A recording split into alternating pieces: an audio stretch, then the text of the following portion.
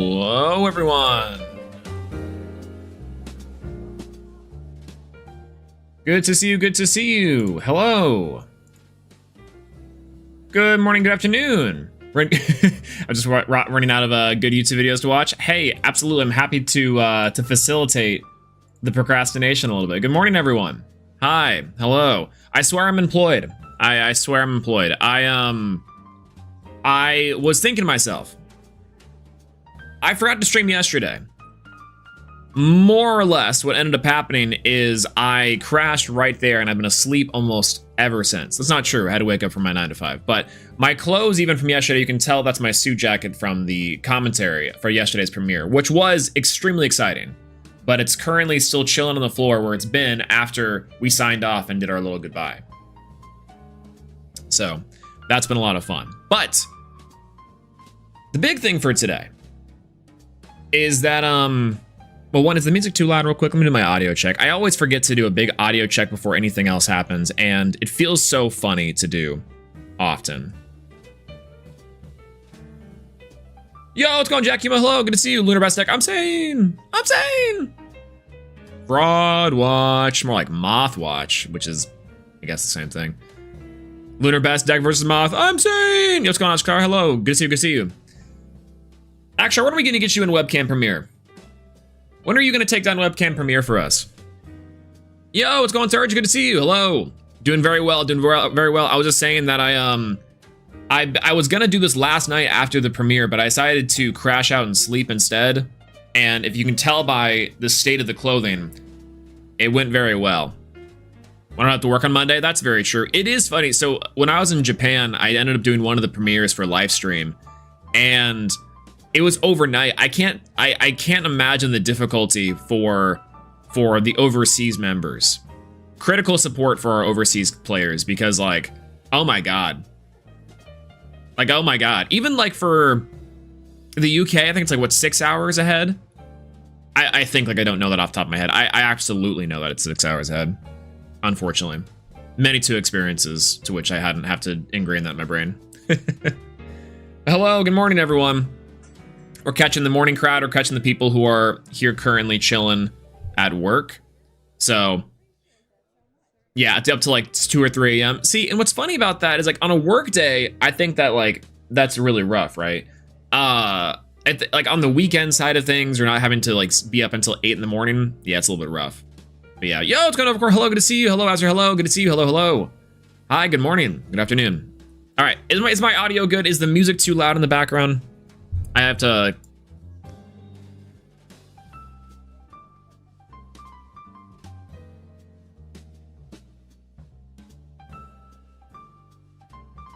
No, I think that's pretty good overall.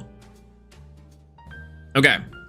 All right, so today, of course, as they're doing some shenanigans in the background, we're going to be looking at the top decks from the last couple events. So I was going to do this last night immediately following our big premiere, because it was incredible. If you guys didn't quite see it, by the way, too.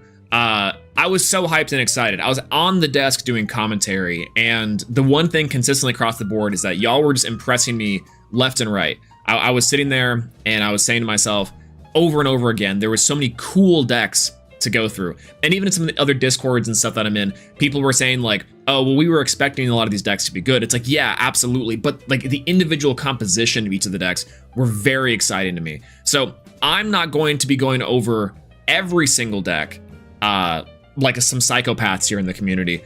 I'm going to be going over the top 32 decks from the last two events, the Card Party HQ and also the Card Party San Diego, and also the premiere. While there's 100 decks and there's a lot of really good stuff even under the top 32, the reason why I want to do that is because I think it gives us a really good snapshot into a lot of things that are playing, a lot of things that people are like expecting for. And that's not to say there's not great stuff, again, under the top 32, but 32 and above, I think it gives us like a good mix of casters who are playing stuff that's like crazy, and things that are like expected, right? And that's like as we get to the closer top, right? He's not going to reveal my slop. Hey, if you want me to reveal your slop, I definitely can. I had the list pulled up here, so I can check out any list that y'all really want me to, for sure. We can take the detours as necessary and needed. But anyways, the point of that is to say, the point, yeah, did all the 5-2s and better, and then some special picks like the Penguin Hera list. So we have 32 lists. How many people made 5-2? Because I guess 5-2 would be a good breaker, right? Let me check there's like 20 people that I have to go through here. Where is it? Oh my god. Okay, first Sunstrike premiere. Swiss 5-2 cut off at, well, all the 5-2s cut off at 22, so it doesn't really even serve the purpose there. That's only 22 decks. That'd be less work for my voice for sure, but we do skip like a lot of the 4-3s. Like people like just get out at. So shout outs to Josh, by the way. Josh goes my locals. And Serge. Wait, y'all were 38th and 39th. That's so funny. I'm just checking the stats now. That's pretty great. Yeah, there were 32 players in San Diego. No. But that's the neat part, is that there was only 20 decks I have to go over there, so it really just serves my purpose even better here, which is awesome. Yo, what's going on, Log? Good to see you, Log. Hello, the Lunar Meta is here. The Lunar Meta is here and can hurt you. So that's a Trend and Sir Tractor. I'm gonna steal this from them, which or I can't remember if this is Sir Tractor or if there's someone else inside of the guest house, but it's like, to beat the Lunar Meta, you have to play like the normal counter runes, which lose to like the turbo decks, which is very funny. Like, that's partially, I think, why Dionysus did so well yesterday. I don't know. They were questioning, is Moth still the boogeyman of the format, or were people's deck choices because of the threat of Moth that was presented? So, as I'm butchering that, what's going on, Daniel? How's it going? Good to see you. Okay, we'll talk about that a little bit. So today what we're gonna do, if y'all do not know, for those of us who are employed / underemployed, I was so excited by yesterday's premiere to discuss and look at everyone's decks because there's so many really cool things that happened on stream and off stream yesterday. And one of the biggest ones, of course, was that Moth, Strata Moth, the Champion of Aeolus deck, what we thought was going to be like the S tier, highest represented deck, like hands down by far, which it was in the totality of, I even said it wrong there. In the totality of Swiss, it was still the #1 represented deck. But it was not quite as dominant as previous like tier 1 meta threats like Lakagon, for example, in live streams past. The thing that happened was that Moth was very manageable for what I theorize is 2 reasons. Number 1, the Spirit investment was very, very intensive for a lot of players, and thus they got either cheesed out or also just generally out Spirit managed by decks that are more Spirit efficient. It's really funny. The classic case of Elestrals being that Spirit efficient strategies that do something very well, 5s, game plan decks that are like just slightly more game planning than the rest, usually were taking those top slots in previous tournaments, right? Like in Elestrals back in base set in Frostfall and even Daybreak, you had decks that were game plan decks that had like really big boss enders, the 2s, the 3 drops, but it wasn't better than just removal fundamentals and Spirit efficient dudes. Right, so I think that's maybe what we're running into the case here. It's hard to tell. We're gonna have to do an autopsy of this format for sure. The other portion of it too is that I think a lot of players were prepared for Moth. Like Moth was the known quantity deck. I think it was Jacques yesterday saying that everyone knows how to build for it, build with it, and build against it. And so I think that makes it a lot easier to play against for sure, which I'm glad people studied up, because it would have been really, really boring just to see Moth over and over in Moth sweep, right? So I don't know. Yeah, Moth is the boogeyman. Lunar just thrives in a format where that format created by Moth, warping format, kind of, right? Like Moth is still probably the best deck in the room because you have to account for the ease of access in which Moth is designed to play at, right? Like the axis that Moth likes to play on is like the axis that Moth likes to play on is still something that you have to account for and you can't just ignore from a balance perspective. So it's not as easy as to say that Moth is not a threat, but it is a fraud. It definitely is that. Okay, so while we're gonna go over it today, we'll go over Card Party San Diego. We're going to go over the first Sunstrike premiere, and that should get us at about 50-something decks to go over. Now, I was also at San Diego, so I can give some insights on that one in terms of playing. And I'm glad that Moth was pretty dominant there, too. I think it gave us like a pretty decent workaround for people to practice against, like a good little base. Because I think that people were looking at that as far as stuff goes. And you can tell based off of Adam's performance and how Tuga was doing so well. Shouts to Win the Scent, by the way. And we can check that out here. So let's go ahead and swap over to our main thing here. So the Card Party San Diego. If you're wondering why it's so small, by the way, it's for the vertical clips later. With the Card Party San Diego, we're gonna go over as our first meta look as we're gonna go into things. Let me stop the music here real quick. Up here.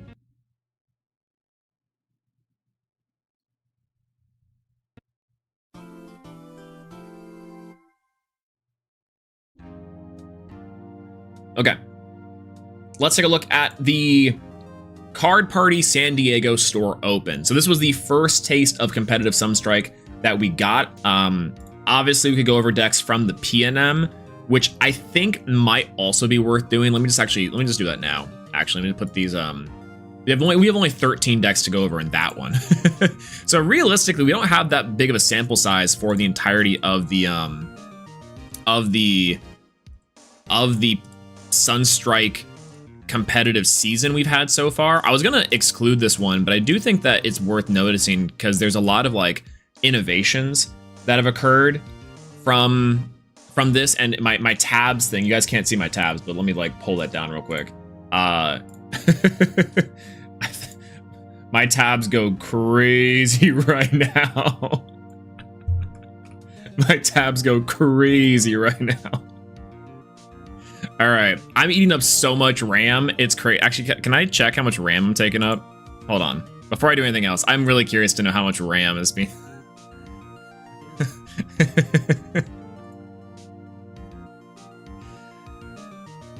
Oh, that's funny. Okay, I have 32 gigs of RAM and about 20 gigs of RAM getting taken up by by Google Chrome on these Elestrals tab. That's awesome.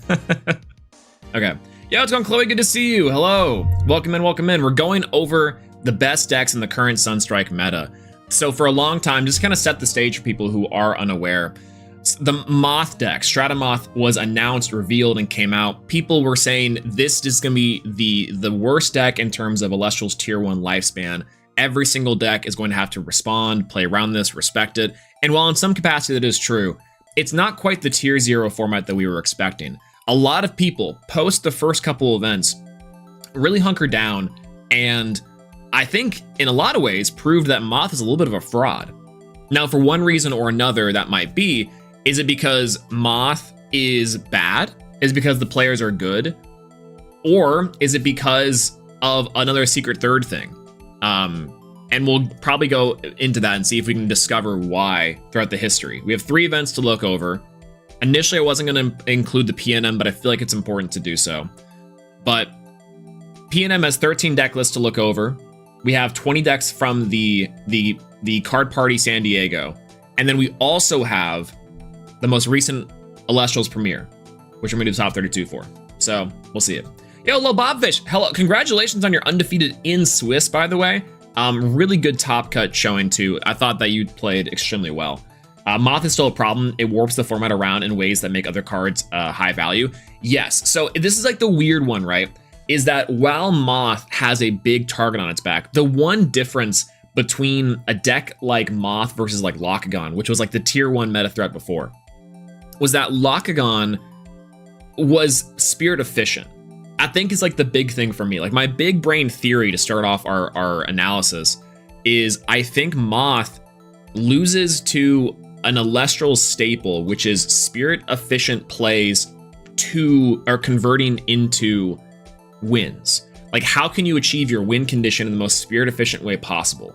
And that's like the big difference maker, not only between players, but also inside of individual decks, archetypes, and game plans as a whole, right? So while Moth, you do have to respect it, the way that it plays forces deck construction and play in a very specific direction, which again, lends to its strength, and like you have to build and respect it. It's a design consideration that you have to make per balance as well. But I do think that it suffers from some pretty big counters. It's weird. It's very, very strange. It's very, very strange. Yeah. If people start thinking Moth is not worth preparing for, it does what Blizztrix did in Firestorm. Yes, 10 billion%. Josh is going to show up to everyone's house and Moth all over the place. Great observation there. Okay, let's go with the Poison Nectar Monthly. Poison Nectar Monthly was the very first event that we had for the Sunstrike season. There were 13 casters in here, so not a big sample size, but this was our first taste of the competitive landscape for Sunstrike. So why was there not a lot of people here? People would be excited for it, but one, Joseph posted the link like the night before, like 8 hours before the event started. Shout outs to having a kid, and then also too, I think people just didn't have cards, maybe not super prepared on testing, maybe wanted to sit this one out because they thought that everyone would be mothing all over the place. I also played in this event. I went 2-2 with elephants in this one, which I thought was pretty good, but my deck construction and deck considerations, I think we'll go over my list too. And I'll talk about maybe things that I would change, and I have changed from this list. Because I ended up going undefeated at the locals, and it does well ever since, and I think even could have done well this weekend. But we'll see. All right. First things first, talk about, Cal. Cal rocks up with bears to the Poison Nectar Monthly. rocking up with 3 Scout Champ of Hestia and 3 Smog Champion of Hestia. This is the new card the Bears got. If y'all don't know, this is the insanity of this card is crazy, allowing you to commit into a Majursa Champion of Hestia without using your normal action or your normal cast. So your combo is here, you go Smog Champ of Hestia, Nexus, and go into Scout. Scout adds your Majursa Champ or one of your other bears or follow-up or etc. And you can go nuts. Now, I do see Seer in here, which is kind of interesting as a neat little one of. I do like this one a lot, but it's a little bit of a slow beater compared to like the Frost beater, which I think, not playing aside, but I do like that a lot. Astrabbit's pretty interesting here. I think maybe this is more of like a Champion of Hestia deck trying to also play bears as like some tech options. I think Earth's Coat is pretty interesting as like an effective shield. I do like Don't Poke here. I think Don't Poke creates a better low end for the deck, but the high end is like the reason why you want to play Bear Bomb more specifically. Bears are honestly the biggest fraud of the format. I think I don't know what's going on with bears, especially yesterday. Like people were playing bears and Dimax and Trish, I think, were on bears, and both didn't perform very well, which is interesting. I'm actually really curious to know why. I didn't really interrogate their runs all too much. I was busy watching like Amperawatt Hera. So I don't know. Hestiana getting Spider Support is really a tragedy. Spiders goes crazy in testing. Spiders really go crazy in testing. You got your usual players here. Eruption, obviously, like if you're playing fire, Eruption's really big and you got to play Eruption. Gorgon's Gaze in the main, and Pandora's Box. Side deck though is really cool. I do like the one of Glaciarsha. This card I think can come up fairly easily. And then Dense Fog is pretty big here. I'd be curious to know the Spoiled Fruits in this deck. It's I know for some players they were thinking that it could go for Hera, which it doesn't quite work on Hera. Otherwise though, pretty decent into the Stratomoth, which I have an experience for. Shoutouts to Yoda. I guess it's also pretty decent into Hibernation, the Bears deck as a whole. Like they got some targeted removal here for sure. My friends played Bears and just another played Trish, and they just said that it was just bricky. Also very true. It is a pretty bricky deck, but I feel like it's got some good stuff. People on 3P box in the main, so Bears are catching strays from Moth's Sins. I think that's a lot of decks for sure, and that's like a great point, is that a lot of, finally Pandora's Box catches a lot of really weird decks offline. Off guard. I don't like Pandora's Box as a whole. It's kind of like Argo for me, but I think Pandora's Box is necessary. It just sometimes it doesn't do anything. Half Eruption seems good as just a combo piece in Bears. Love it. I think some decks should even play this as a random tech option. I'm just saying, like, if you can fit Fire Spirits in your board, just do it. Just do it. Absolutely. Shouldn't main in a surprise in a game state where everything is searches and everything casts. Yeah, exactly. Like, it's just a way to say, I'm going to stop your turn for a little bit and go nuts. But I think it's just kind of expensive. So I do like Bears. This whole, what I like and dislike is I like the commitment to the combo. I think what I dislike here is maybe some of the ratios. And then I would have loved a little bit more on the counter rune suite in terms of like tsunamis, maybe even shields. I think shield is maybe underrepresented in this format, but you know, P-Gust, right? Like, we're saying these things that are like I would like to see certain things I think this deck could really strive for, but I also have to take into consideration that shield and cards that are unactivatable or slash get like got by P-Gust do really hurt in the long run. So I don't know. All right, that's Cal's for Bears. Next, Skullmook, also playing Bears, the Poison Nectar Monthly. Similar list, but rocking up with Lutrax here. And Kinleo. I like Kinleo a lot in Bears. I think it can be pretty good. I think this card is interesting because it does have a really nice slot into fire. I don't know how I feel about it in Bears, but it's pretty decent, right?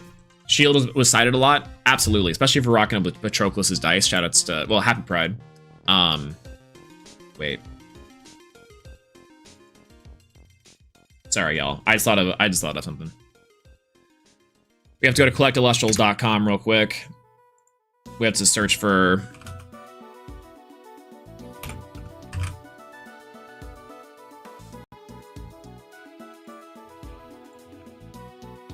Yeah. Yeah. Yeah. Yeah. Yeah.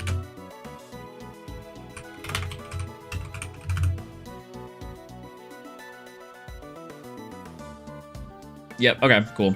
Had to get that brainworm out, unfortunately. Yo, what's going on, Carlos Stark? Good to see you. Hello. What I missed?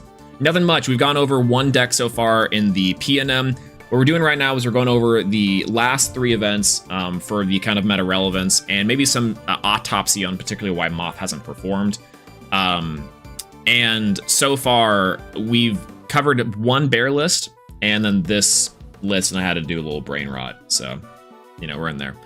But the point of it is that I was so excited from the last premiere. I wanted to do the stream last night. I ended up falling asleep, and if you can't tell, the remnants of the suit I was wearing yesterday. So we'll see. Forge over Den. Ooh, wait, yeah, wait a minute. What the heck? Trifernal even in the side, and the Exaltus. I don't mind Exalt Flare for, like, again, big combo like flash for something like Trifernal. Shout out to set 8, by the way. But I don't necessarily. I think in a bear deck like this, I don't know if I like that a lot. It makes it more spirit efficient, but it does cut off your top end. I mean, Skullmook, I think, obviously playing Lutrax as the signature card, like, you gotta play your card. Like, this is your card, right? So, and it's a lovely animal. Like, this thing was built in a lab to be a mascot for Elestrals. But Forge over Den is a very interesting consideration. I think that would have been better served, like, this would have been better served if you weren't playing Bear Bomb, but instead if you were playing the Leonite Champion of Hestia line, right? Like, you could play Volcari's Hephaestus with Lutrax, and even Warmite to some extent if you're playing Hestia's Hearth. No Hearth. Yeah, I would think this deck could be retooled as a Champion of Hestia deck that was not bears. I think that's the idea. So, like, while I think this is cool as a bear deck and being able to drop the Bear Bomb as a one of, I think I would have loved to see I would have loved to see Leonite in this one for sure. Might as well run Rummikol. I think Rummikol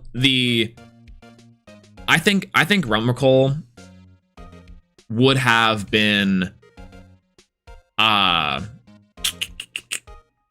think Rummikol would have been really nice as far as, like, an artifact deck goes, right?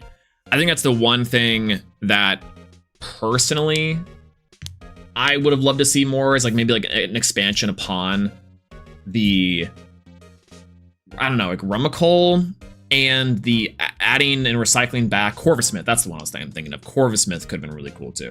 I don't know how good that deck is per se, but I think that could have been interesting.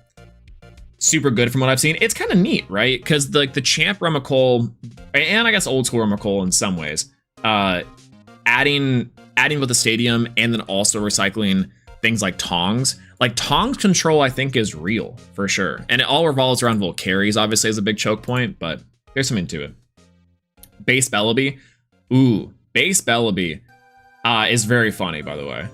Yeah, I'm interested to see how small we can get the Bear Bomb package with the new Ursmog. I think realistically, you could run Torchin, Hestia, a 3 Ursmog, 1 Urs Scout, 1 Majursa, and it's probably the capacity in which you have to run one Bear Bomb or a Bear Bomb list for sure. That's still quite a bit of deck space, to be fair, because if you're running like 1 Torchin or maybe 2 Torchin, you might as well be running like small Tugas and stuff to get like your excellent search. I think one of Majursa in just standard bears now, and then honestly Hestia better than Leonite. Yeah, I also agree with that for sure. But yeah, all right. So this one I think is pretty interesting. Side deck wise, Cryoblast, which I think is I think this will come up for sure. One thing that the Hypnosim board and all those things that I think is so funny, again, these cards like Cryoblast do really well into like Nemesail. They do really well to breaking boards in some capacity. I don't know why this card went away. This card is good into a lot of different things into the meta, but that's just me, right? I don't know. Trifernal is really cool. I do think Trifernal is really interesting with Blazerus being able to like potentially set up plays where you're swinging over Moth or swinging over the small babies, and then going to Trifernal as like a floodgate almost, right? Because like even if you're turboing to Trifernal and they don't see the magic Astronite Earthquake, then what you do have is a card that just says, yeah, you can't really cast your small things for bag or anything like that, right? Which I think is kind of interesting. And a lot of people were playing Suppression this past Premiere, so maybe Trifernal can make a comeback. I don't hate it, but I think maybe it's a little bit slow / a little bit a lot to invest for a deck that's not really necessarily winning you the game. But I do like Skullmuck's list though. It presents a lot of interesting things. I would love to see this tighten just a little bit, like choosing a lane probably. All right, Wildcard Junior for Poison Nectar Monthly playing Lunar Phase. Interesting. I think, is this Bo's list from a previous Poison Nectar Monthly? I think it is, right? Like Sans the Pharaohgeist, I think it is. I like New Moon. We did see how good New Moon ended up being inside the meta, like as a removal and suppression, which is pretty nice. But yeah, overall Voldusk is just, I like the big body. I think it works with some of the new Lunar stuff. Like if this was playing more new Lunar, I think I would have loved to see it. Though the one thing I will say about the PNM specifically, not to give Wildcard Junior too much jazz, is just that like the new cards weren't quite out yet. So maybe this is like just, I wanted to try something. I didn't have the cards to play it. So that's like as far as rationale goes, that's okay. You know, like one thing about these lists that we're about to review is that most people probably don't have the cards that weren't at Worlds, or maybe just don't have the full suite of them. Blue Moon time, I'm saying. I saw that reveal. I think that might be on the playmat, by the way. There's the spoilers on the Elestriad 4 playmat. There's like spoilers for runes and stuff. It's really cool. Yeah, not too many things have low defense in this format, to be honest, so I'm not surprised playability is down a little bit, right? Assuming your Cryo wasn't considered with Moth as a main protected threat, I think that Frost was highly underrepresented. I think Frost could have really excelled in this past couple tournaments for sure. But yeah, I don't have much to say about this one other than like in terms of the meta, in terms of just like, I think this is just an experimental thing Bo can pilot, and maybe Bo can pilot alone. Let's go over Gwen Gaming. Let's go on Gwen. Shout out to Gwen for playing the new Hermes deck, which is really cool. Playing 2 of the Toxic Swarm, 1 Cyclovenom, and 2 of the Champ Carry Off as removal. I really like this deck a lot. Shout out to the side deck Bloomer. And 3 Spoiled Fruit, Divine Blessing. This is the first time that we're seeing Divine Blessing come up in the side deck, which is, again, I think very inspired. Obviously, decks like Hermes and Moth and these decks that have a lot of spirits on board can use this to prevent the like key removal runes, and then also like, you know, negate back in the bags and some kind of stuff. Poison Nectar is really interesting. I don't know why this card's in there, but we'll see. Yeah, he's trying to get a slice. Wait, don't we have a pizza edit of this card? I think we do. What's going on, Shirt? By the way, hello, good to see you. Hello. I think we do have a pizza edit somewhere. It might be in Nimbugs. 3 Catabasis is pretty cool here too. Or Catabasis. This card's interesting. I like this card a lot in theory. I don't love it in the main deck, but it's a phenomenal side deck choice for sure. Maybe because it's new format stuff. You're just like, I want to try it out. First time I get to say this, and not the last time, we need to limit this card again. If you're trying to curb the power level of Hermes, which I understand didn't quite convert, yada yada, but I think that you do need to. I do think you need to limit this card for just the sake of the format.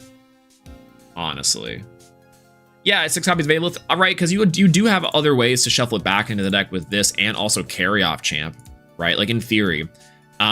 It also means that like the Cyclovenom mixing with the Aelith means you don't brick as often, because this card's absolutely just nuts with cycling out your hand, making your hands just free. But Aelith Champ, it just makes it so frustrating to play against the Hermes matchup more specifically, because they do have all the removal in the world. Plus, they can search their best card in the game now. Shouts to Ball Knowledge. And then also, like Aviolith is just good. I don't know. it's just a good body. I hate the repeatability of it, frankly. So, man, I don't know. This is a very solid list, though, overall. Like, it's playing the Ardbud and Ardvarm package. No Antitan, which I can respect on some level, because I do think Antitan's not needed in the format. It's good, and the 11 body hits over Moth, but I'll explain maybe why when I get to my list that that card's a brick and a half.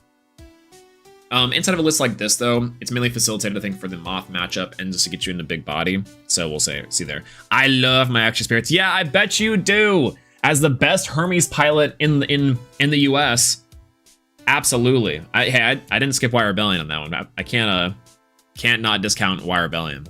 But we gotta limit this card back to 1. Avolith back to 1. Hermes is solid. I think Hermes just got better and better with Toxic Storm and Cycle Venom. Like, these two inclusions plus your Avolith being back means that you can run this deck a billion different ways till Sunday. I think Ardbud and Ardvarm are fine for the strategy. You don't need them for this deck to perform, but I think it's pretty good as far as high end. Playing Pent Moth now, apparently. Not a bad option. Not a bad option. This is me. Let's go! All right, let's talk about this deck. We kind of discussed it a little bit for the locals we played. I love this deck. I love Typhlant. I love Ivory Champ of Poseidon. These two decks from Lifestream. I'm gonna say Firestorm. From Lifestream really, really impressed me. I also was playing the Majesty Champ of Poseidon. If you're wondering how these games go, it's either that you just win off Ivory plus the Trident Lock, or you're winning off of Majesty plus Trident Lock. There's really no big difference between the two. One thing about this list that I changed was cutting Monsoon of Eris, which is really good against, obviously, Big Fire and a lot of the decks that are like not Moth. But I played against, I think I played against Moth once, and then I also played against some of the decks that weren't like amazing into Moth. Dense Fog 2, I think, can come out, though it's good. Because of the Lunar Onslaught, I think I would have been like out of there, you know? Aphros would have been more worth than anything else. This deck does struggle to have guys, so you do have hands where you're just mulliganing. I also think that Poseidon's Fury would have gone crazy, and this card needed to go up to 2 or 3, especially after this past weekend where I think that Poseidon's Fury would have cleaned up a lot of those game states I was watching. I think another run on this deck could be really good, honestly. Side deck was just BS. Like, I almost didn't side in the Earthquake. Like, obviously, like Rock and Hard Plates I think was good, and it came in a couple times. Guardian of Light was just for cards I had on my desk.com. I'll just say that. Cracking Champ similar. This is my side deck effectively I played for the last premiere, so ignore all of this. This is just meaningless for the most part. I would say maybe Rock and Hard Plates can come into the main at some point in time, or if you want an extra removal for things. But overall, I think the things that we've changed with this deck with the single copy of Ouroboros and extra copies of like some bodies and Poseidon's Fury really was good. Really was good. That it allowed for so much shenanigans that I thought it was crazy. So I think this deck can do really well and is positioned pretty decently in the meta. It is kind of strange that okay. Big thing with this deck more specifically is that the big choke points are there, right? Typhlant and Sluggle are a very hard commit. Obviously, Drakid is also a very hard commit. So it's like your 3 play starters and things that get going. Gorgon's Gates and Pandora's Box just absolutely demolish this deck alive. So if you are not able to establish those early, or if you're not able to get those off clear, like maybe your opponent's waiting for Ivories or they're waiting for Glaubies to go off, then you know, maybe there's a chance. But for the most part, this deck does have a problem with runes and back row. So, you know, 6-7. And hard removal just in general, like invoked removal. Like, again, Magic Earthquake. But, oh well. So, I think this deck is okay. It's, I think, good into a wider pool. Not this build, though. The ratios here, I think, are off. For sure. Did I miss one? No, okay. Sometimes my mouse like double clicks. Spice Sausage playing at PNM Phosphocell and Apollo, which this looks, I think, similar to, except for high voltage, looks very similar to what I saw from some Boucher at the premiere this past weekend. I like it. Tornado's really interesting. You're already playing the native Wind Spirits. I do like your Boom Bat in the side. Catabasis, obviously, for reasons. And Guardian sided, I think makes sense. P-Gust was, at the point of this, like a really big meta threat in terms of like you had to like pop and do things. So, I don't know. It looks similar to the water deck I played yesterday. And yeah, I ran a lot of the problems you mentioned regarding the back row. Sometimes you just get like got by random back row. So you don't have a good way of clearing the back row very easily. And I think that's the one thing this deck is missing, is the ability for cards, 1-drops, and some other things to like bait out back row better without having to commit. The Elephant deck is a very big commit deck for sure.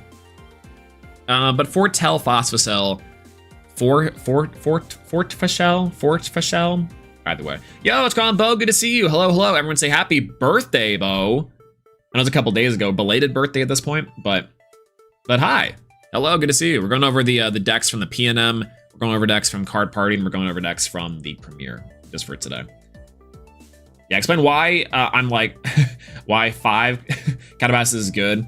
I kind of get it, but maybe I'm stupid. Absolutely not. So I'll explain it, but you're not stupid. So Catabasis is good for a couple of reasons, particularly against decks like Hermes, being able to target the card they are triggering, or like play off trickery, right? Because that's the big thing, is that Hermes is trying to set up their trickery play and destroy their card in the underworld, cast something back, right? So if you're able to interrupt and disrupt that play, that can be very powerful in itself.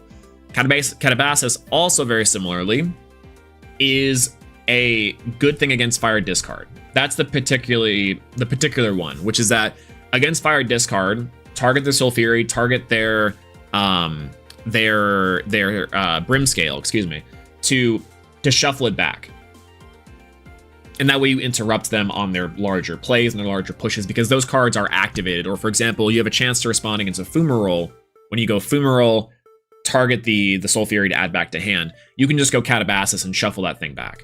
And sometimes you can also draw a card, which is nice. So even in your own way, on your side of the field, even if you don't need to use it against your opponent in that way, you can just sometimes shuffle 3 things back from your deck and draw a card. That sometimes can be good enough. But particularly against 2 big matchups in the form of Soul Fury, Fire Discard, and also into Hermes. So yeah, stops Carrion and Trickery. It's good enough for me. Yeah, pretty much, right? Like that's the one thing about Catabasis. It's a small interruption versus anything. So big 2 decks, it's big 4. Hermes and Soul Fury. Targeting cards in the underworld just for disruption. Yeah, Car messed me up with this card when it came up. When it comes up, it's really good. I think it's a good side deck card for that reason. Like, if you can afford to main deck it, that's fine. But I don't know. I think that's kind of the big thing for me, is that it's just okay, but it is a good toolbox card. Very, very interesting card as well. I do like it quite a bit. So that's kind of the fun one for me.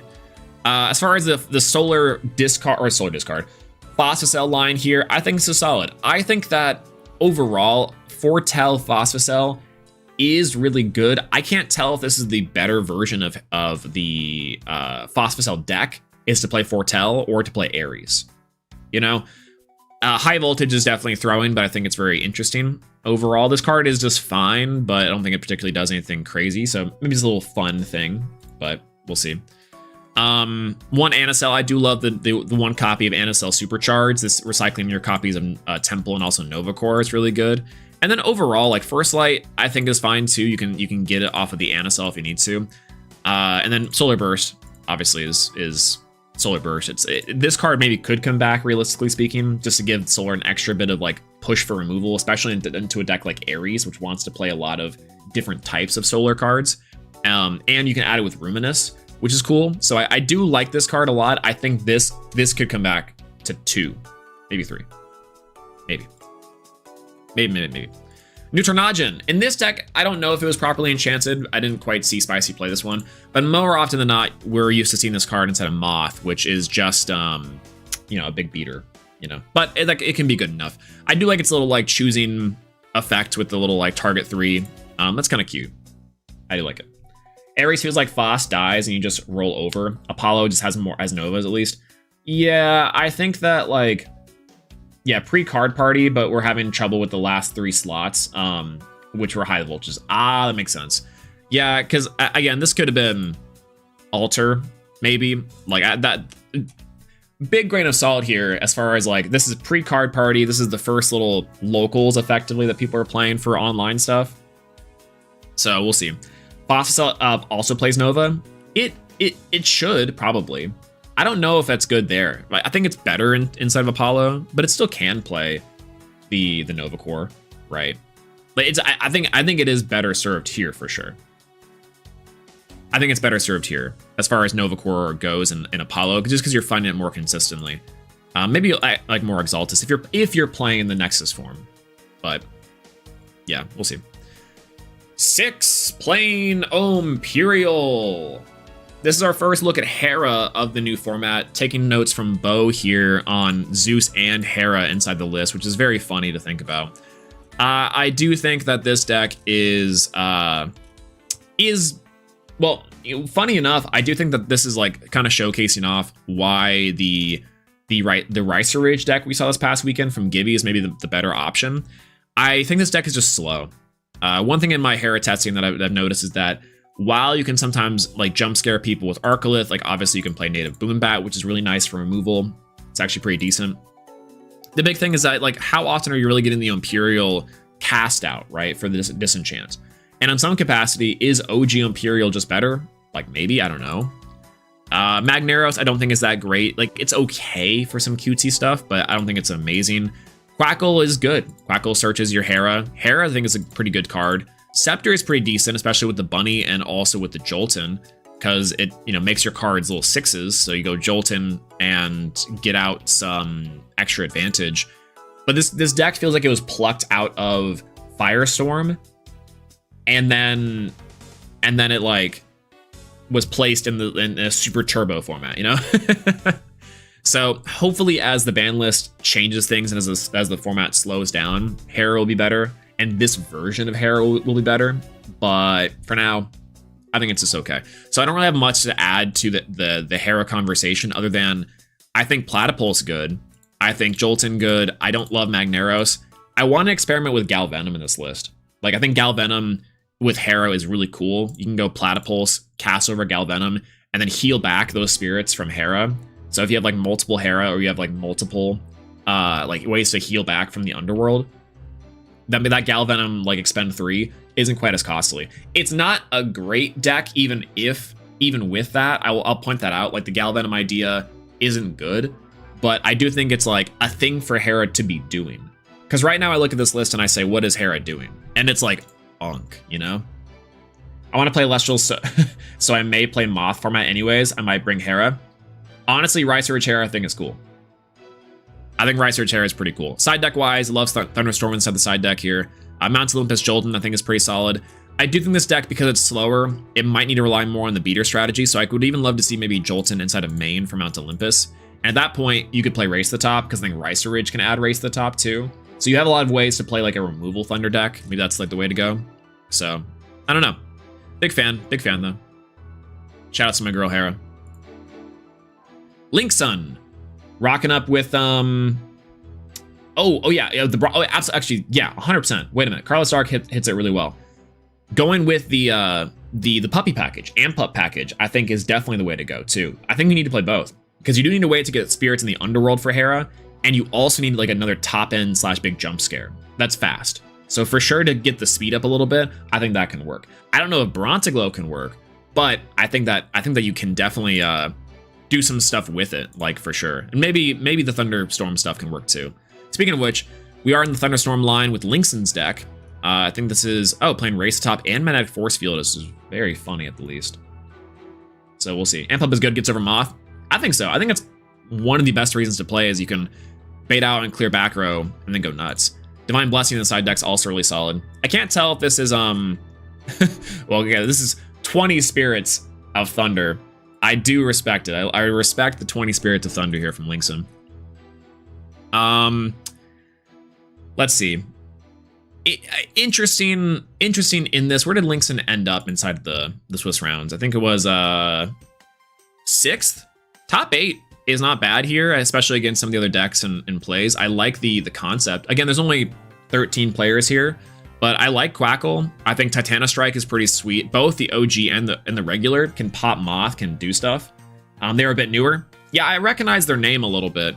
So I'm very impressed as far as like the performance of the deck goes. I don't have much to add other than the fact that I think like Funglow Charged could be swapped out for something else. I think these ratios are just like really crazy. They're just like 3, 3, 3, 3, 3, 3, 3. And then you have some like OG stuff, which I think does work well into some of the like smaller things. But Tsunami could have been really good here. Like just like Altar of Stars, maybe, because you sometimes have spirits on board. But it's Brontiglow. I think Brontiglow is pretty solid overall inside the meta, like with the removal and also the burn is great. The one thing is that Titanostrike OG, I think, could be explored with more, especially as removal is a premium. This deck also could be teching in more removal, like Earthquake, I hate to say it, and maybe like Cryoblast and stuff. You have the spirit room for it, so might as well. I'm not convinced that Lycavolt is particularly good for Hera. None of your other guys are threatening enough to bait back row, so Ampup will eat every P-Box and Gaze and Tsunami. Yeah, that's the weird part to me, is I feel like that's why we have to play Ampup, is because the deck construction gets into, it's like, if the deck can establish like the Ricerage is like the only thing that would do it, and then you'd have to play other Thunder cards that say like, that threaten effectively, right? So to your point, I think you have to find an additional engine within Hera's comfort range to play that has like some sort of threatening aura. Probably the most clumsy way of putting that, but yeah, like eating out the P-Box, eating out the Gaze is probably about right. I did like Gibby's send the Rhinosect to Underworld to buff up the Ricerage. I thought that was pretty cool. I like that. I actually might play with that interaction. That sounds like a really fun interaction to be doing. So, big fan. Okay, moving on. We have Pope. Pope, our newest champion. Also playing Moth this format and learned for the next event. Pope's deck list is very funny. It's Moth standard, you know, it's playing things like Toxiswarm. It's rocking up with things like Windgen and Exaltair for burn. I do like those options quite a bit because into a pool of Moth, like Pope playing the Moth list with Pantera on the side is very inspired to me. I like that. Avolith is pretty cool here too. I do like that, having the spirits on board. I feel like this deck falls flat to maybe Spirit Management. I don't think you need to have the Solar Spirits, even if you are playing Tornadgen, right? Like unless you're playing Guardian of Light on the side, which we're not. It's Catabasis though. Pantera, I think, is crazy. I do think playing even 3/1/1 for Hydrake into Twindra into the new Pantera, I think Windex definitely should be doing, because like the problem will always go back to, do you have the spirits to do it? And so Moth Terror, I do think is real, but at the same time, it means you're trying to end the game as fast as possible because you're not going to be able to keep up on Spirit Advantage. So a little bit of give and take on that one though. And as far as ratios go, I don't love Island of Aeolia in main. I think you could cut that for something. Obviously Burn for the Exaltair is a little bit underwhelming as far as like a starter and also an extender, but it can be pretty cute to go Stratamoth, cast Exaltair, do stuff. Toxiswarm I feel like is, again, good. I like Toxiswarm in value. I don't like Toxiswarm in this current meta. I think it's just okay. A big reason why I didn't run it inside of my my card party list is because I felt like it just wasn't doing enough, even though it would have been cute for the whole combo. I don't think Moth combo is actually even really the way to go. I think Moth combo, which, you know, Spicy, I think definitely proves that it's viable and that it's good. I think that the best Moth deck is a deck that plays more mid-range. I think mid-range Moth that's not Hermes is the better version of Moth, where you're just playing a little slower. It's easy to deal with, but you don't die on turn 2. And I think that's where Moth particularly shines, is being able to play just like both low to the ground and high end. I personally think is good. So I think that's partially why I don't like Toxiswarm, because it screams combo. But in the opposite direction, Toxiswarm might be better for the low end stuff. I also would go up on P-Gust. P-Gust I think is a 3 of, for sure. For sure, I think P-Gust is a 3 of, especially if you're playing 3 bag, 100%. Also, no Tower of Winds is interesting here. I do like Verituka though. Verituka is very cool. Verituka. But yeah, shouts to Pope, current champion, PR strongest. That's más fuertes. Giga Man. Playing bears. Okay, this is more of like a traditional bear list that I think I like. They're teching in the Abominursa, which I think is pretty good. Abominursa. And I think these ratios are a lot better. One Ursmog is also kind of cute. I think that it works really well with like a triple Ursaden combo, is going like cast into Ursaden. But again, here we see the one copy of Urseer, which I don't think you need to play, but is kind of fun. So, but this one's pretty solid overall. Eruption, I would love to see go to the main deck 3 Eruption. I think would be good. Same thing with main deck OG Eruption. I think you should definitely just be playing both. Chains in the outside the main. Okay, you're playing Chains in the main. This is the 3rd one, and 2 Altar of Stars. One tip is interesting. I think this could have been cut for maybe just the one of the extra Chains, the Eruption, or a Laurels. I think could have been the idea from the side deck into the main. So I think there's that. Otherwise, I think this deck looks a lot closer to what I would be playing inside of a Hestia list for bears, for sure. I almost want to say you could cut down on 1, 2, 3, 4, 5, the Urseer and Urseer OG, or Urseer, Ursmog, and Abominursa, and play like, and then maybe cut down on Poison Tipped Arrow.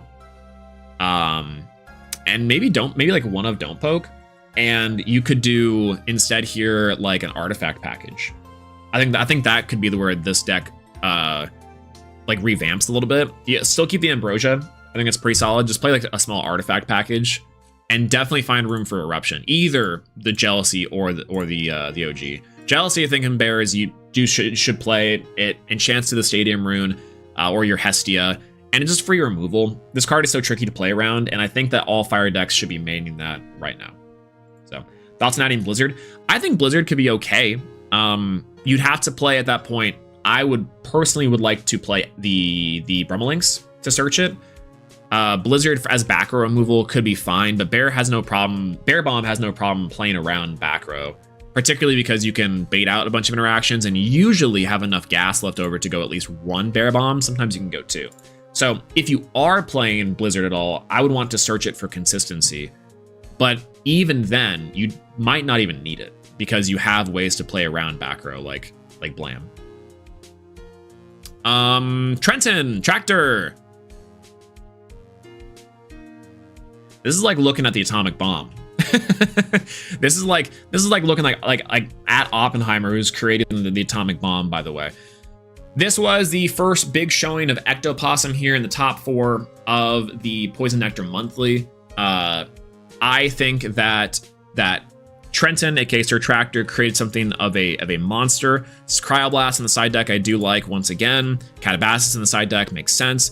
And here you start to see too that the side deck is incorporating a lot more lunar cards, which a lot more people are utilizing inside of the Premiere upcoming, because shocker, the lunar engine, lunar cards we did get inside of Sunstrike, plus the extra lunar stuff that happens to like target the other decks, is really solid in terms of side deck options. So very good. I remember playing against Sir Tractor, and this obviously Hypnosum is the big area of conversation. This card is so annoying to deal with. Like to Sir Tractor's point, this deck loses to more traditional back row like Shield and Tip, but no one was playing them. So we sat there, Lunar Sauce on our titties, just saying pass. And I could not attack into this thing or else I would lose on the spot. So funny. So Hypnosum, Ectopossum, plus the other Nabi and Ouroboros and Vermilord for removal, plus making the lunar phases like Battle Tricks. Very solid lineup. Relying heavily on Temple of the Moon, plus those extra like big beat sticks of the format to combat everything. Werepup's also a problem. Werepup and the Lunar Phase card for Hurricane is crazy. There's the Magic Earthquake once again. And then I do think Nabi is pretty solid. I don't know how other decks are constructing with Nabi. I liked Nabi in this list, though, as there's more ways to deal with Gorgons and P-Box. That way you're clear for your Werepups, your Hypnosums, etc. And then Ouroboros, big standout, simple, clean removal. I like it. This list is sick. It's probably the template for the Ectopossum and Lunar aggro lineup that we were seeing inside the Premiere yesterday. So overall, no big notes. I would say the one Spectaris is maybe just like swap this out for something else. But I think this can maybe just be in the side, more particularly, maybe for like their Laurels and main or something like that. So there's that. Would love to play Lunar, both being gatekept by Ouroboros and a Vermalord is crazy. I haven't pulled them. Dude, I have pulled I maybe have a playset of Vermalord. I definitely don't have a playset of Ouroboros. I have one Ouroboros. It's crazy. Some about the Noberts for Lumavales. I actually, oddly enough, I do think you could play a Lunar aggro deck with Lumavale, and that'd be very fun. I like Lumavale as an engine, and I think that Ectopossum is the way to play it for sure. I think that if you're playing Lumavales at all, you could play Ectopossum. So, yeah, Trend Surtractor getting top 4 inside the PNM. Makes sense. I like this one. And thanks for creating the atomic bomb. Big preach. Kryber top 16, rocking up with Titan Hermes once again. Playing the Titan though, big difference between Gwen and Kryber. And also main decking the Hydrake line. I think this is good. I like the inclusion of that inside the deck. Counter Rune Suite is a little low, considering that you're just on the Tsunamis, Trickery, Gorgons, and Pandoras. I think that you could have gotten away with something more main decked here, but I understand why. Side deck. Oh, okay. So this is where it came in last time. Kryber was playing this in the premiere yesterday, and it was in the side deck before. Now it's in the main deck with the Catabasis. Or side deck before, now it's in the main deck. Yeah. I think this was pretty sweet. I like this engine quite a bit. The Hypnosum Ectopossum line from Kryber. I'd be curious to see where they wound up in the day, but we'll see. Otherwise, though, I think the Spear math gets a little tight for this deck, but Kryber's been, one tricking Hermes forever, so I think that that's probably okay. Like I probably don't know enough about the Hermes deck to say that's correct or not, considering that maybe you're more comfortable playing a little more Wind Spirits so you have stuff down for the Hydrake line and Pantera line. But now with Avila Champ back to 3, that's pretty good. Yo, what I miss? Nothing much. I mean, we talked about, we're going over the PNM right now, so we're going over your atomic bomb list. Like, you might actually be Oppenheimer. Do you realize that? Like, this past weekend, I think, is particularly your fault. But we're going over the PNM, we're going over to the Card Party HQ, and then we're going to talk about the decks from the premiere here. So we're rounding the corner to the decks on the PNM, and there's not a lot to say about the decks in the PNM because they are just so proto Sunstrike meta. But some decks I think are really cool. We start to see the emerging ratios and strategies that we'll see inside of the Sunstrike tournaments a little bit later. Yeah, good afternoon. Yo, what's going on, Rats? Hello, good to see you. Hello. Also go Possums. Yeah, I'm saying. Legitimately, Possums are crazy. You said it. Like, it literally the first person to like really show out with them. And I think that's like your deck list, I think, is the template for everyone rocking up with them this past weekend. Like, I wouldn't be surprised if we saw your exact list over and over again, similar to MG1's list, actually. So, shocker on innovation there. I like this list a little better than Gwen's, only because of the Hydrake line in main. I don't think I like Entitan in main, or particularly I don't think Ardbud or Entitan inside this list at all. But I understand that it's the idea was Moth could have been more prevalent here. I think there's that. No Ares anywhere. We saw one Ares deck, or I saw Ares inside the premiere, not the PNM. PNM didn't have any Ares, but it had instead Apollo Phosphocell, which I'd be curious to see how many Ares decks perform or converted for top 32 for premiere. And I think at Card Party we had an Ares as well. But yeah, Ares has been kind of underrepresented. I think Ares I think is good. It's just maybe a little bit slow. It's kind of like Hera, so will get good eventually. And then maybe as well, the thing I keep on thinking of is there a Hermes deck right now that competes on like a cheese level? Maybe. Like, we'll see. But overall, Hermes is Hermes. I do like the Pantera line in the main.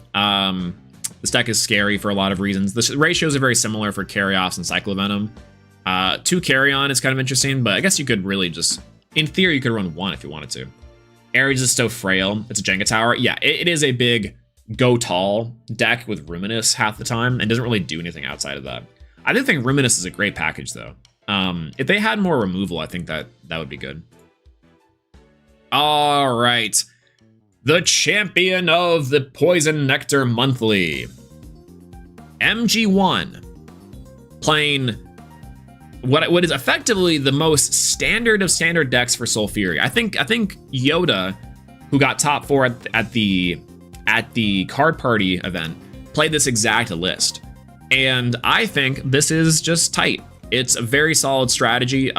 Again, we see the Catabasis inside of the side deck. We see Dense Fog, we see Chains in the side deck. No Shield main, which I think is very interesting. I think that Shield could have been in the main deck. I understand with P-Gust and again, back removal, it's kind of hard to justify, but screw it, you know? That's probably fine. Dice, you gotta be playing Dice inside the discard deck. This is the incorrect ratio of rabbits. This is a 2 of, but I understand the idea. Helmelt is pretty solid too. Like there's times where you just like have the Helmelt to discard and then you can go Sulfury to siphon off of them, and I do like that. Smeltung, I don't love Smeltung in this list. I think that if you're playing Sulfury, like I don't mind the fact that you have so many like different ways with removal and enchanting. But for my money's worth, I think that overall, and this is like my theory for this, is that Fire Discard could be tweaked to incorporate the artifact line, right? Like I think you go artifact line and even maybe considering Ash Rabbit over some of these choices. I do think Hydrake is a weird one for me. In testing, Hydrake is either one of the best cards for your setup or one of the worst cards in the deck. And I haven't found any in between. Like the searching a blank dragon means that you can search for the Brimscale or also search for the Sulfury. And I think that's like the part for me that I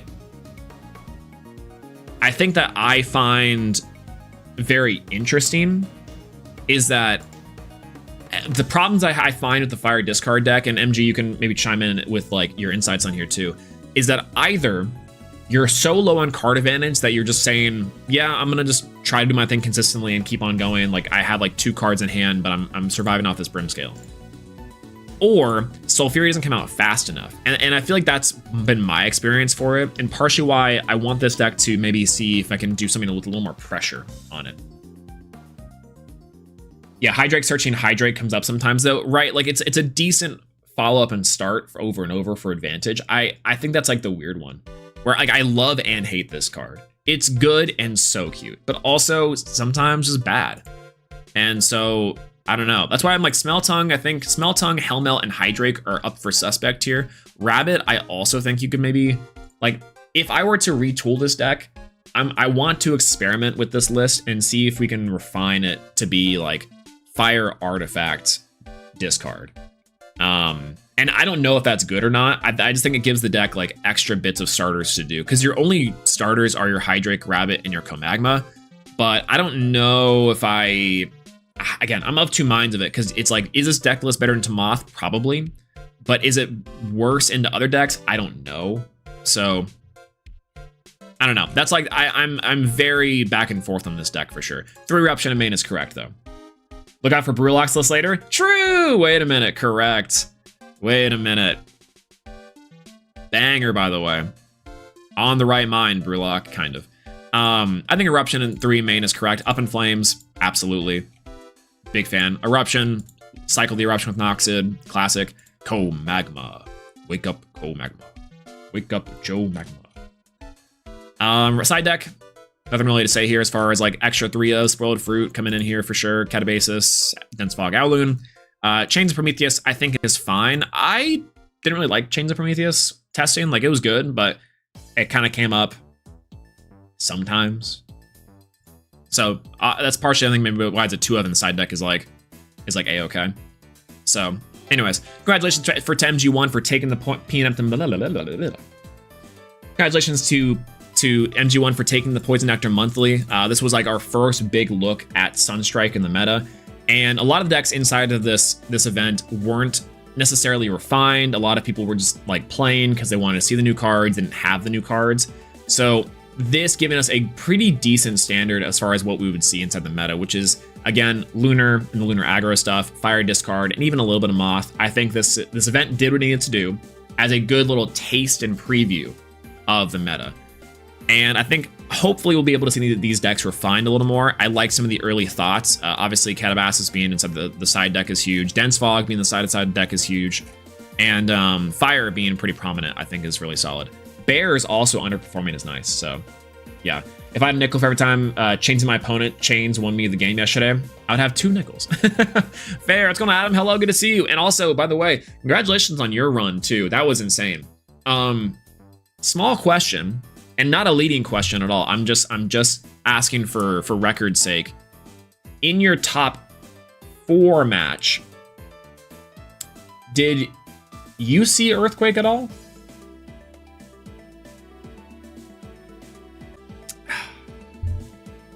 Moving on. All right, that was the Poison Nectar Monthly for the Sunstrike meta and Sunstrike event. I think that Poison Nectar Monthly was, again, pretty fun to do. We'll be doing it again. Hope they do it more. Hope that they release the link a little bit sooner, maybe. I don't know. Joseph, shout out to having a kid again. But these are some of the best community events ever. This is the hardest online locals of all time. So big fan of this one. All right, next event. Next event is the Card Party San Diego store open. I've heard there are some conspiracy theories about EQ right now. Listen, I don't want to get into the specifics, but I have a potential crusade against is the word against, or is crusade the word? I have had the worst theory of all time with specific cards in this game, and not EQ specifically, and not even particularly any player. I do think there needs to be some sort of cohesive webcam policy or something over hollows.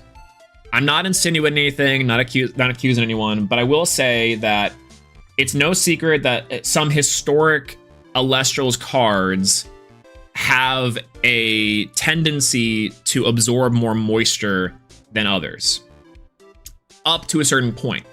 I think that Lifestream and Firestorm, Lifestream, the event packs that are new to in-person events, and also into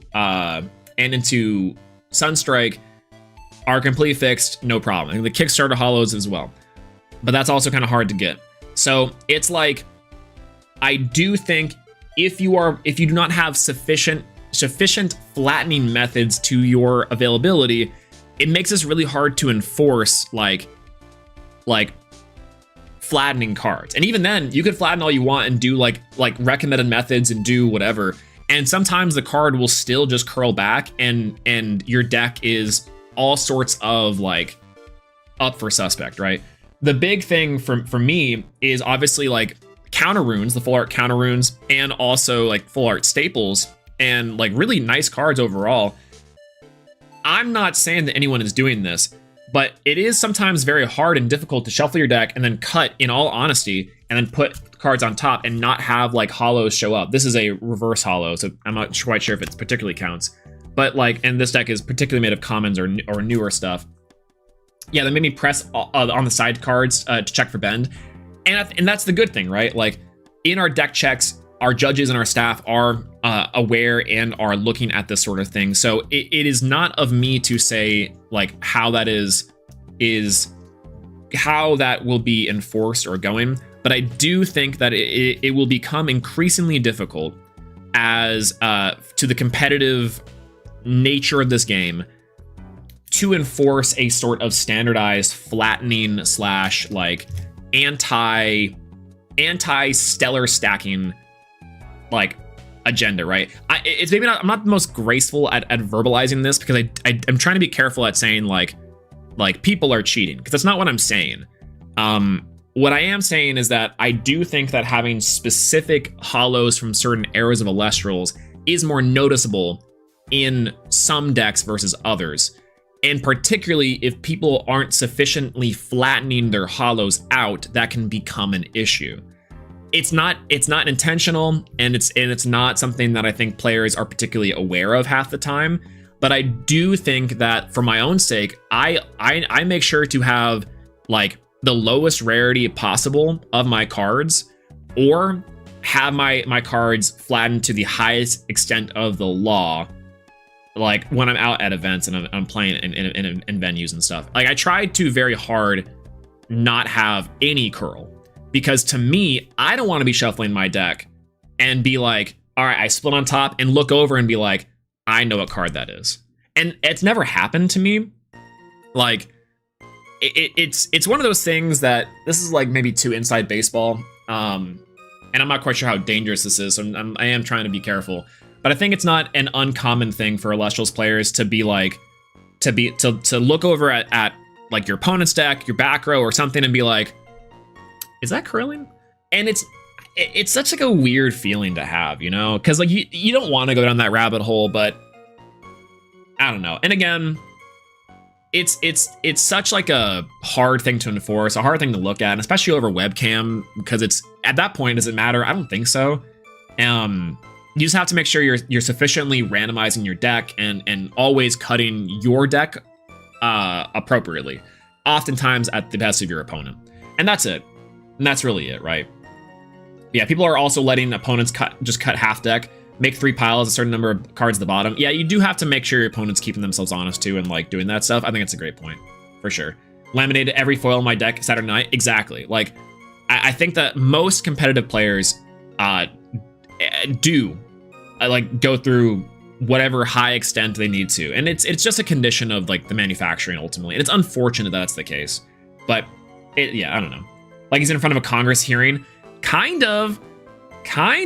Yeah, I mean, like, for real. Because I ain't trying to say anything, right? I'm not trying to pass shade, particularly on things. It just kind of like, it kind of just is what it is, you know? Like, like I'm trying, you know what I'm saying? I don't know.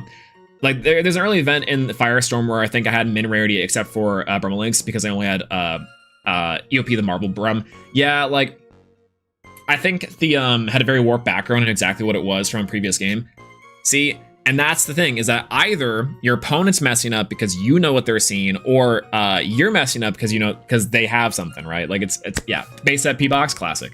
Had to laminate cool 400 cards and I was sending into 50 cards over the last week.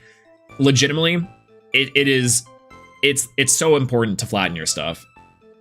Yeah. Exactly. Just sitting there, just wonder what their card is. Do my calculus in my head. I can only assume that's Gorgon's Gaze, or it could be a full art Shield of Achilles. In which case, but no one's playing full art Shield of Achilles.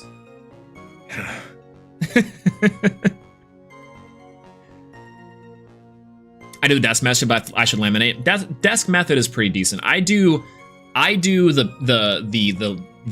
lamination method, or I do the ironing board method, where it's like you take like an iron and like sufficient heat, and then you warp after that, and it's worked out pretty well. I have had some cards that stay, some cards that don't, and you have to keep on doing that. Double sleeving, dude. Double sleeving is actually the way to go. So okay, Adam brings up a great point. At Worlds, I was double sleeving my solar cards because I did have some cards that I could not, like I think Celestia was one of them that you can't find in a non-warped, like, or non-like warpable quantity. Double sleeve was perfect. Double sleeve, I was like, this is great. Like everything feels amazing. Even like some of the Stellars I had too. It was so good. So good. Double sleeving is like foolproof. And if you really want to be truly foolproof, you do the lamination, the flattening method, and then you double sleeve, you're locked in. If someone is like, yeah, I laminated and I'm double sleeving, even if you're just double sleeving, I'm like, I got nothing. That's solid. That's solid. It's crazy. Double sleeve everything anyways. Outers though. Yeah, I use the outers. Outers were fine. Like outers and inners are both perfectly okay. Like, yeah, I missed what we were talking about. we're talking about we're reviewing every single deck. No, we're talking about I was about to say cheating. No, we were talking about like, okay, I'm gonna coin this term. And unfortunately, it's very catchy. I do like it a lot. And I'm not insinuating anyone's doing this, but I call it stellar stacking. Because there is a certain amount of hollows in the game that are really easy to mess up sufficient randomization of your deck. I'll say that. It not even purposefully, but I do think that there are an unfortunate byproduct of manufacturing complexities in this game. I do think that there are certain cards that I personally stay away from as a competitive player. There's a reason why I run common P boxes, for example, because while I would love to play my high rarity stuff, I can't trust that if I'm not double sleeving, that I won't be like messing up my shuffles. So, unfortunate. Stellar stacking honestly cooks. Just saying.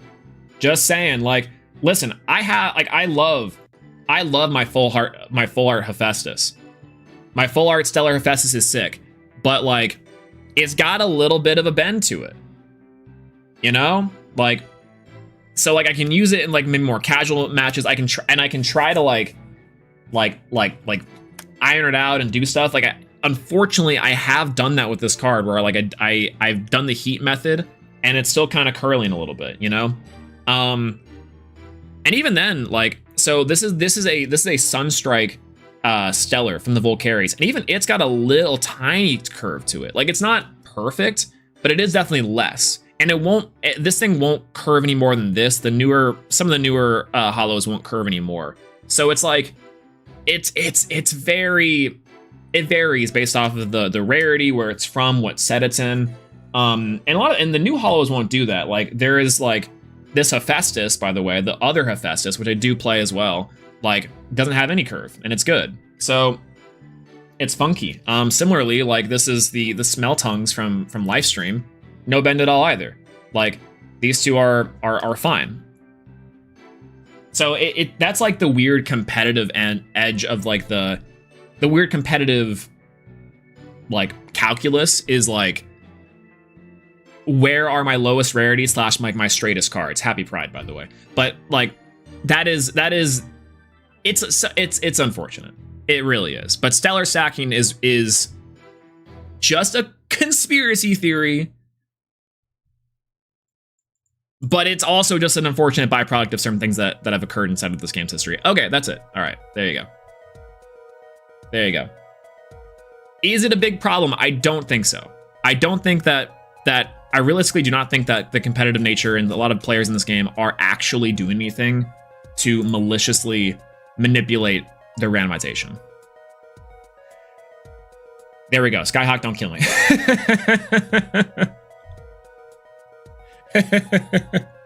Personally, I think we should be allowed to use all of our stellars for Pride Month. True. Wait, so true. That's so true. Fraud watch, more like bird watch. Actually, you know what? That should be. That's what we really should be calling this. Every so often we go into our like our lawyer speak is called bird watch, because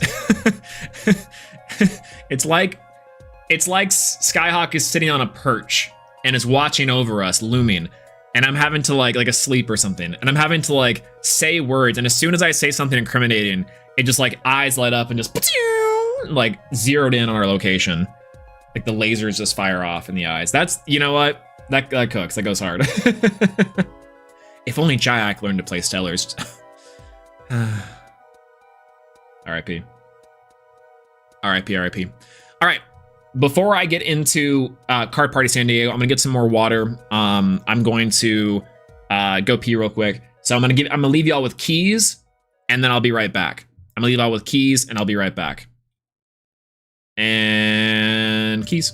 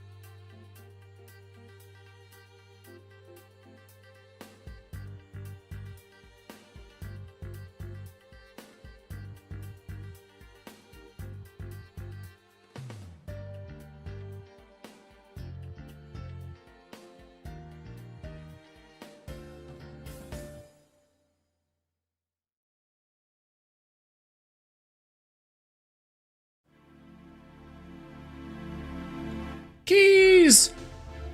Keys! No! Keys, no! Keys, no! I had to get rid of keys. Sorry, y'all. Key time, key time.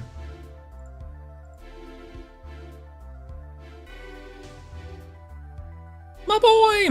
It's okay. Keys will be back eventually. Surely. Okay. Let's talk about the Card Party San Diego store open. Now, I wound up being top 8 for this one, and I'll tell you a little story. This was the most stacked locals I've ever been to. Look at this name of lineups. Adam Adams, Spicy Sausage, Sansily, Yoda, Brand, Clever Plant, me, Weathercaster, Nate the Great, Butter5, Primary Artemis, Apposauce, Playmantis, Flick, Necomable? Tic Tac Toad, Dino 740, Round Trip Trading, Karthos, and Dietrich. Adam's highest achievement at locals. Didn't Adam win a premiere with Blizz Tricks? What do you mean? My goat. Adam showed us up. I will say that. Adam just like cooked this event and honestly made the most insane, again, Oppenheimer level meta predictions of the format. And in general, showed us again why that still occurred based off yesterday's performance, right? It's not like a one-off, like, oh, this was like a dark horse meta call. I think we're legitimately cooked. And so like, the big thing going into this was that there was not a lot of players, which was to somewhat be expected. I don't think we were ever expecting to meet cap. I think at the next one, there will be a lot more players. Which actually, speaking of that, how many players are at the next Card Party Fort Lauderdale? How much are interested? 30 something, I think it looks like, about halfway through. That's pretty good. That's pretty good. Yeah, that's pretty solid. Top 8 soldier. True, our strongest top ring soldier. For the longest time, I think the joke / like the meme of it was that like Adam is probably the game's like best player realistically, but like I think before the Blizz Tricks win, right? I think that was the first win. It's like Adam is probably the most consistent player in Elestrals imaginable. Dimax and Adam probably. And so like tops out the absolute like wazoo.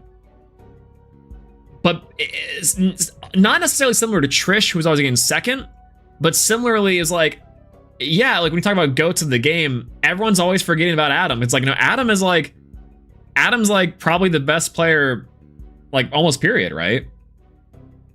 Like I'd be curious to know how many tops you have total, right? Second, yes, had the second most time, topped 8 without a single game past top 8. Classic. Classic. Yo, what's going on, Words? Hello, good to see you. Words, are you coming back? Do we get you back for Sunstrike? Can we get you back for Sunstrike? 13 premier tops? 13? Holy. 13. Imagine playing yesterday, a premiere facing the champ from the Card Party. Absolutely. That's what I'm saying. All right. Anyways, let's talk about, hey, look at that. Let's talk about San Diego Card Open. So first things first, there's only 20 people here in attendance, so we'll be going over every single list here because I feel like every single list could have, would have, and etc. tops. But I think the big thing to know about this one is it does give us a little bit more of what players / top players were expecting into the meta because the pricing of this was so good. You had boxes up for grabs. You had the exclusive Stellars. You had like the Luma Veils available you could grab at the actual location. Packs and the event packs that you could get from the experience. They were phenomenal across the board. Had a great time, honestly. The only thing about this was because there was such a low player count, the actual like conversion in top 8 and top 4, you know, like it was a lot more chill than you would think, but the level and caliber of play was just so high. So it was like, wow, the overall like long day of like 7 rounds of Swiss into like or like 8 rounds of Swiss into like another like top 8 and top cut wasn't quite what we were expecting from this from other in-person events, but there was definitely like a high degree of skill still represented here. So that's like important to know as far as like the overall. It's not quite your same locals as it would be for like a P&M, which you could kind of just show up with whatever. Shout outs to Elephants. All right, first things first.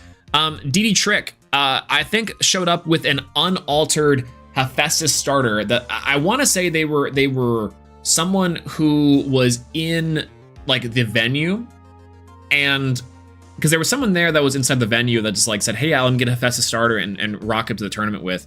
And unironically, I think Jess from 1S Plays rocked up to the most recent premiere and did fairly decent with the same type of idea. You could play the Lavaliths, which is cool. Like 2 copies of Lavalith is pretty sweet. And then obviously Boltuga and Vesuvatuga, like our champ was rocking up with. So there's a lot, there's decent stuff here. This is a starter deck though, so I really don't have anything much I can say about it, other than the fact that like, I think this card is maybe one OG Krakatuga away from being like legitimately a threat for most people. Like, but it is good. I like it. Shout outs to the product of the new competitively focused product inside of Elestrals. I think that every single one of the starter decks knock out of the park this time around. So there's that. Nothing I can really add here about this one. If you were to fix your deck for the next time, yeah, for sure. How do you expand on this list though? That's the big question. Is that like, how do you in the future add to this existing card pool? Obviously, extra copies of Gorgon's Gaze. Obviously, it's extra staples that you'd find in the boxes. Obviously, you can't play 2 Eruption, yada, yada, yada. Other than that, it's like clean up your ratios, 3 copies of Volcaries. You could maybe even still keep the Voltugas. So, I don't know. If y'all have any recommendations on how someone like DD Trick and other people who are getting into the game and just using their starter decks to compete could expand upon their card pool, even just by a little bit, I would say that could probably be very helpful. I know I'll probably eventually make a video on this where I talk about like with each starter deck, what you can do to swap out at a very reasonable, very accessible pace, because I think there's some cards in this game that are really easy to get and other ones that are really hard. But yeah, we'll see. Earth out. Yo, Win the Scent, my goat. Win the Scent. Congratulations, by the way, on your performance yesterday.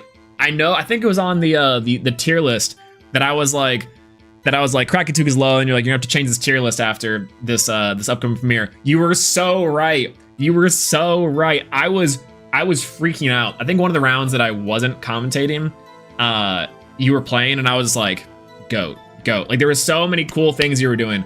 I loved seeing it.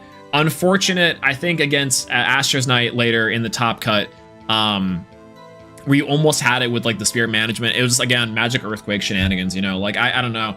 That was so well fought and brilliant. I can't wait to go over your deck. Like it's gonna be so cool. That's in top 8 to being sleep deprived. Game 2 was so winnable. There were some things here and there, but overall, like I couldn't, from my perspective, like high in the sky, see anything that was like particularly like egregious as far as like even being sleep deprived at like what time is that for you? Like 4 in the morning practically. Like that was crazy. But yeah, shout out to D Trick on the card party San Diego. Karthos, shout out to my Dallas locals playing the elephant deck. Yeah, this one's good. I like the concept of this one. I know Karthos is also a Poseidon enjoyer, rocking up with the Necklace of Aphrodite, side deck Catabasis, and Poseidon's Fury for like the one of here. And I think what could be changed here, I think Draking Champ is good. I think this could be just a one of. And OG Drakid, I like the concept of this card quite a bit, especially in like a big removal meta of like Rock in a Hard Place. I think that like this has some legs. I personally would cut Kepregal and the Bubloons. Maybe even go into like Turbo Drakid is definitely a way to go. Play 3 if you're gonna commit to the Drakid line, like OG Drakid. You just play 3 Drakid and you have your Drak King to Nexus and do stuff. What's Necklace for? I think for like Galaxy Swap shenanigans, I want to say. Especially because you're going in Shark here. I think I like this list in terms of if you're going for a Draking, like lunar water deck. I like this. You might want to play like Foamy and do like stuff like that instead, like not Foamy Cop, but instead go for like the OG Foamy.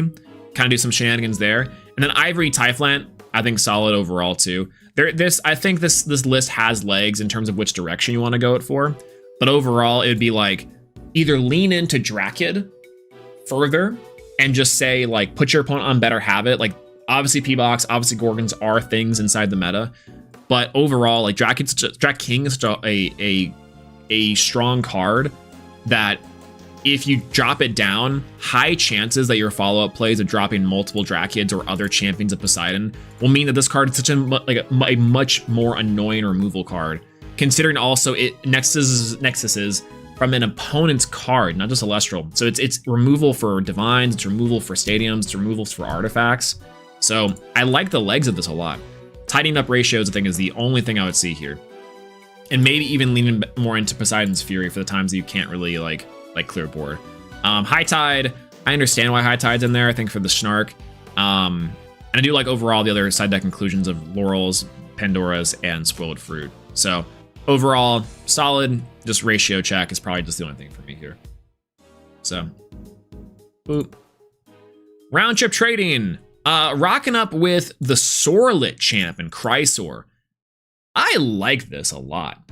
If I can be truthful with y'all, I think I like this a lot. I don't love Winjin in here, but 2 P-Gus, 2 Nemasail, and 1 OG Stratamon. That's killer. That's killer. Wait a minute, that's cool. They're deciding to tech in and tech out for everything, including Fire Spirits and also an Exaltair. Okay, I don't hate this. Side deck wise, Ardbud line, I think it's pretty decent side deck option set of Moth. Twin Drake, Hydrake in the Twindra line, I think overall okay.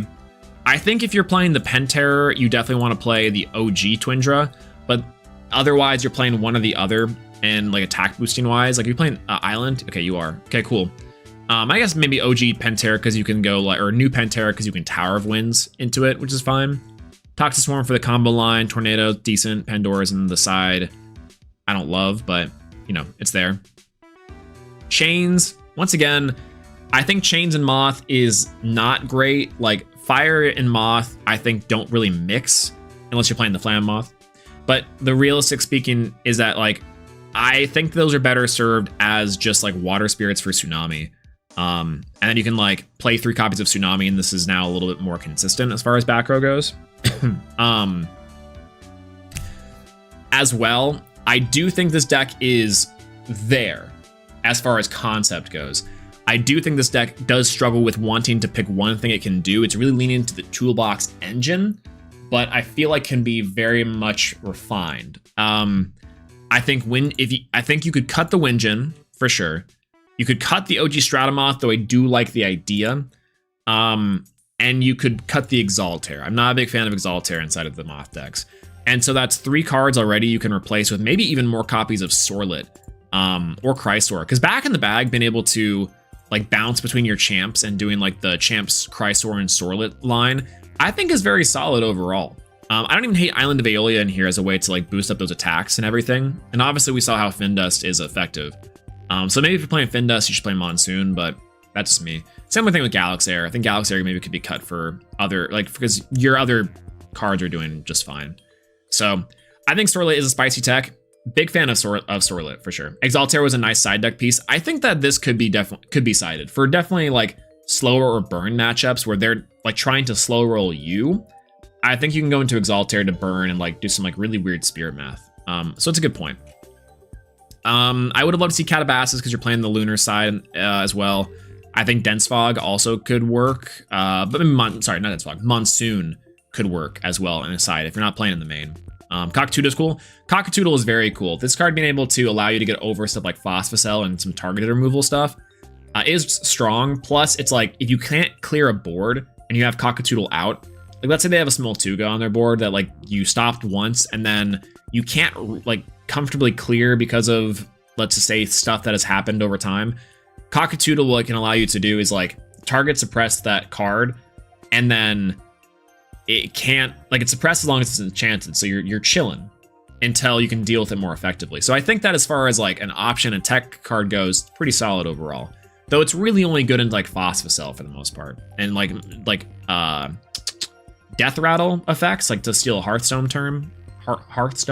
Yeah, there we go. So I don't hate it. Sorlet good though. I think Sorlet is pretty underrated as far as like Stratamoth goes. You can I think it's still better to go P-Gust or Nemasail or Winjin, OG Winjin. But I do really like the concept of like Sorlet hit into like a Hypnosum, for example, and then you can ascend into the Chrysor later. Maybe it's not great, but it makes it really difficult because what ends up happening is you have Stratum, like they're probably going to target the Stratomoth for Dazed and the bounce, right? So instead you just like, you can go Chrysor, I send it over the Sorlet, and now you have options for it. I don't know how good that is, but that feels pretty decent. I don't hate it, like overall, you know?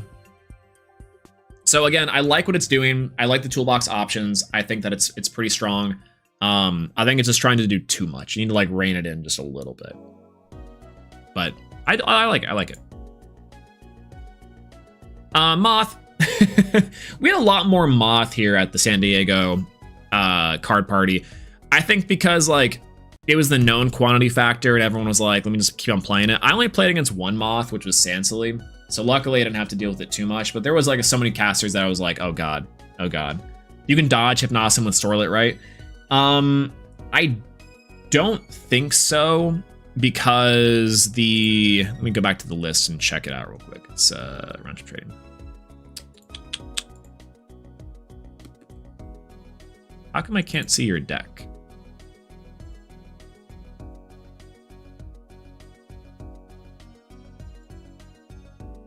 Weird.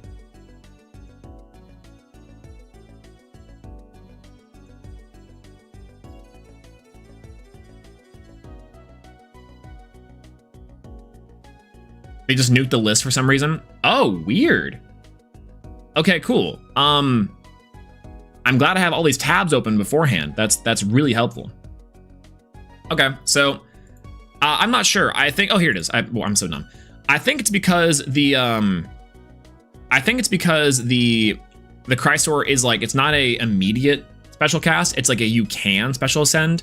So it just kind of depends on if you want to do it. Like it's not a it's like a Sulfury where it has the ability to at any point during the battle phase after the Sorlet has destroyed something.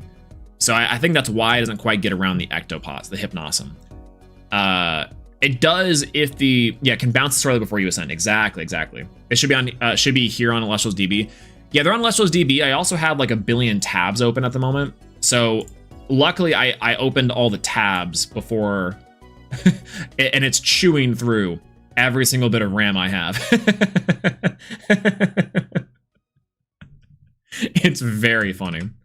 So I think I should be good. If not, I'll grab a list from the Elestrals DB site for now. I came prepared for this one. Turns out correctly, but maybe just pushing out some updates, which is nice. So this is going to be Rata with I want to say this is the unaltered Aeolus starter deck, which may be an additional person who came in and was at the event, and wasn't necessarily like registered with this. So again, it's not really much for me to say here. I do think this is probably the most comprehensive and solid of the starter decks. So if you're doing like a starter deck showdown, Moth is crazy. Moth is crazy for a couple different reasons, but mainly because it has like every single tool, plus it also has the Sorlet. Like this is the sealed god. Like if you're playing sealed for Firestorm, Sorlet and Chrysor are like curtains. It's crazy. So that's it. Shout outs to the unaltered starter decks. Tic-Tac-Toad. And Tic-Tac-Toad rocking up with Lumavale and Phosphocell. This is inspired. Pretty cool. I don't know if I love not playing the other ones. Maybe it's a concept of not having the other ones in the deck. Okay. I can only imagine 2 back in the bag are in here because you are oftentimes activating them or putting them in the underworld for like a Lumavale, right? And then if they get activated, then Lumavale can expend to negate it. I think that's what I'm interpreting based off of the composition of the deck. I could be wrong, so I'm a little confused on these side deck spaces. I do not think that's a good combo. I think that this could be better served as extra copies of like other things, but I do respect it. I like the attempt for sure. Sneaky, sneaky. It's kind of cool. I like the idea. Like, you just, as long as you can get this card into the underworld, it's kind of neat. So conceptually, I like this. But I think also this deck is just trying to do too much. The Phosphocell line, very good. I think that the Armadon into Ares, super solid. I dig the ratios. Maybe going down on one Sword of Vitality, which, by the way, they cannot name this card Sword of Vitality. You're telling me Ares, the divine that, for lack of a better term, cucked Hephaestus, has a card called Spear of Piercing, and Ares got that Sword of Vitality? You cannot be serious. Incredible. Absolutely incredible. So I think going back to the deck list, I like the idea of mixing the lunar and the solar aspects with Twi'leks and also the Lumaveil. What I do think could be refined is maybe the type of solar engine. Maybe this could be an Apollo deck if you're playing the Lumaveils. Maybe this could be an Ectopossum deck if you're playing the Lumaveils. I think too, this deck, if it's going for Lumaveil, go all in on the Lumaveils. Don't try to do this kind of half-step shenanigans, because what you end up having here is, I think you're hurting yourself by trying to fit in like the Lumaveil engine and these ratios of counter runes into Ares, when you could play like Larvacell Ares or like Larvacell Apollo. So that's like the one thing I can say here, more particularly about the whole deck, is I liked some of the concepts presented. But similarly, I think a lot of casters and Elestrals have this idea, I'm trying to do a bunch of different like combos and not necessarily understand that like they don't 100% synergize, which can be okay. Like, there's a certain percentage of synergy that your deck can allow with. But I do think that overall, you either in Elestrals have to go full force in one direction, or the synergy has to be strong enough to place in, even the percentage of how much it synergizes isn't a lot, if that makes sense. So I think that that's maybe my thing. They have overlap, but they're like halves. Yeah, exactly. It's like part overlap, but not exactly there. Sword of Vitality, Spear of Piercing. What's next? Dagger of Penetration. Huh? True. No, unfortunately, I know Ares. If Ares is spinning and schlong like that, he's not got a dagger. That dude's got a broadsword, you know what I'm saying? All right, so I think for this list overall, I like the concepts presented. Counter Rune Suite could be changed just a little bit. These two ofs are nice. I do like 3 Altar of Stars in this deck quite a bit, even though you don't really have like too many Nexus banks. If you're playing Temple of the Sun, this easily should have been Battlegrounds for Ares. And then I think just flip-flop this into some Lumaru stuff. Could be cool. Instead of the Lumaveil line. Cut down on the OG Phosphocell. This card is good. I just don't really think this thing is incredible. You know? Like, that's I like it, but it's just really expensive. Whereas like the game ender that is ultra charged is something that I think is better. For sure. So not bad. I want to say I keep on calling Necom X, but Necomable coming in here with the same list, except for the side deck's a little bit different. So I like, again, talking back to this, same notes as far as the Lumaveil Twi'lek stuff. High Voltage is very funny. Extra Sword is also incredible. But I do like the Novacore Glimbat line because you are playing the Temple of the Sun. This could come into the main deck, and I think that would be okay. They might have gotten confused on the banned and limited list for this because of the Novacore as that 1. This could easily be 3. So, you know, we'll see there. Yo, Pope, good to see you. Hello. Ace Attorney background music during Pride, appropriate. That's right, happy Pride, everyone. That's what I'm saying. Congratulations, champ. What's going on? Hello. Felicidades a pillar, you know what I'm saying? Let's go.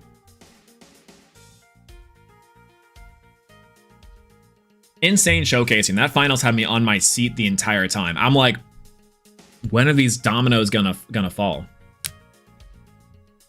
Different pope? There's 2 different popes? How did I not know this?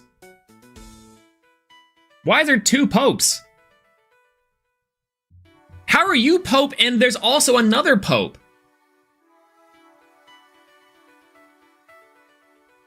What do you mean?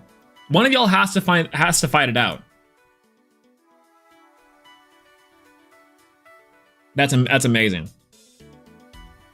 I stand by it. Pope, congratulations on your win yesterday. PR strongest. I stand by what I said. Oh, God. That's so good to know. I don't know why, like, maybe it's I see Pope and I'm like, oh yeah, of course. But Space Pope trope to trope is also really incredible too. So there's Pope and a Space Pope? What's next? Pope Leo? Stealing his valor? Absolutely not. Y'all can be just... I've never seen y'all two in the same room at the same time. So, for that alone. Incredible. All right. No Earth Spirits for Dionysus Madness, by the way. Which I'm assuming, again, is because of the Lumavale and the Lumavale for Dionysus and have Dionysus in the Underworld. Maybe similar to High Voltage, and Dice is pretty good here too. I think Dice and Shield could even come to the main deck here. But yeah. What's next? A Space Police Force? Space Force. Shoutouts to Power Rangers. Was it Space Force? We'll see. Thought it was a Soul reference. True! Zero Earth Spirits is a me reference. Honestly, okay, for my both my PNM and my card party, I did think about just doing the no earthquake thing again. But every time I go into, I have too many bits from my decks because like I want to do my emotional support Armadon, but because of the earthquake thing, I also want to do that. But that's 2 cards I'm sacrificing for bits. Where does it stop? It doesn't. All right, so same notes on the Lumavale stuff, and the side deck I like a little better just because you're Novacore Glinbatting, but I do think that, again, lean into the Novacore or lean into the Ares, one of the two. So, we'll see. 55 card, entire bit deck. Oh, actually, wait, true. Flick, I think, actually has a pretty inspired deck list. I like this deck list a lot, honestly. The side deck too, the Cryoblast, I think very solid. You have the extra Armadon for searching, which I think is pretty okay. You're playing both the Spear of Piercing and also the Sword of Vitality, 1/1. The Guardian of Light and Solar Charge I think are pretty solid. Dio's Madness is good for the Earth Engine. Hopperoo is interesting here, but as a searchable off of the Ardbud, I think it's okay. Plus, Ardbud line is good into Moth, so I respect it. Psynectar searching the PTA is apparently good into Possum, so there's that. But the big standout for me is playing 1 Anacell, 1 Phosphocell, 3 Larvacell as kind of the correct ratios, I think, to do this at. And these are bugs. So similar to the Moth line is that you have like, let's say these catch strays and they get Gorgons or they get like P-boxes. Well, now they're left on board for your Counter-Rune suite of protection, and then Ardbud can come in here and do your whole Ardbud line for Ardvarum and Titan, which I think is pretty decent. I do like the concept of this one too. Yeah, with Spear of Piercing is also pretty cool. Oh wait, yeah, that's right. Is enchanted with exactly 1 spirit. During battle calculation, does that work? Because it has to have only 1 spirit to attack directly. So I guess the ability to attack directly goes off, and then you have Spear of Piercing, which means that you do 2 damage direct. Does that work? Oh, that's cool. All right, that's sick, actually. Wait a minute, that is a really cool application. There could be like a photosynthesis list that plays Ares Earth that just says like, yeah, I'm gonna start like Hopperoo over and over again. That's cool. Neat. Cooking. We can cook on that. Battle Ares. Ares battle deck could be kind of cool. You're playing the Kangaroos. Yeah, not my type of Ares. I think I can dig it. Interesting. For that reason, I think this deck has a lot of synergy. I think it's a cool concept overall. Viscerus I don't love in this format because it still feels a little bit slow. But overall, like, I liked some of the ideas here. The Ardbud and the Larvacells because they're bugs. Obviously, Armadon into Ares line gives you some things to do. meaning that your larva cells are huge, and then also buffs up your smaller players, which can be pretty solid. Viscerus as well, oddly enough, right? Because it means that Viscerus is a 7, which is crazy, or it's an 8 with the spear, or with the sword. That's pretty cool. Colosseum of Ares could have been Battlegrounds, maybe. Just if you're leaning more into like the champ stuff. So maybe instead of Synector or the Ardbud line, you go in for like the Hopperoo engine here, not Hopperoo, the Lumaroo engine, right? But I do like it. I do like it a lot. Very very solid. Yeah, pretty decent. Give me 1 second. Yeah, okay. So overall, I think this is a well-constructed concept list. I think that the ideas presented I like some of the incidental synergies, and this is kind of what I mean, is that like it is leaning into a certain realm, but because it's not going full force, I can see the weaknesses of this deck list. However, I do think that overall the synergies that were chosen here make sense, and I like them. So I think it's neat. I like it. I keep on saying like I like it, but it's like that's about it, right?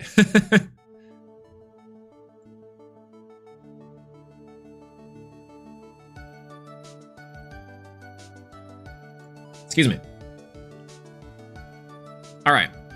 So, play Mantis. Play Mantis playing out with Moth here. And I think this is closer to a spicy sausage list playing like the Findus and the Pigus like ratios here, plus a Chains of Prometheus, which is pretty solid. They're siding in the Siracoon, or an extra copy of Siracoon, and the extra copy of Stratomoth and the Toxiswarm, which I think is pretty okay. Divine Healing on a 1-of, I think can be pretty decent overall. There is like a world where you do play Divine Healing instead of Moth just to keep spirits alive on your Aeolus for extra searches, but the calculus I think here is that you're really leaving yourself open to P-Gust and Bears to like just snipe out like a big focal point, which is just your pivot point, which is your Aeolus for sure. So interested in how Phosphocell and Titan fared. I had thought that the combo, but it feels too slow. I think it is also a slow. Like one thing on Flick's list is that I like the inclusion. I do think it's like a one or the other, but it does feel like a deck that if you do not stop early, it will just ramp on you, which I can appreciate, I think. So this Moth list is with the Wingens and the Tornadgen, which I think is solid and is the correct thing to do in terms of more low to the ground options there. Definitely more copies of P-Gust is for sure necessary. And my big thing is I think that Nemesail at 2 is correct. I was only playing one Nemesail for this event, came up all the time. I really wish I played multiple Nemesail. Other than that, Chains of Prometheus, I don't love in the main deck. Again, I think that you don't really need to have Chains here. This could be extra copies of Tsunami. This could be extra copies of your Pandora's boxes. Chains is just so weird. It comes up for sure. Like, again, it's one of those things that when it comes up, it's crazy. But overall, I just think is like you could be doing other things here. Monsoon, I think, could be in its place as well because you have the Findus line. So you could replace that with Monsoon, and it probably be a little better in my opinion. 2 bag, I think is correct. I like one. People are playing 1 bag, and I think 1 bag is crazy. 2 bag, I think is right. 3 bag is a little high end for my taste, but I get why people are playing 3 bag. But 2 bag is, I would say, probably about right, and not just because I have 2 of the reverse stellars.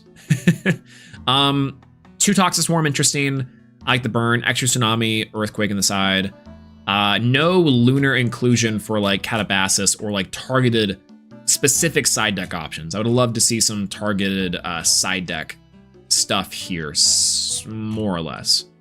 But for the most part, it's Moth. It's Moth. It's Moth.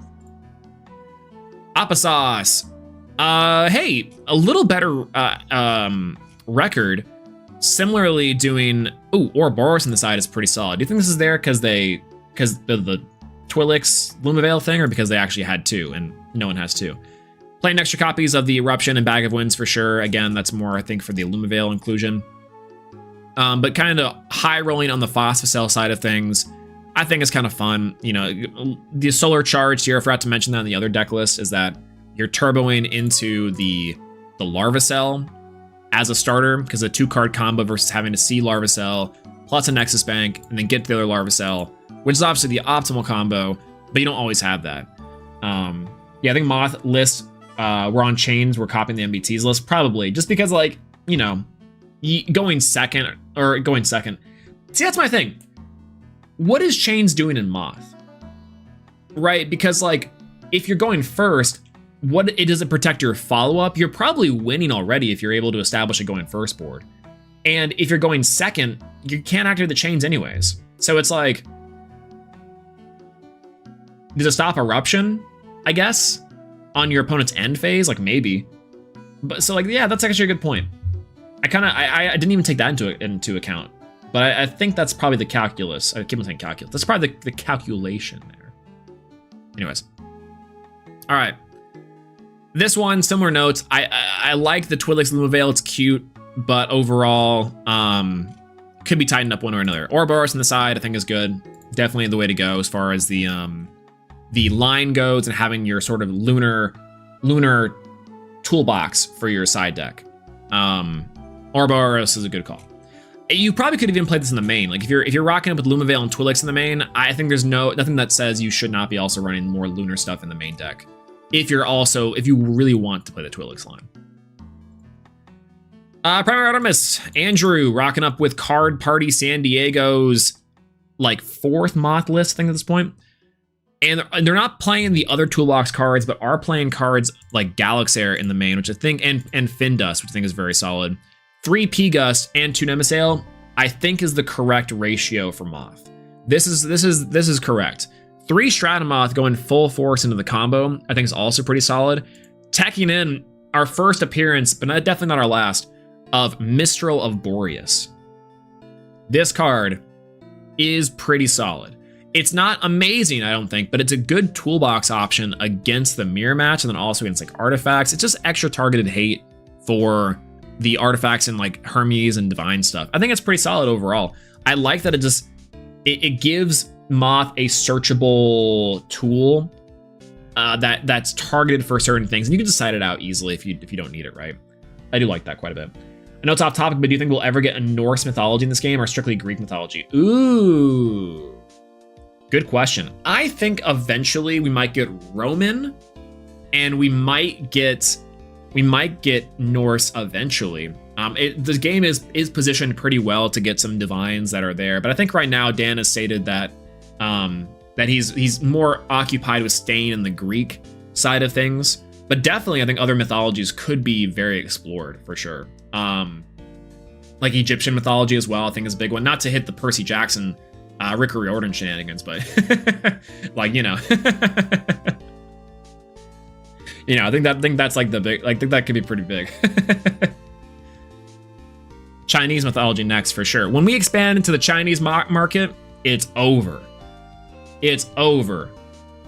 Catch me playing Wukong all day long, baby.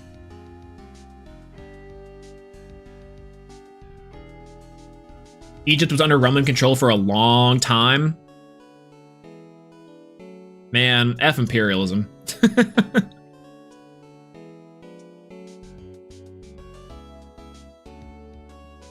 What are those white boys doing in Egypt anyways? They don't know how to handle all that. Also, everyone say hi, Josh. Good to see you. Hello, hello. Did Bears win? Inshallah. Inshallah, Bears won. Bears best deck for sure. In your hands, Bears probably could have won. I'll say that. I'll say that. 3 Tornadoes also pretty decent. I think that this has a lot of potential as far as like Moth does struggle with back row sometimes, but being able to clear out multiple things and bounce divines and do like a lot of really cool stuff.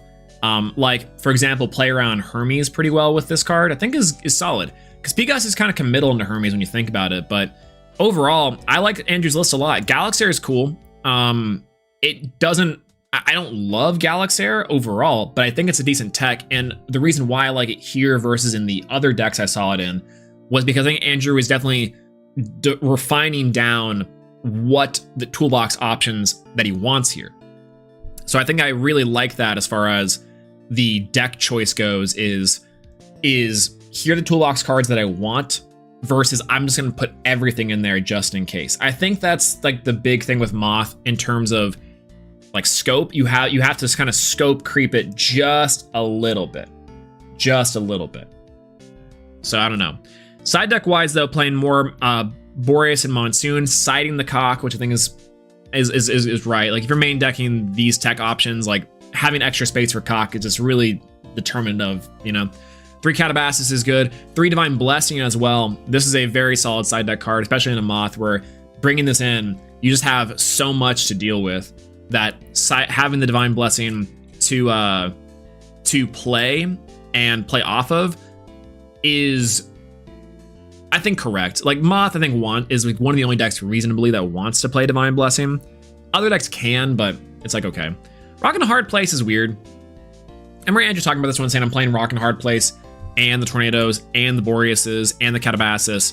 And I think that I like the inclusion, but I think the problem for me is it at a certain point, it's probably just, it feels like it's just doing a lot. And doing a lot out of element, right? Because you have the Boreas and the Monsoon, so you're playing the water, so the extra lunar investment's not crazy. But you're also only playing 1 Owloon here, so maybe that's like really what I'm confused about. Is like you have your Catabasis and your Owloon, so I kind of get that. And this card can just be dead, but this card's expensive, and you're also only playing 1 of, even though you're rocking up a 3. Maybe the idea is that you'll see it, it'll work once, and then you're good. So I don't know. I think that's the only card I don't necessarily love in the side deck, but everything else I think is really solid. So when I finally get a day off for a premiere, it's going to be Big Bear W for sure. That's what I'm talking about, baby. Y'all don't know this, but Josh, like, when Josh disappears, it's usually because he's touching grass. He's being a productive member of society. But every single time Josh decides to take the game even slightly seriously, and I mean like seriously in the way that's like, yeah, I thought about rocking up today. It's like a top 4 easy. Other times it's like Blizztrix, it's like another bear win, right? So we do have to make sure Josh is as employed as possible for our own safety. And especially because everyone's like, bears are bad, bears fraud watch as well as moth watch. But I swear a bear in the hands of Josh is like, you won't even question what the best deck in the room is. I'll just say that. Moving on. Butter 5, rocking up with Pantera Moth. I think it's actually really solid here too. I think my music just like came down. There we go. Very fun. Okay. Oop. Josh, everyone give Josh all the job applications. Apply to all these now. Okay, Butter 5 rocking up with a Veratuka Toolbox and no Moth? Is this Mothless Wind? Yo! Hey, yo-less. This is cool. This is a cool deck.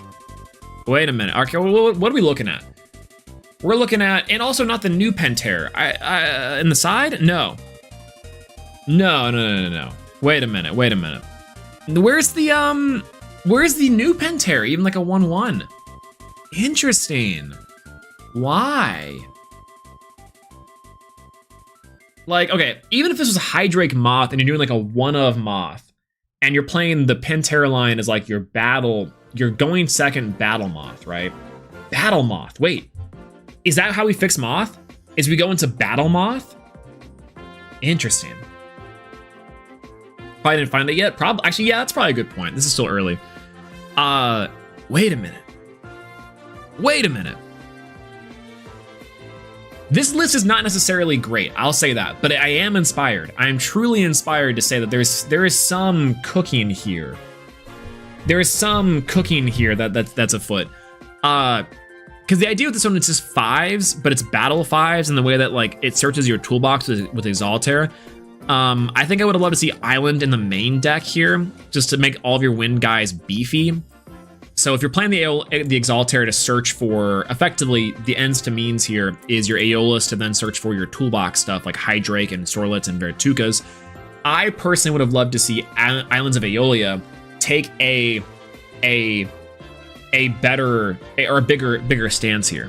I like Dice, I like Shield here because you're going battle focus. So like if the conceit is this is battle winds and are playing battle box wind, then I think I would have loved to see Island. I would have loved to see Sorlet Champ. I would have even loved to see Back in the Bag and maybe Sorlet Champ or like Moth as a one of to get into the combo and then get out better advantage, right? I think that's my only note here. This does give me some ideas. I do like the concept though. I keep on saying that, but it's just like it's right there in terms of a cool thing to be doing, but it could just rely, I think, a little heavier on like combo. Because as of right now, this looks like 5s, but could easily turn into wind 5s, wind beatdown. Oh God, how do we cook with this list? It's like Bag of Winds enables like Island of Aeolia plays because you go Exaltair at Island, tag out Exaltair for like Champ Sorlet. Champ Sorlet's a 5 under the island. You hit over something random. You go into then find the big 7-drop pig, and that becomes like a 9. And you do stuff like that. Could be kind of cool. Alternatively, you have Hydrakes in here too for like the big Pantera jump scare. P-Gus for removal. You can even run Tornado going second. Like that could be really cool. And then Moth, you could play as like a one of to get like your spirits back or to cast out Hydrakes or P-Gus and just kind of clear the board and boost your champions further. Yeah. I thought I heard something from my phone.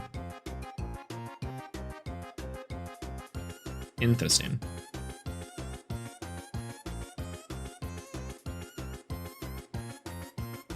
All right. So let's talk about then the next list. This is cool though. I think this gives me some hope. Moth did nothing wrong to fix the format, ban Platypulse. Platypulse is actually killer. I love the new Platypulse. I want to cook with it really hard. I think there's a Hera list with Platypulse that does work. Nate DeGreat, shoutouts to Dallas as well. My Texas crew. This is a Burn Tuga list with the Artifact engine. My one thing here I have to say is that I think that it is low on counter runes and is trying to utilize more of the artifact stuff to hit big and maintain bodies. Love the small Tuga, Krakatuga OG. I like Rummikul, Champ of Hephaestus quite a bit, especially for getting back like Tongs and your Reforge. So I think with this list, it's like, I think I would love to see, oh, Corvusmith's cool too. I think I would love to see either like full in on that concept where it's like Rummikuls and Corvusmith and you're burning and doing more artifact shenanigans. Maybe the Bellabees too, just to get Reforges. Or Turtles. And it's like one of the two. More counter runes for sure. More Argos, I think more Eruptions, more Shield, more Tips. And they're in the side, so maybe like bring these side deck options into the main here is the idea. I think overall 1 Tongs, maybe could go up to 2 instead of a hammer. And definitely not Anvil. I think Anvil is okay, but this could be extra copies of Reforge, and similar could be like extra copies of Rummikul. Could even be like a Torchin lineup here. I do like it though. Necklace is so good when it heals water as well if needed. Yeah, I think I don't mind Necklace here. Yeah, Necklace could be interesting instead of the Hammer of Hephaestus. But like that's kind of the part about this is I think the pieces again are there. It's just like a little bit in one direction or another. But it's definitely closer for sure. Hi, sure, what's going on? Hello, I'm back. Hello.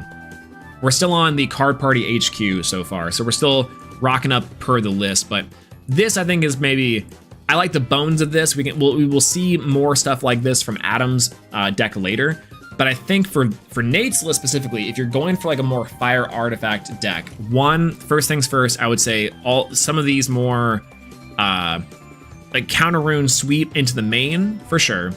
maybe extra copies of your artifacts, and then your Rummacoles. It could be a star player in here. Krakatuga Champ does play pretty well into this sort of idea as well, but I do think that this is solid overall. Cut the Torch in, maybe cut Forage. Well, I mean, if you're playing Forage with your other artifacts just to make your dudes beefy, I can understand where this comes in for sure. So, I don't know. I'm of two minds on this one. Maybe Boltuga OG also could go because, like, I think Vesuvatuga works really well. Champ Vesuvatuga with the artifact line, and Krakatuga OG is like a necessity for sure. But yeah, I think cleaning up this one, remove Torchin, maybe up Rummacoles and do like a Rummacole control deck with Tongs. I think that could be really cool. So many dead draws, exactly. Like there's definitely a way to refine the list here for like a fire artifact engine for sure. I like my pizza like I like my wings. Boneless? Can I get a boneless pizza? Can I get a boneless pizza? Can I get a boneless pizza? All right. Weathercaster. Okay. Weathercaster's list is more what I would like to see from a Hestia deck going forward. It has the Leonite line, it's got the Majursa line, and it's also got Ash Rabbit's pretty decent. It's got Hearth, which is solid, and it works with Warmite, similar with Eruption's Jealousy. So in testing, this deck like goes hard for sure. Now we're getting to the top 8 list. Extra copies of Majursa Champ and also the Chains of Prometheus, Tsunami. This is pretty solid. Divine Blessing. 2 Divine Blessing in the main is good. So one critique I have of this list is that sometimes these counter runes do nothing. So, like, Gorgon's Gaze is good. Altar, I think, pretty solid. Eruption, solid. Hearth, Divine Blessing, sometimes just do nothing. Other times they can do everything. Because you have the spirits on board to facilitate this stuff. I don't understand the one of Torch if you're not playing Hephaestus.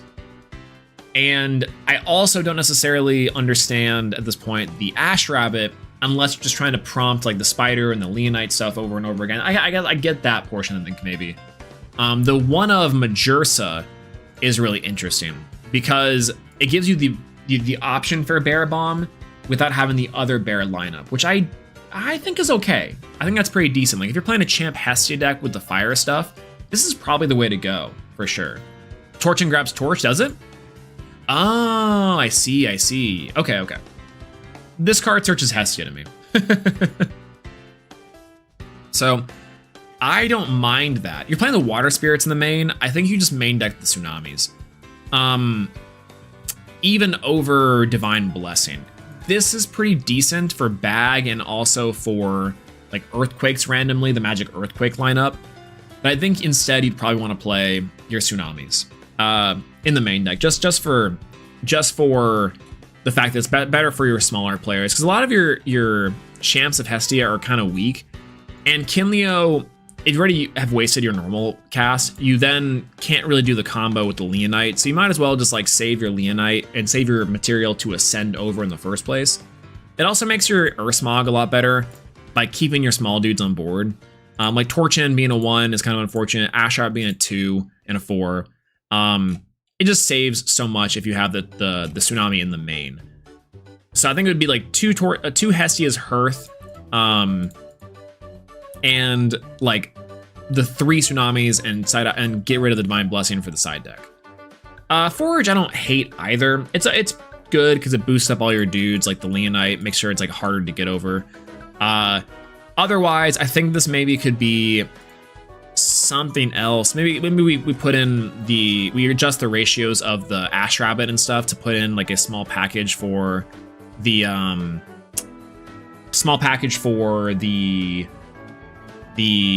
Hephaestus line. I think Hephaestia, if you will, could work out really well.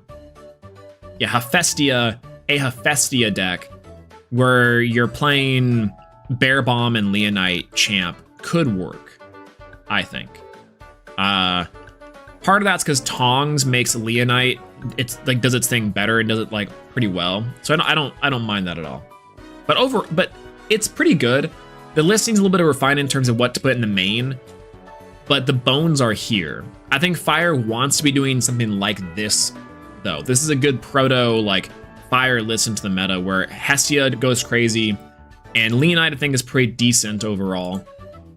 Might even want to consider the OG Leonite for the OG Leonite for the floodgate effect for runes. That could be pretty cool. That could be pretty cool. All right, moving on. Me! It's me!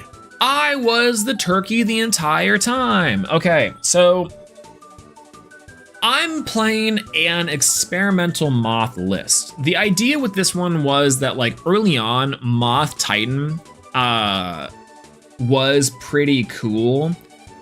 I'm not even siding in 2 copies of the Toxiswarm. I don't think Toxiswarm is good in this list. I think Toxiswarm is fine, and you're never going into your Antitan combo. The truth of the matter is, Antitan in this deck is mid. It's just mid. It's fine. It's just okay. Like, oddly enough, I would cast Ardbud, and people would be like, Gorgons, Pandoras, and I'd be like, sure. Now, I was dead drawing in a lot of these cases where you're going Ardbud first, but if I had any sort of follow-up, Ardbud, cast, and then they go Gorgons or Pandoras. And then you go like, and then you have follow-up for the Nimbug line and they no longer have their Gorgons or Pandoras. That works out. Oftentimes too, this was just a closer. I sided this out so often, and it was just really okay. As well, I needed to go up on P-Gust and also up on Nemasail. Nemasail being on a 1 here was extremely felt. This card being a recursive healer at 2 copies is, I think, mandatory instead of Moth. Not only for a follow-up heal play, but also because of like rando spoiled fruits, which I did get got by from Yoda inside of the top 8 match that we had.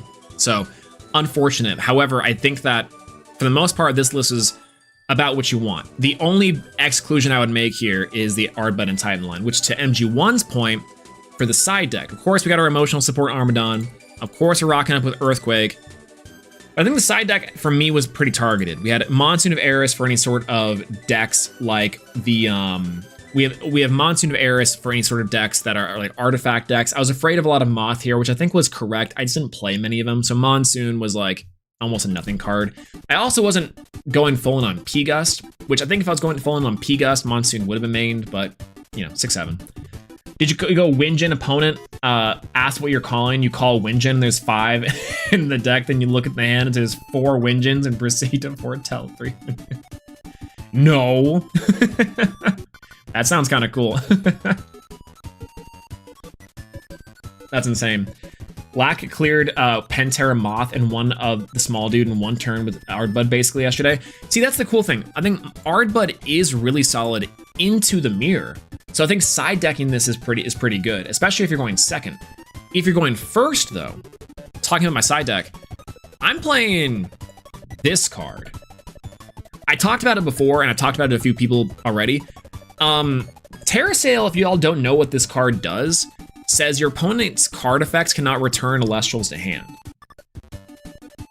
It's not just shield. This thing is a bag floodgate.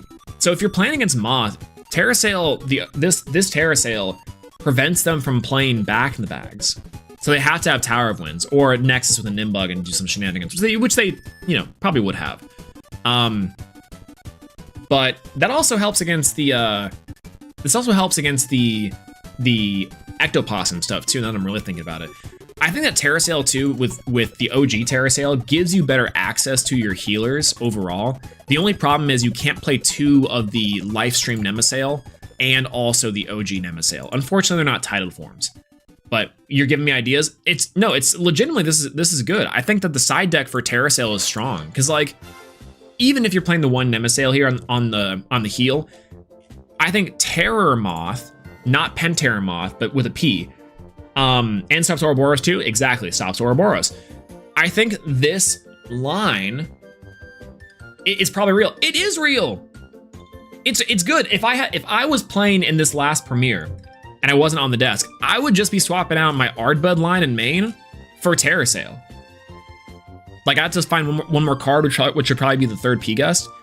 But I'd just be playing that because what ends up happening too, Here's the line that would often happen, is that you would cast out Nemesail with water, and then you would Nexus with the Nimbug, and then Nexus Nimbug, you disenchant the water, and then go, oh, P-Box or Gorgon's Gaze. Or if they didn't, they go Terracell, P-Box, Gorgon's Gaze. And you go, okay, now back in the bag, bag of winds into the Stratomoth.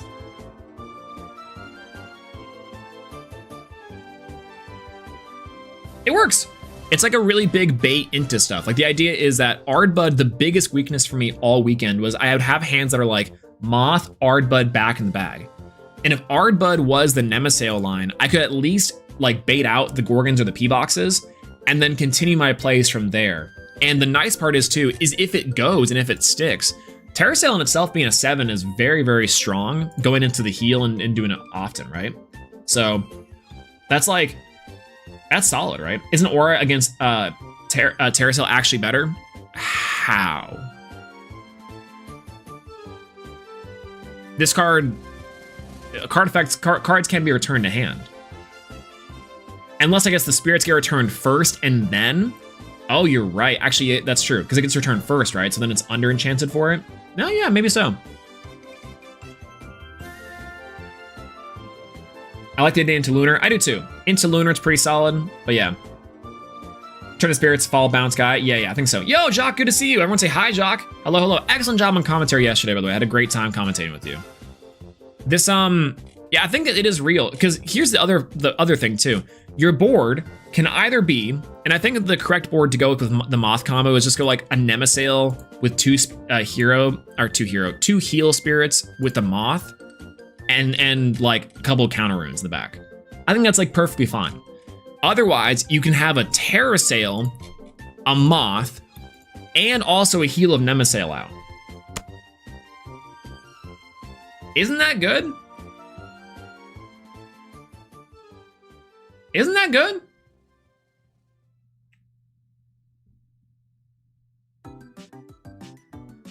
Right? Yeah, they can definitely still sell under Aura. I guess it's mainly for the Ectoplasm, or like a bag floodgate, if you will.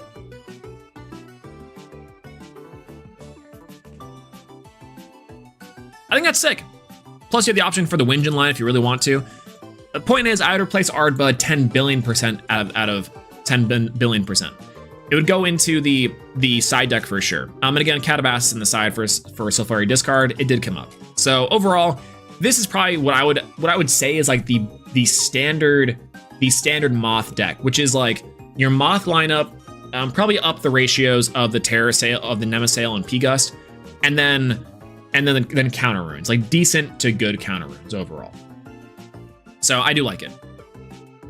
So yeah, I don't know. That's kind of what I would change, is I would just straight up put the Nemesail package in here as more ways to bait out Gorgon's Gaze and more ways to bait out P-Boxes.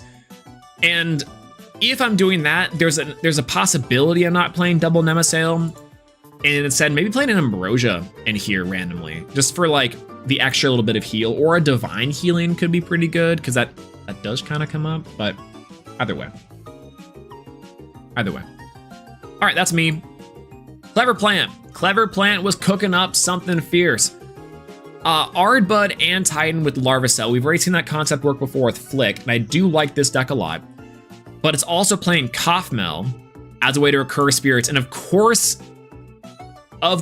Plant is playing a Ranch's Lair for some shenaniganry and disenchant off the Ardbud to go into the line.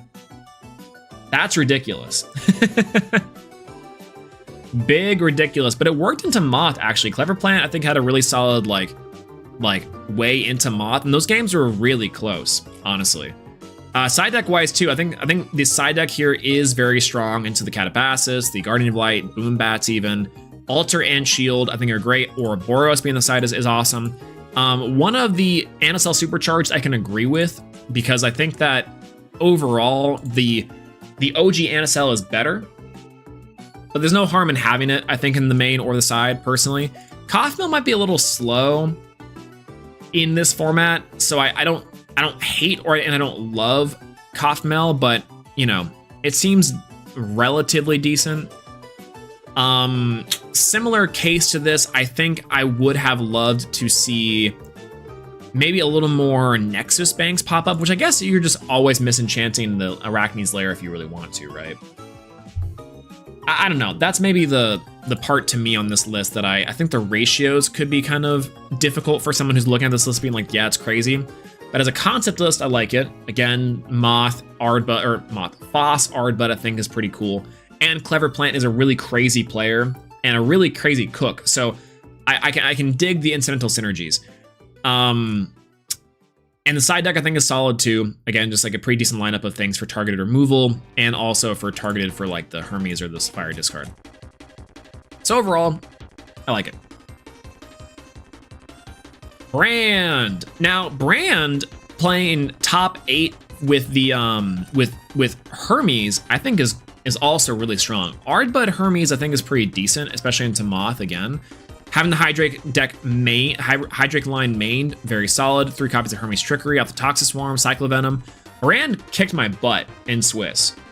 And I can't tell if it's because I have a Hermes problem, shouts to MG1, or it's because like the deck is really good. And it's probably a little bit of both, and Brand's also very solid too. Side deck wise, having the Hypnopossum and the Ectopossum solid. The Phallocane in the side is very inspired. I do like Phallocane in the side here just for Hermes as a whole. P-Gus as well on the side, which is pretty decent, I think, overall. Like, Hermes doesn't necessarily need to commit right away, so having P-Gus to start breaking apart back row is pretty good. The only thing I don't like about it is, like, if your play is P-Gus break board, you better hope you're not facing off against a faster deck, or that you yourself have significant counter runes to really, like, dial in your defensive options against, like, Moth and some of the faster decks. But overall, it's standard Hermes. I can't really say much about it in terms of like what I would or wouldn't do. Ardbud and Ardvarm, I think you have enough tools in this deck already to deal with Moth.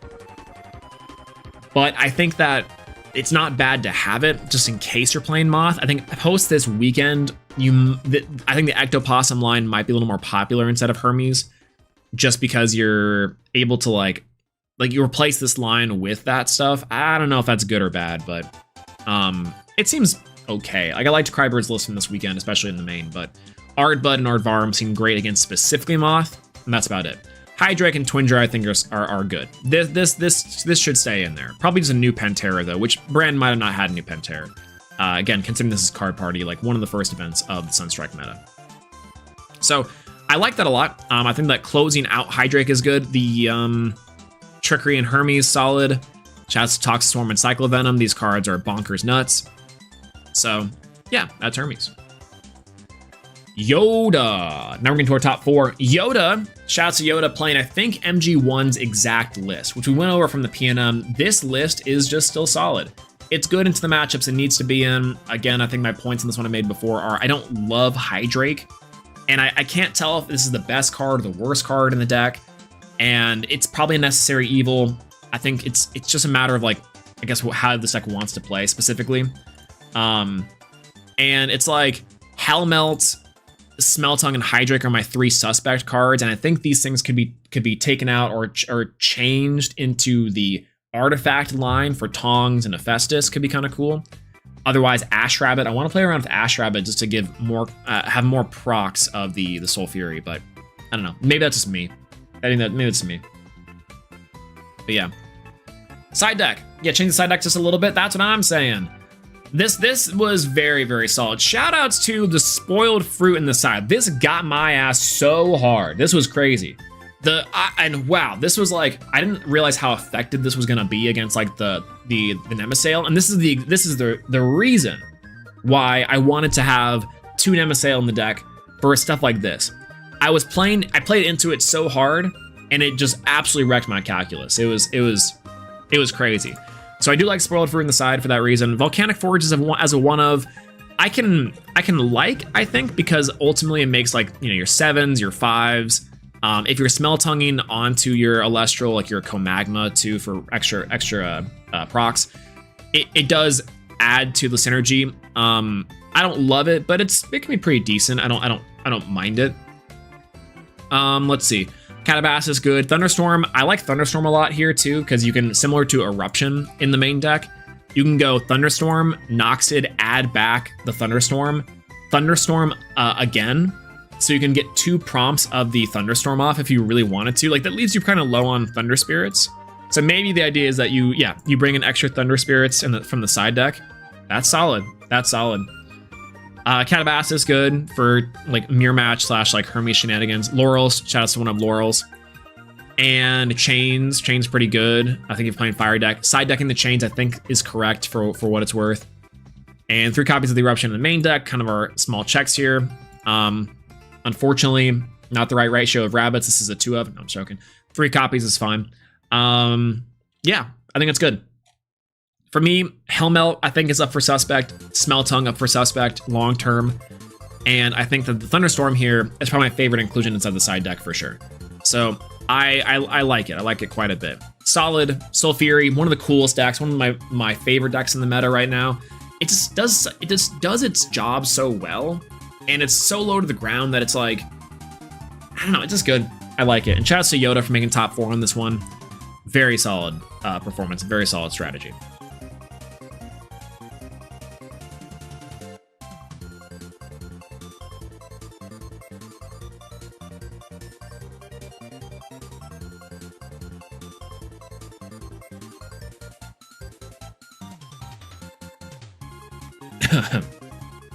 Excuse me, something that was stuck in my throat.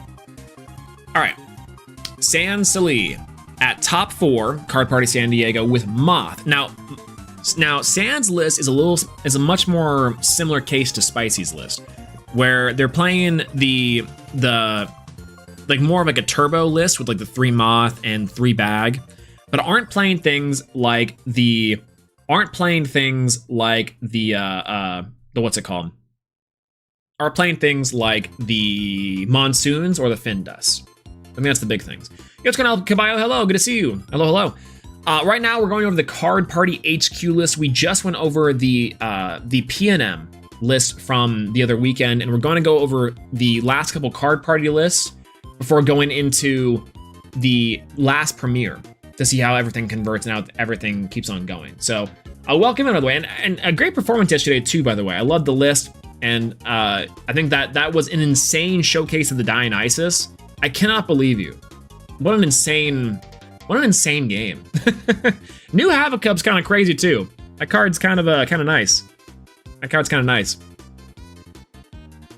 All right, so with Sans list here, playing the 1 of Cock, which I think is good.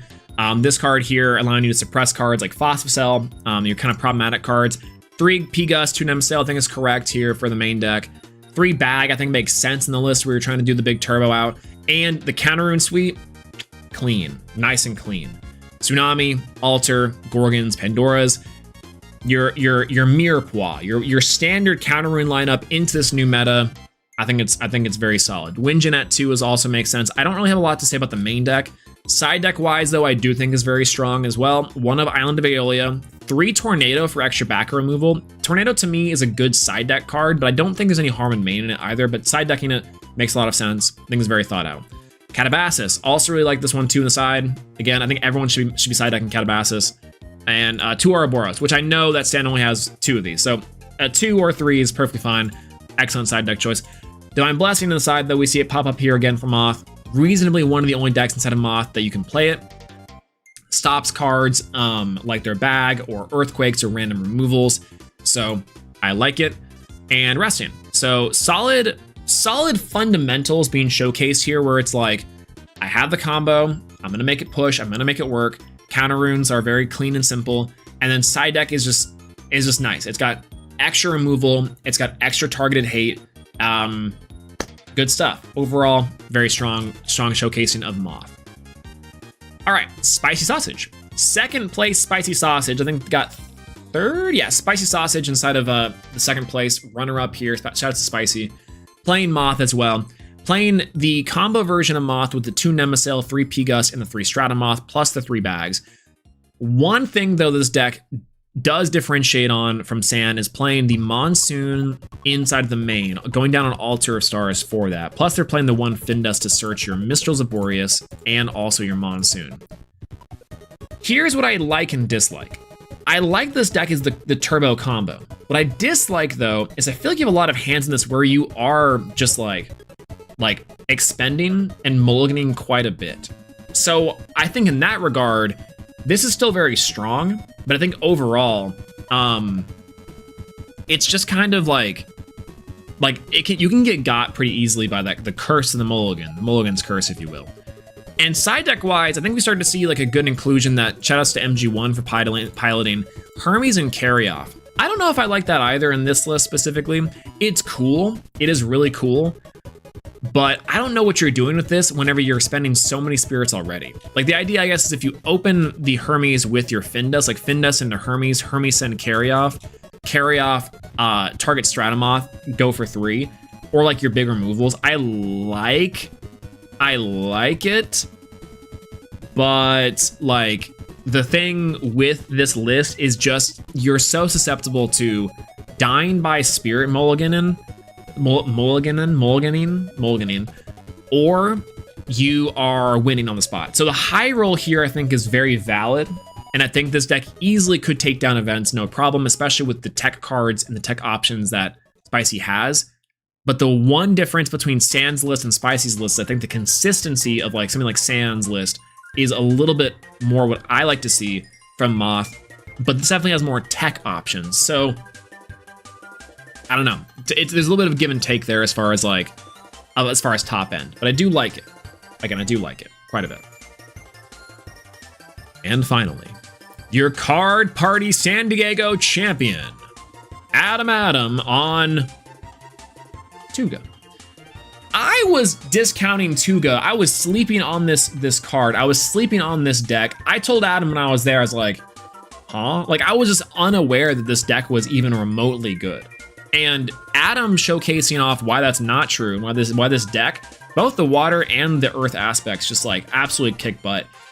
This is crazy. This is a crazy list. I love the inclusion of OG Volcari. Shoutouts to Ari, by the way, because like okay, you have so many fire spirits on the board anyways, and your mirror match against other fiery decks and also against like bears.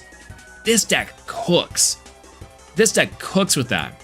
Kinleo's pretty decent too. Small Tuga being able to threaten like Krakatuga late game or mid game, and then Vesuva being able to search out your champions of Hephaestus for like your Volcari's line or even like your Small Tuga is so strong. Double Tongs is sweet. Double Torch is sweet. Main deck Eruption. I don't love main deck Chains, but I think it's pretty solid. Yeah, I don't know. Yeah, Turtles is my favorite deck in the format by far. Yeah, I think the Turtles is super sweet in terms of like how it is. In terms of like I think that Chains Turtles is the dark horse deck that I think is just solid. I think it's just so solid, and it is shocking to me how well this deck comes together. I'll say that. It's spirit efficient, which is super solid too. Like I didn't realize that was gonna be the case. Yeah, place returns 3, so Chains is really good. I can definitely see that. As far as like a main deck inclusion goes, right? Because you're not playing for your first turn setup where it gets interrupted. You're saying, okay, my turn got interrupted by your Gorgons, by whatever. Set 3, pass. And I think I think I can see very much why that like works out here for sure. Yeah, I thought you guys were crazy for putting those 2 decks in on the different lists. So again, that was a Dynamax inclusion. I was like, because I thought to myself too, like that should be the same list, right? Because they're pretty much the same. But because you should probably play in both, especially with Hephaestus. But you know, no, I think there's a water side of it, and then there's the earth side of it. And they're, to me, probably about the same caliber in terms of tier list for me. So, and I've been thoroughly converted. I've been thoroughly converted based off of this, Win the Scent, and Adam's performance inside the last premiere too. I think Ari, who's also playing Adam's list, got top 32, like 17th place with or like 11th place or something with Turtles. So Turtles is good. Turtles I have been fully turned around on. This is a excellent meta call, an excellent meta call, and in the hands of like a good player, this deck like looks unstoppable. Like I'll tell you that Adam was going psycho mode at Card Party with this thing, and I was like, wow, these lines are so good. Or oh my god, like Spicy's only like on 4 spirits. Like Adam is just like Adam's in such a good spot. 12 spirits left from Adam. Oh yeah, absolutely. Look at that. Eruption incoming. Search Eruption. Have hand Eruption there too. Oh, killer. And side deck. Side deck good. I like Shield here too as a slower deck that also like wants to play like protect the castle a little bit on your 4s. Then I like Shield here. Divine Blessing at 2 of, also pretty solid again for those magic earthquakes. Catabasis, Dense Fog, Ouroboros. Not much to say here other than like very, very solid lineup of runes and removal. Not a lot of like crazy spirit math you're having to do here too. It's very comfortable, which is nice. Yeah, I like it. I like it a lot. I like it a lot. Spicy on a singular spirit versus 3 ways to eruption that can only be stopped by gaze. Isn't that kind of cool?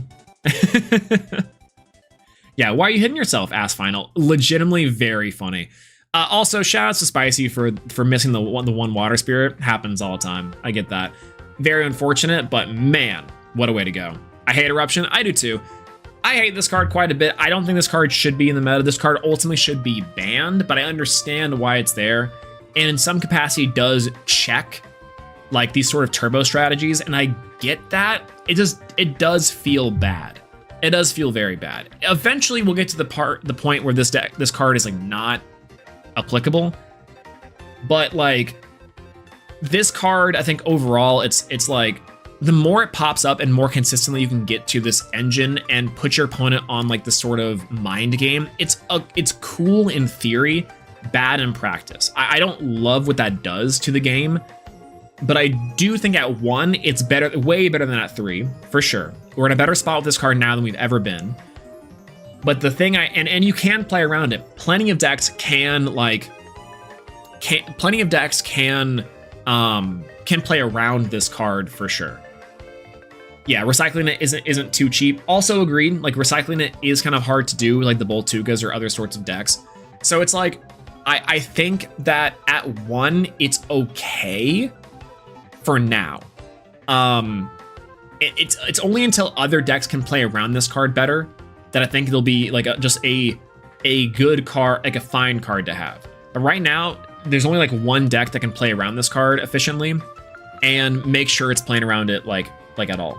Otherwise, Krakatuga and Eruption as a whole still get like the little like a little bit of a side eye from me in terms of balance capacity. So that's my hot take on this, is that I think Eruption does need to be banned, but it's like okay right now in terms of it as a 1 of status for sure. So it's frustrating to play against and frustrating to account for, but does give decks like this a leg up. And that's like, again, the kind of weird 6-7 balance that you have like with it. I don't know.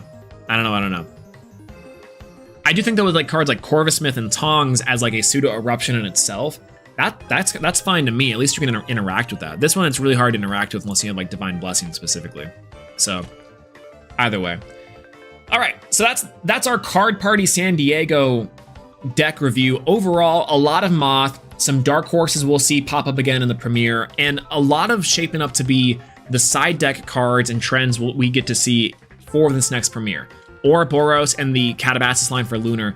But one big exclusion from this event was Lunar, which I do think was to the benefit of the players in this next premiere. Sir Tractor was like the Oppenheimer of the Lunar deck. Like most of the Lunar decks I think we'll look at probably look very similar. But because no one brought it to Card Party, I think it was a deck that no one had on their radar for this upcoming event. I think everyone was like Moth, and then also Burn. I think Burn, Moth, and then like the Phosphocell Ares stuff was very popular here, was popular at the event, and then also people were prepared for. That might be my fault. That might be completely my fault for the tier list and stuff too. But for sure, because no one brought it here to this event, and it didn't have like a sizable showcasing or like a where to go, it was a huge dark horse, like just sweeping the main event. So many of the players then converted that were on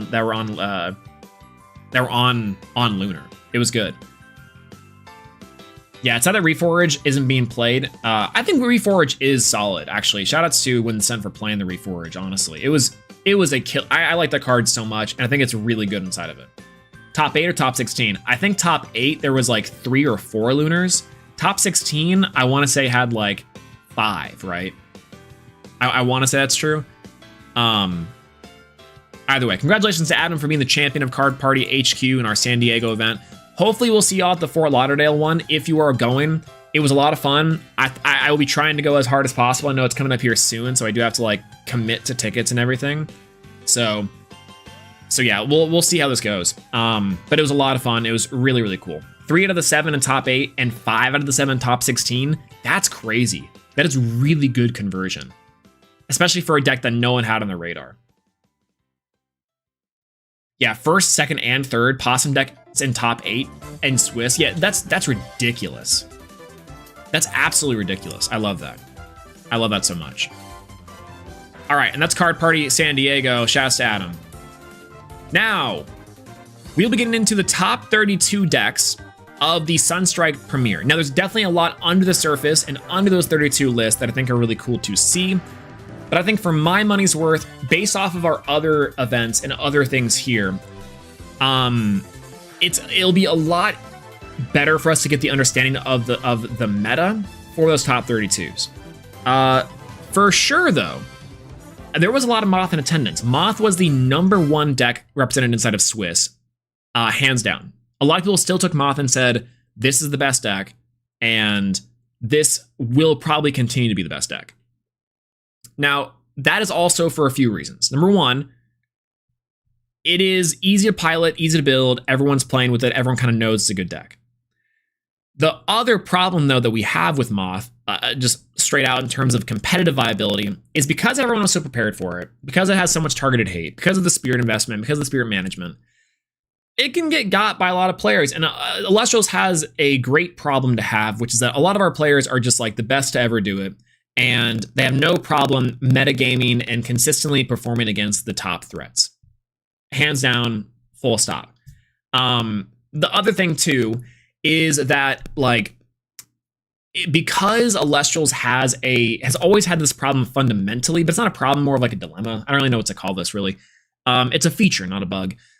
Efficient ways to your game plan is always going to win over the game plan itself. Usually. It usually will work out into where a more efficient deck that is able to accomplish the thing it needs to will beat a deck that has like a crazy top end. Lock-On was like that. Lock-On was crazy Spirit efficient and also had a good top end. Had a game plan and was Spirit efficient. Lunar, game plan, Spirit efficient. Tuga, game plan, Spirit efficient. Moth can be Spirit efficient, but sometimes it's not. And sometimes you are down to like 6 Spirit by the time your opponent gets around to their turn, and then they have the removal for them. So like you're playing this high roll, and then sometimes you lose that high roll. So Moth is like that, where it is the design of Moth, the way Moth likes to play, and the requirements that you have to have in your deck against and for Moth are felt. It is definitely a deck that needs to be answered and addressed. But other decks do have a much easier time against Moth than other decks did against Lock-On. I'll say that. When Lock-On dropped, decks just straight up did not have answers. But Moth, I think we do, and it's a showcase to everyone that they were prepared for it. Just saying. With that being said, let's get into the Card Party HQ or Card Party. Let's get into Sunstrike and dive headfirst into our webcam premiere yesterday. I wanted to do this stream last night, but I was so tired. And I fell asleep right there and I was out for so long. And my clothes from last night, you can see the suit jacket that I had on. Big chilling there ever since. Ever since. So before we get into this, I'm gonna go grab some water. I'm gonna go to the bathroom real quick. We're gonna sit down and go over the top 32 lists. This will be the most lists that we will have reviewed so far. I'm hoping to see a lot more innovation in terms of the side deck. And for sure, these lists I think will be a little bit tighter and maybe even a little bit wider than we were seeing last time. So top 32 for this first Sunstrike premiere. Congratulations to everyone that played. Congratulations to our winner Pope as well, not to be confused with Space Pope Choke to Trope. And, or to be confused with Space Pope Choke to Trope. take the W, easy peasy. A lot of cool innovations from the desk as far as what I was seeing commentating. And I'm very proud of the Elestral space for getting into like a lot of really sweet stuff. So, I'll be right back. We'll bring back, of course, the keys! Keys! Key time, keys! All right, I'll be right back.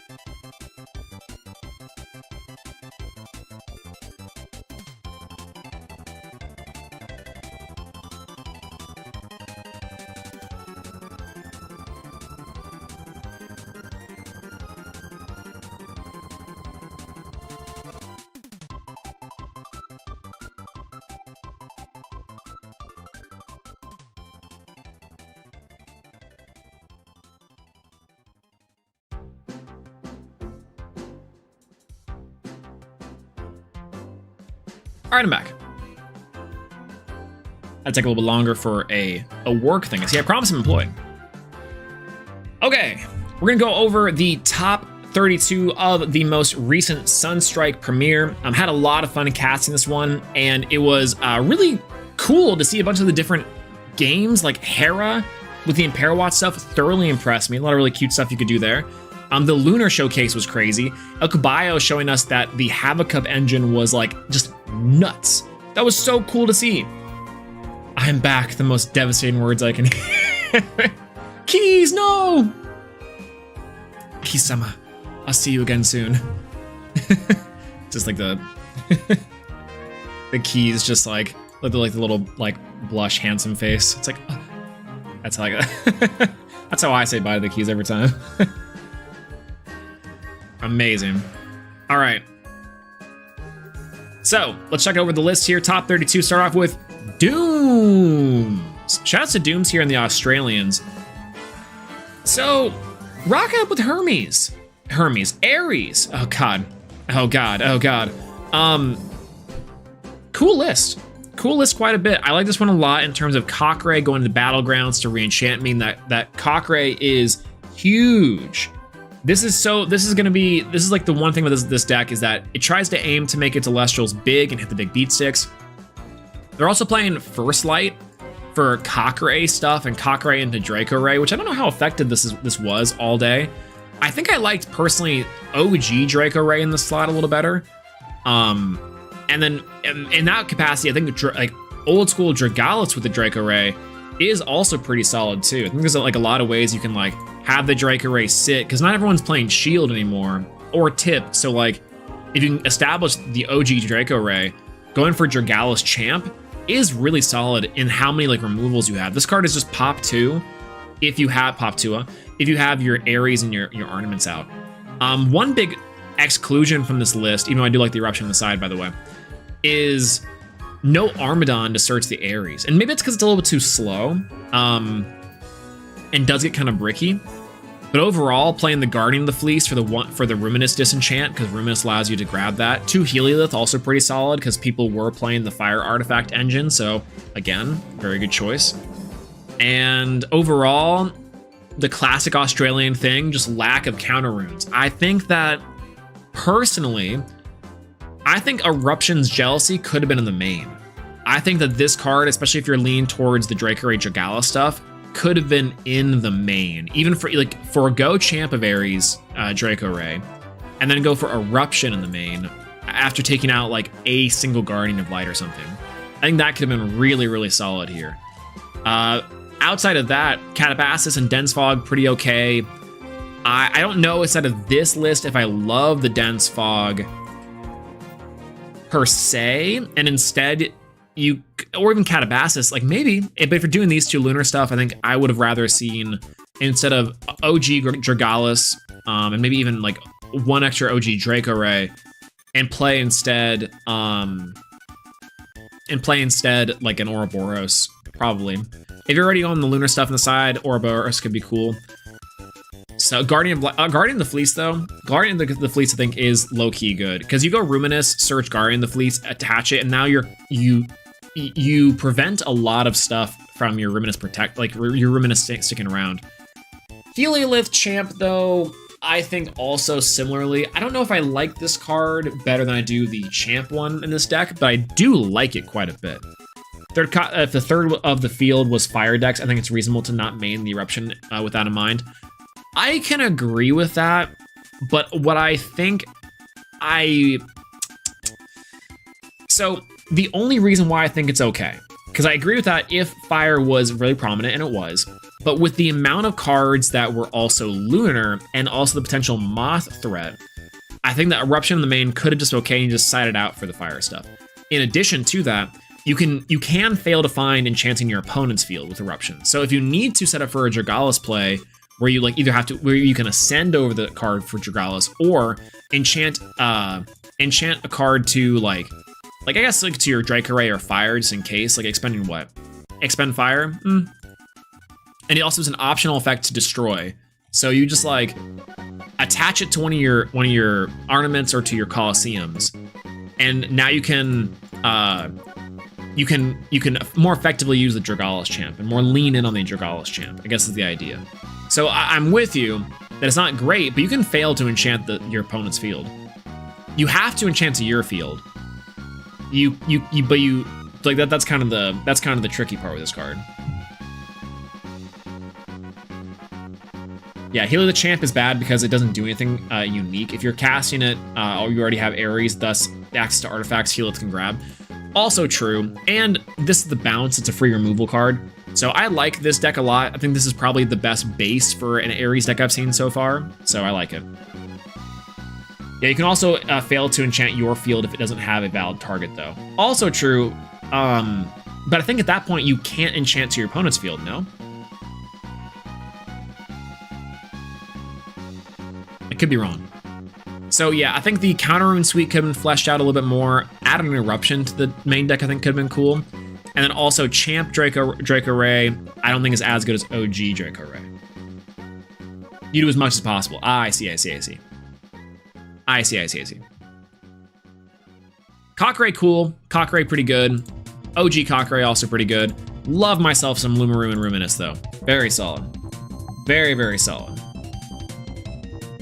Oh, that's true. If you have nothing, is what I'm saying. But if you have nothing to enchant, you can still do to your opponents.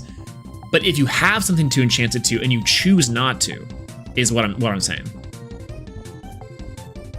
That's what I'm saying.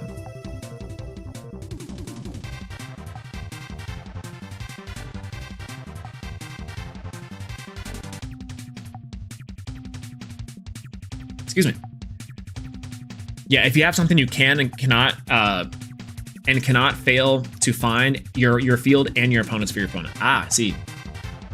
Exactly. Yeah, that's my thing, is that you have to utilize it. So it doesn't really matter into the fire matchup as far as I'm concerned, because it's not working anyways as far as destruction goes. It's more for that, like, you can still just have it as an enchant to your side of the field for your Dragalis like setup, and you don't have to activate the destruction. So it's just enchanting to your board, worst case scenario, and best case scenario, you're facing off against someone like Moth, where you're destroying stuff. So either way, all right, Moth. This goes Super Insane's Moth list. 2 P-Gus, 2 Nemesail is definitely okay. It's the best Moth list in the tournament. I think that's crazy, by the way. I think this is absolutely crazy that this is the best Moth list in the tournament. I think this is so funny to me. The Hermes, Aviolith, and Carryoff. I'm gonna have to get Alex's opinion on this and see how much this came up. I didn't love it, but I think it is very interesting, especially when you're playing no Findus in the main deck. I would have loved to see extra P-Gus. 3 P-Gus is probably correct, and only 2 Stratomoth I think you can get away with. I do understand this leans into the turbo strategy version of it, and Breeze of Zephyros, inspired. Love me some Breeze of Zephyros. War Crime deck is real and can hurt you. Tornadon is not remotely the best Moth. What is the best Moth?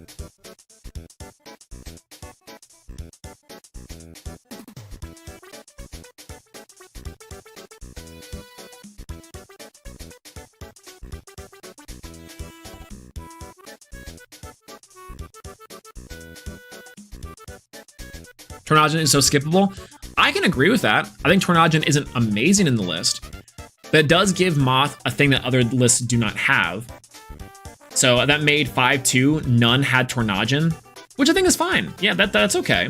Findus is also still good. I think when you could play both. Windgen I think is good. Like, I think the problem with the Moth list that I have personally is that they're all trying to do like way too much. And so I think Tornadon and Windgen allow you to have like a pretty decent mid-range and a pretty decent like you're not going all out on your combo for things, right? So you have a place to stop that's satisfying, that grabs you your necessary counter runes. Which I think is pretty good. I think the problem though is that like it's still not very spirit efficient, and I think that this deck is also showcasing that. I do like 2 Divine Blessing on the side though, and again the Monsoon on the side, expecting more Moth into the field, which is probably correct.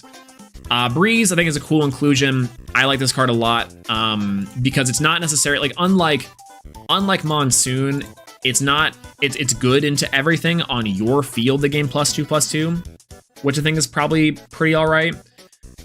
But I also like that it prompts Windgen, it prompts Nemasail, it procs the P-Gust as well. It's just extra copies, extra things to Nexus onto them and on the when receive, which is pretty decent. I do also think that the extra attack boosting does come up, especially when it's like P-Gust becomes a 5 at that point randomly, which is sometimes pretty good. Like Tornadgen becomes huge if it's not buffed up by the Stratomoth. Windgen becomes a 5, which is also pretty solid. Nemasail becomes a 5 and it healed too, which is pretty good. So I like it. Yeah, it's pretty good. Breeze is cute. I think Breeze is pretty cute. I like it a lot. Everyone, sell your moth now. It's over. It's over. Strato stonks through the ground. Yo, what's going on? What's going on, Sam? How's it going? Hello, hello. Good to see you. Good to see you. And also, what's going on, Brewlock? Hello. Have we recovered from yesterday? I know I haven't. We were just talking about stellar stacking earlier for no particular reason.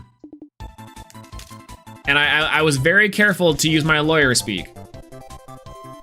I was very careful to use my lawyer speak in it, for sure. Yesterday, I drove like 14 hours, so today it's mostly comatose. Jesus! Is Italy that big? I thought Italy was the size of New Jersey. Which also could be huge. I have no clue how big New Jersey is. Why is there no earthquake in this list? It's always in hand. That's what I'm saying. That is so true. Okay, so Super Insane's list, top 32. It's the first moth inside of top 32. I like Breeze in this list. I think this is a pretty solid performance overall. I do like it. I do like this one. Yeah. It's not that. It becomes that big when at a certain point you realize you forgot your laptop home and need to turn around and go back. Yo! No. That sucks. That sucks. So overall, I think that this deck, trying to do Breeze shenanigans for Nexusine is pretty cool. I think I would have loved to see Findust in the list, probably just to grab the Breeze. If I had to say a card that I would have loved to see here, is probably Findust to grab Breeze overall. All right, moving on. Pepper TCG rocking up with a Hermes Phosphocell list. This is probably my preferred Phosphocell lineup. Neblio is pretty interesting to grab Lumaroos and Cockrays. I think this is probably the weakest card in the deck because I think Neblio Champ of Ares is not very strong, but I don't know. I think Earthquake also, you know, it's good. I think you could probably just get away with the Solar Burst. Side deck wise, you're playing Blizzard Whiteout, which is interesting. I would love to know the explanation behind Blizzard Whiteout here. Like, you're playing your 2 Floor Mines, I guess, to ascend the Phosphocell into it, but, like, I guess protect from Gorgon's Gaze, or you can ascend the Anacell into it and use it as Gorgon's Gaze, but it's definitely a card that you're like, you gotta see it when you gotta see it, so why not play 3? So as far as ratios goes, I think I don't love it. And only one spoiled fruit, I guess it only comes up once, but similar case. This Solar Burst on the side, I think that could have came to main. Resting on your laurels also think could have come to main for sure. I do like 2 P-Box, I do like Divine Blessing here. And only 1 Spear is kind of crazy, but I guess if you're playing the 2 Ares, then it makes sense. Cockray gets huge, so you only really need that fire once, which is pretty all right. Yeah, Stadium will give it the solar they need. I guess that's fair. Yeah. Nebulio is... This new one is okay. I think in a slower format, this card goes crazy as like an additional way to get out like your champion of your champion Celestlio as fast as possible, or even more scarily, the Leonite. So I don't hate it overall, but I just think that like in a deck like this where you're in Phosphocell, I think honestly what I would have liked to see is maybe just like the Lumaroo package. Maybe go for the Helios stuff that Dooms was doing, and then still stick with the Ares Phosphocell line as like a backup plan, you know? And that's something that I think is hard to see for the lineup here for this kind of deck, is that either you're doing Nova Core Phosphocell or Ares Phosphocell. And for my money's worth, I think Ares Phosphocell is probably better on the low end. But also, I think you could have cards of like massive removal. Like, I think you could combine the two if you're doing Fossil Ares, for sure. So I like this a lot, though. I do like the bones of it. This is a little better and more refined than the Fossil decks we were seeing inside of the card party. The card party lineup. And the side deck is a little confusing only with the Blizzard whiteout. I don't love this because it's like you shouldn't be if you're trying to say I'm going to enchant the Anacell with Frost on receive, then cool, you can do that for sure. But then my problem is it's leaving the Phosphocell a little under enchanted for solar, maybe, and also Blizzard whiteout. Then you're banking on just drawing it hard, which is like not always consistent in the deck, you know? So I don't know. Love Ruminous though. Love Lumaru. This engine is so good. I love Lumaru Ares is such a good lineup. This is such a sick. We love Solar Cryovern. All right, moving on.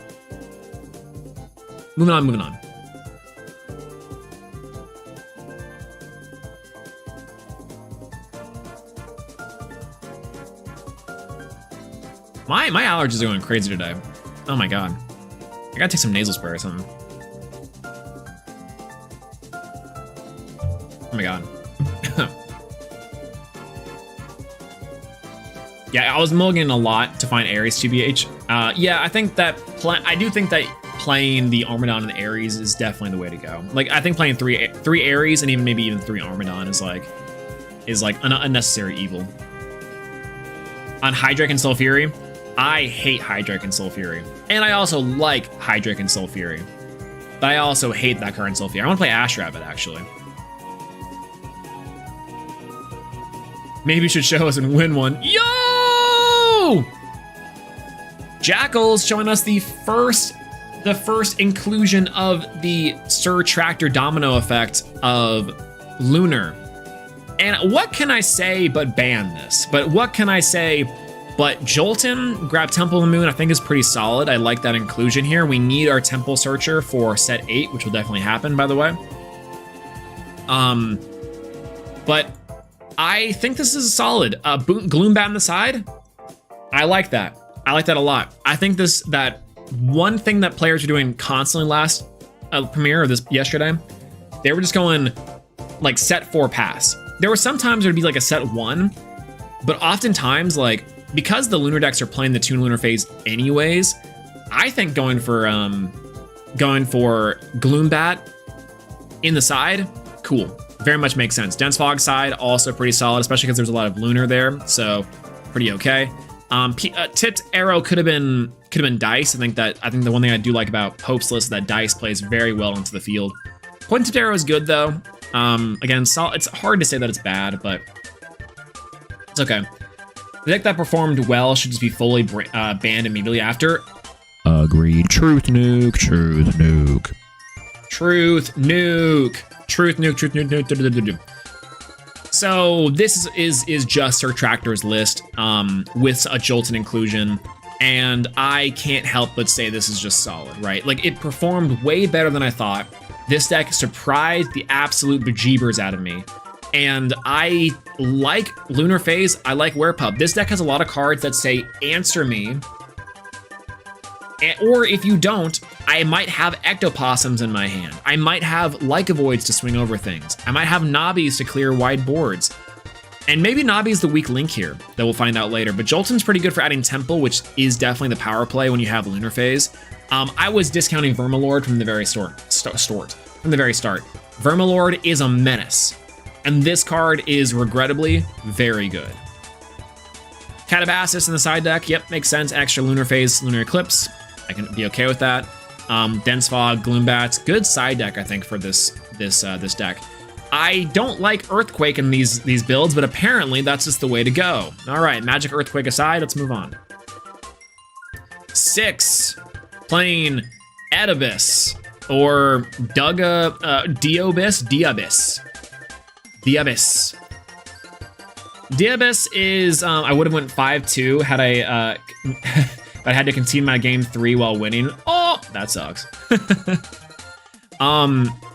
One must imagine 6. So six of Fitz's Boulder is good here. I think Dougie does do really well in like with this sort of lineup. You know, you can abuse things like Dionysus, Earthquake, Equilinx. Mudslide is a very interesting inclusion. Disenchant, you may enchant this to your field. Disenchant from each of their runes is very interesting. How good was this card? Because like, I like Dougie Dugabus. I think I love these loops. I was playing inside of Blizztrix and it felt fine, but this might be a better shell for it, honestly. Mudslide was cool. How much did this actually come up? Because I can't imagine a lot. Sandstorm was OP. Were you playing Sandstorm? You were. Yo. Oh, Mudslide enchants Dougie. Ah, I see. That's pretty cool. That's pretty good. Sandstorm, add back Sandstorm is, I think that's pretty neat, actually. Wait a minute, you might be cooking with Sandstorm. Interesting. Mudslide pop tongs. Oh, wait, this cooks. This is inspired. I like this deck a lot on the surface, but the more I'm hearing about this is pretty cool. I don't like Viscerus in this list, but like, solid. Solid. Hopperoo inclusion's kind of cute too. Sandstorm is interesting. I think this card will get better as time goes on. I would have loved to see like how, like this card seems pretty interesting for, wipe moth board. Yeah, I guess because if you can get into double of these things, it's better, but overall, pretty okay. Fully Forest in the side deck, pretty good. Divine Blessing, don't love it. Third Sandstorm. Apparently this card was actually crazy. I'm about to try this out. Catabasis. Yep. Ouroboros. Yep. Check. Divine Blessing and Pandora's Box on the side too. I don't love it, I don't hate it, but yeah. This time my deck was designed to abuse Earthquake, and then I saw it had it was less than certain individual. Listen. Why do you need Earthquake in your underworld when you have it in your hand the entire time? That's all I'm saying. Played it 6 times the entire game. I mean, that's to be expected, right? What do I not like about this list? I think it's just Vis. I think I just don't like Vis. I think Vis is the only card I think is questionable. Everything else seems pretty good. Mudslide is very fun. I like Mudslide. Boulder, also pretty cool. Dugabus Dougie, shout outs to Dugabus Dougie. This could have easily cleared top 16 for sure. Solid counter rune lineup with Tsunamis and the Dionysus Madness. Hopperoo maybe also could have been changed. I like it, but I think it's maybe just a little bit slow for now. It is a card that gets you into your other cards. I understand that, but like, whatever. Cyprong good. Akubayo showing us that Cyprong is actually really solid against the Ectoplasm lineup as well. So I think that's pretty decent. This deck also could have potentially used the Havocub line for an additional like bomb drop. Like you have Dugabus as your bomb drop, but Viscerus could have been replaced by like a 2/1 of the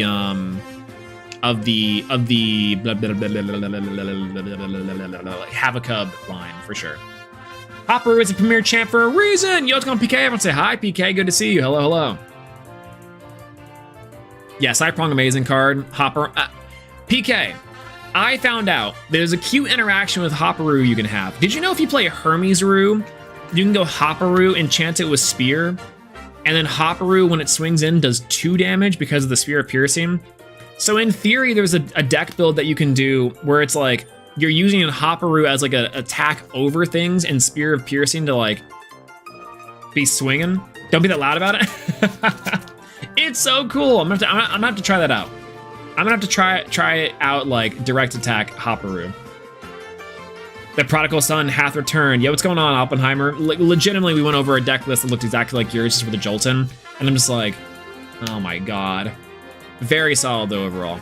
But anyways, I like 6-year list is good. I think that Viscerus and Hopperoo are my only questionable things here, but even then, Viscerus is maybe the only big question, but it can be pretty decent overall. But yeah. All right, moving on. Yo, Andrew Primary Artemis rocking up with effectively the exact same list, just with the exact same list as Card Party. I can't find any differences inside of this one except for maybe like a Monsoon out of the main. Still rocking up the rocking a hard place, able to convert to top 32. 3 Pigas, 2 Nemesail, correct. 2 Tsunami, yeah, probably okay. 3 Tornado, seems pretty decent. This deck is fake. This deck is... We are on Fraud Watch for Moth. We are on Moth for Watch. Moth is on a Freudian level Fraud Watch. Freud Watch, if you will. Dreaming about one's mother. Is that Oedipus? Oedipus' father, right?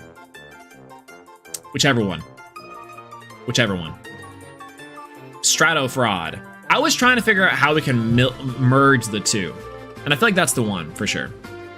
So, let's see. Stratamoth, Exaltair, P-Gust, Standard. This is our other highest placing Moth list, and it looks pretty much all right. No Winjin inclusion here, but we do have Rock in a hard place, so I don't really know what that tells us. But this is effectively the same exact list that that Andrew was playing at the card party, so I have no big notes on this one now. But what I will say is, again, Moth good. Moth maybe not great.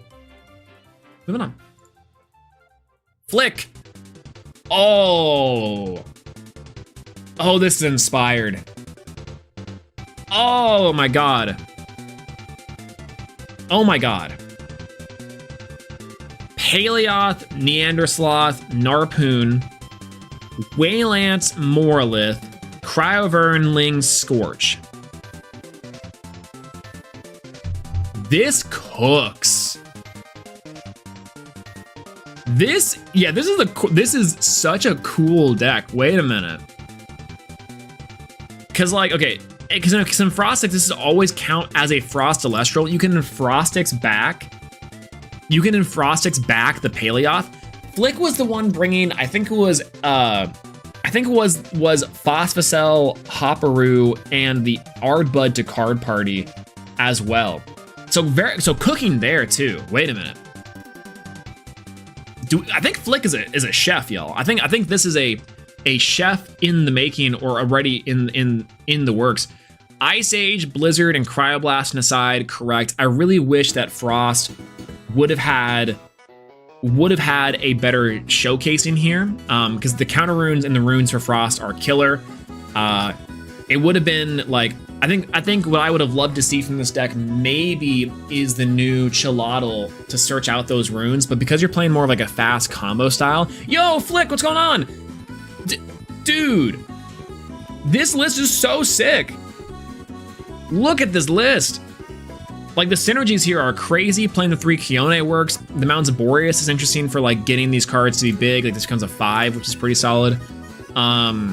Or the Aurora Borealis, I think, makes sense into a deck with Paleoth to get into the Neandersloth, which is about right. I like that a lot.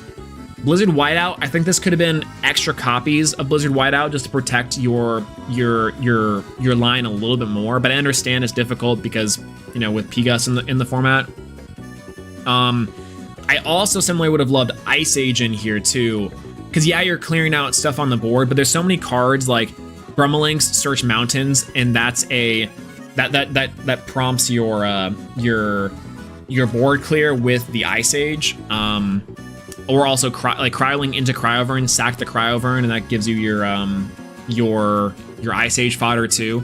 Even Morlith cast could also do it, but I do like the Morlith cast as far as a big body on board goes. Narpoon into Waylance into Neandersloth as like your other engine is very, very sick. I like this a lot. This list cooks. This list cooks. Aurora Borealis. At this time of year, at this time of day, localized entirely within your kitchen. Yes. Can I see it? No. All right. It was super fun. This list, I'll have to try out this list too. I would have to like change some inclusions here for like maybe the Chilotl, maybe some stuff from the side going into the main, but overall, like, I like how this deck functions, and this is very, very inspired. I like this list a lot. All right, moving on. Ruli! Sir Ruli, I missed you. Welcome back. Even I'm pretty sure you played in other events before. I think it's been a while since I've seen you on like the desk, like in our feature matches before. Playing Moth Findust, both Findust in the OG, in the new Findust. This list is pretty neat. I like it with a Boofin. Sandstorm in here. Darude would be very proud. Funniest Moth list, I like it a lot. So like, what's the idea? You go Findust, and then when it receives 2 or more. So you'd have to Nexus to this card, right? I guess like when you ascend over like Galaxair, you can have the combo.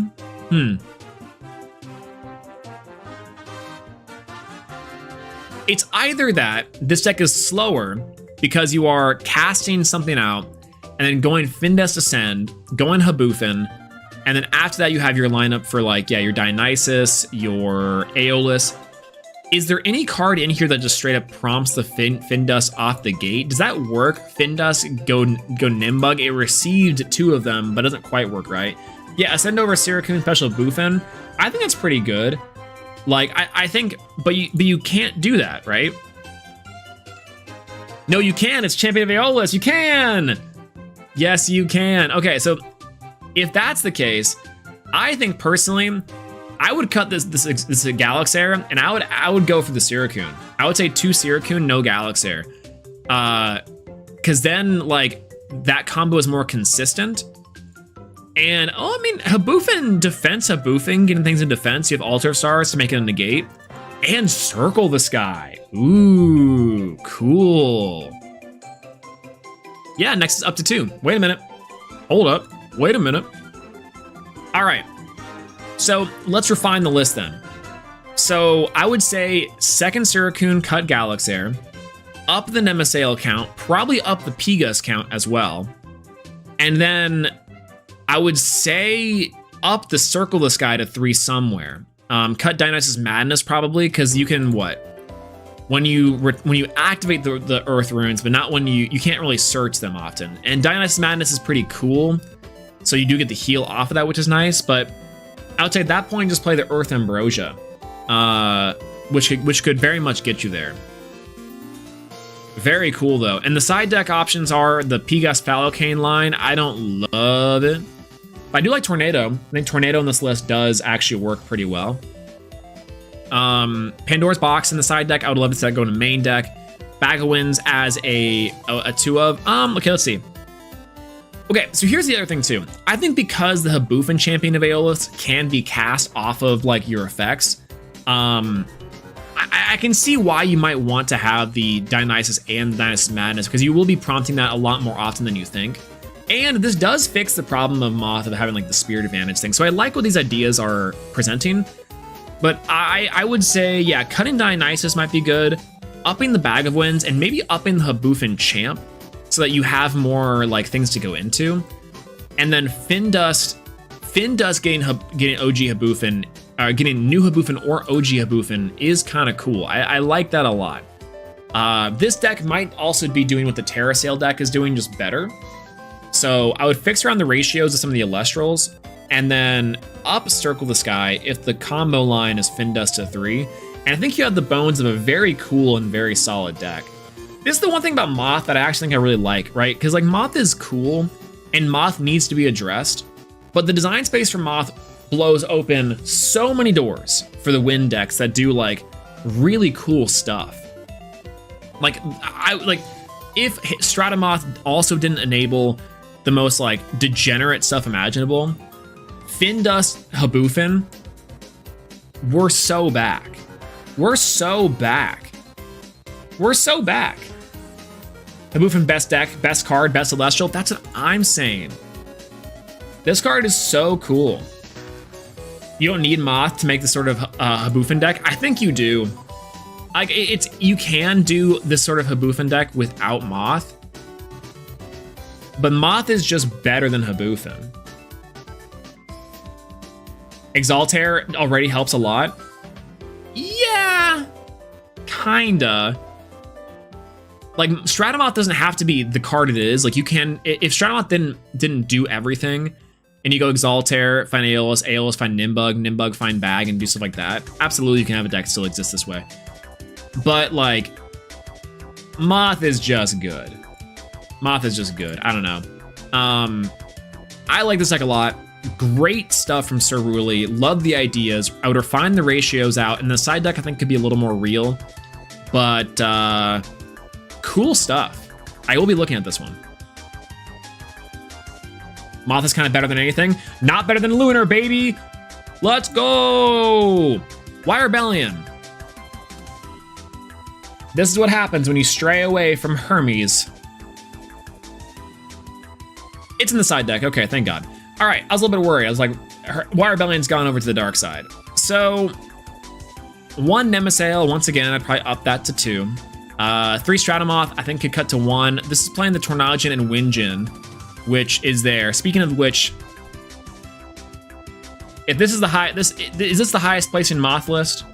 No, technically that goes to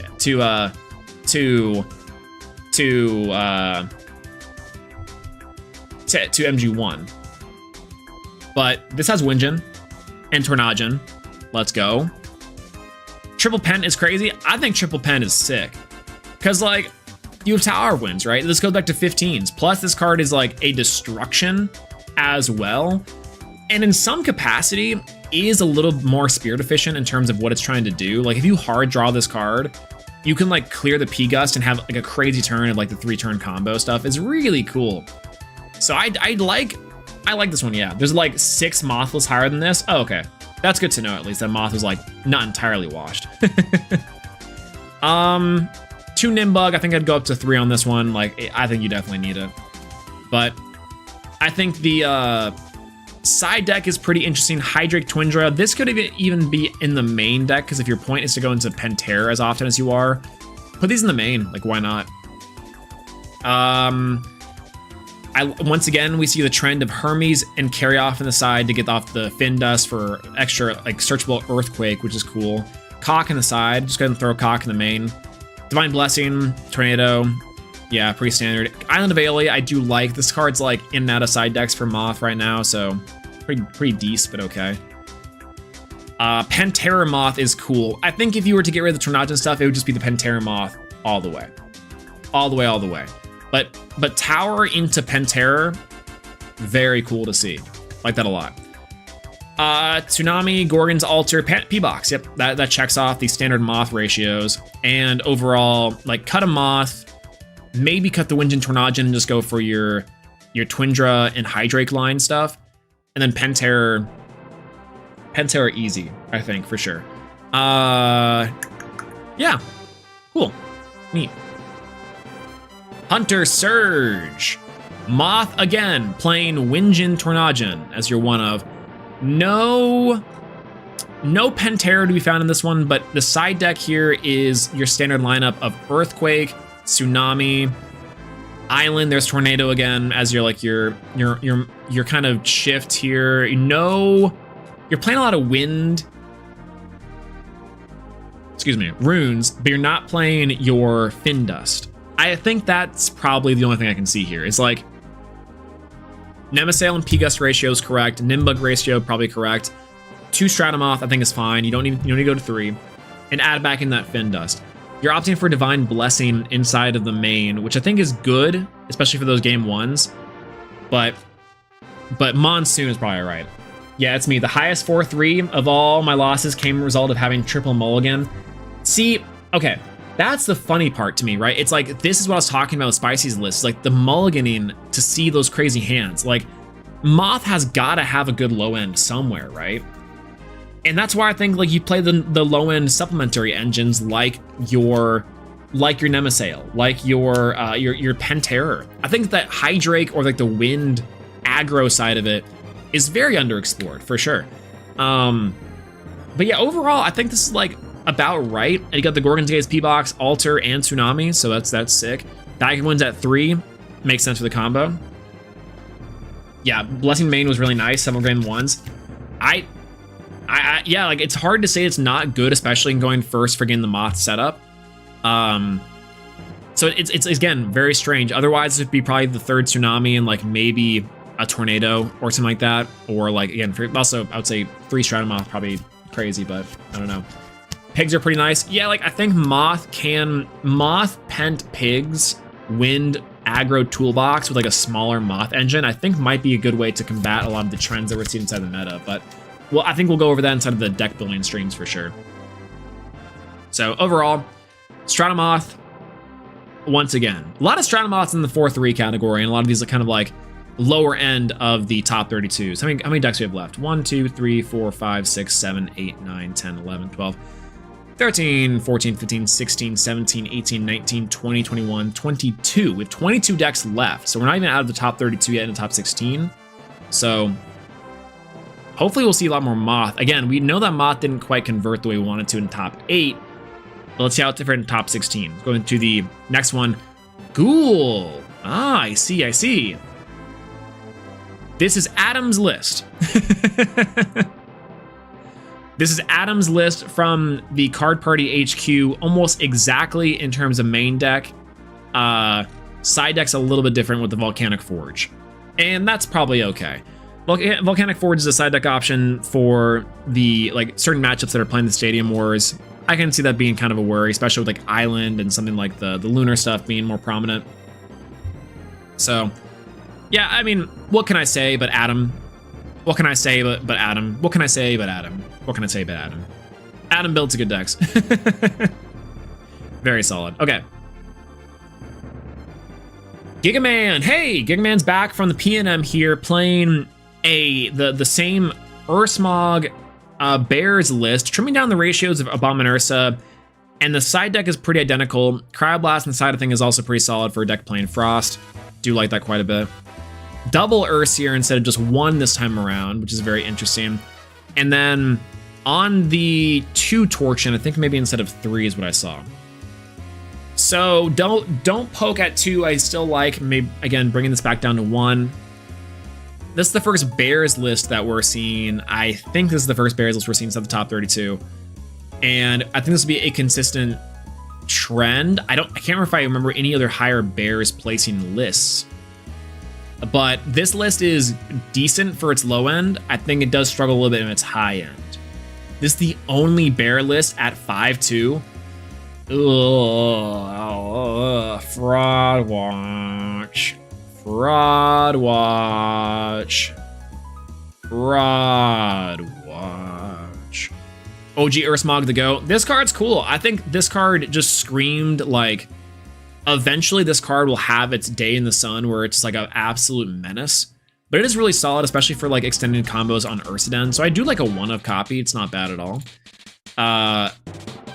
Otherwise, though, this is a standard bear. I don't love Ursier Champ of Hestia, as it's only a 4 body, I guess 5 under the Stadium. But under Don't Poke, it's pretty okay. I actually would have maybe even liked to see OG Ursier with a Don't Poke, you know? Abomin Ursa, I think maybe down to 1 from its 2 slot here could be okay. Smoltugas probably could have been good. Again, Hephaestus Wear could have also been pretty nice, but Eruption in the main deck too, I think is also something to be considered. Tsunami, Gorgon's P-Box, there you are. Our Mirepoix, Hibernation, solid. Overall, good composition. I think tightened it up a little bit from the last thing I saw, which was pretty decent. But yeah, Ursier Burn a Million. That's also true. Like the incremental chip damage is probably pretty nice. I don't know if I'd play more than 1, but I like it. Bear's not best deck. Aw. All right, Couch Potato at 203, playing Hestia, Bears, Hephaestus. You know, this is closer than what I'd like to. It's playing the Vesuvatuga line, which is very interesting. Being able to search out your Volcaries, which is nice. And I don't know if I love that, but the ability to also search Eruption is pretty solid, both OG and the counter rune. So I do like that. That's cool. So Divine Fire. That's pretty good. Divine Fire is kind of sick. Let's check the side deck here. I'm already seeing something wrong. This is innovating upon Yoda's list with the Thunderstorm in the side deck. I don't think that's necessary. I don't think that's necessary inside of a deck like this. Your spirit management's all kind of wacky for the most part because you're trying to combine like all of your 3 elements. And your deck doesn't really care about the backer removal that much, like it does. But in the same way that I think you could just play Chains and that would effectively accomplish the same thing better in Element. Tongs is good. third Tongs. Okay, so it's only second Tongs. I don't hate that. Reforge, I think, is pretty good here too. I think you could probably play the Reforge in the main deck even over something like hard to say. Hard to say. Maybe side deck's perfectly fine for extra healing to those slower matchups. It's probably pretty good. Tornado, again, very weird. I think that Tornado with Thunderstorm I don't like here, but it can be okay. Hi, Helen, how's it going? Hello, good to see you. Welcome in, welcome in. Howdy, hey, we are going over the top 32 list from the premiere. We just went over the card party list and also the Piana that we just saw. We're diving right into Sunstrike, so big fan of this one. 3-1 Earth Scout is probably pretty good just because Majorsa doesn't seem to be like the main focus, just like an option you can have here, which I do like quite a bit. I think this is pretty Elestrals heavy and counter runes fairly low. Along with 2 Eruption, I'd probably play a third if you have it. And otherwise, I would just change out the side deck for lunar cards. Like, go for Ouroboroses, go for Catabasis. Like, something safe in the side deck is probably fine here, because Thunderstorm Tornado I just think is like just okay, honestly. But the main deck is pretty decent. I like the idea of combining the bears and the Vesuvituga Hestius or Vesuvituga Eruption searching part of it. That's pretty okay as far as like I get the idea goes. Ash Rabbit might be also a considerable cut to make too. I think it doesn't really work with most of the cards in this deck, except for maybe the Vesuvituga Hephaestus champ. So yeah, I don't know. Gets +2 for the Fire Elestrals can be okay. So I guess this bumps to a 6, bumps to an 8. So I can see the game plan here. I think I would prefer one or the other. Or just tighten down the ratios that you are playing the Hephaestus Hestia line a little bit differently. But low end, high end, yeah, okay. I get it. Pretty decent. Side deck can use some trimming. And then maybe some trimming into the main deck somewhere. Moving on. Something 1. Something Ichi. We have Moth with Plucky. Huh. Interesting. Interesting.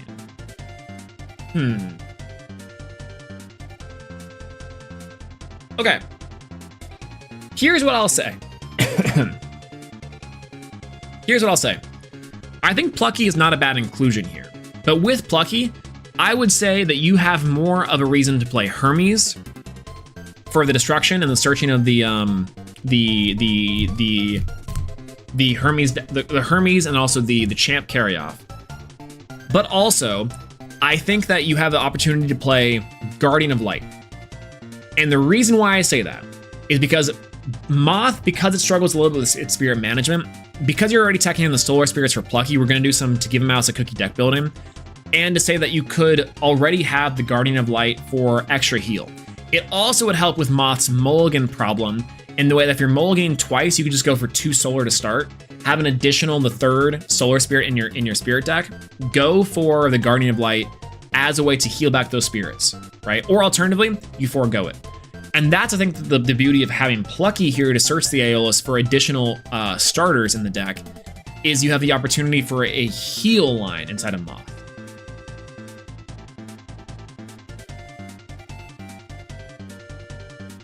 Yeah, side deck is a little bit of a mess as well. Side deck is also a little bit out there for this one. I do like the Exaltair in the side. I don't love it where it's at in the main, even though the burn is pretty okay. I think I would have rather seen... Well, okay, let's like I would rather see probably here in this slot like additional counter runes like a Tsunami. I think Tsunami could have came straight to the main deck. Like cut Exaltair for 1, probably cut Island, and then go straight for the Tsunamis here. And I think other than that, I actually really like the ideas presented in this list. Altar of Stars, you're playing 2 in the main deck, of course. The 1 Luminate, of course. Frost for the Mistrals of Boreas, like that, pretty decent overall. Tornado in the main deck and the Findust in the main deck for searching your runes, pretty good.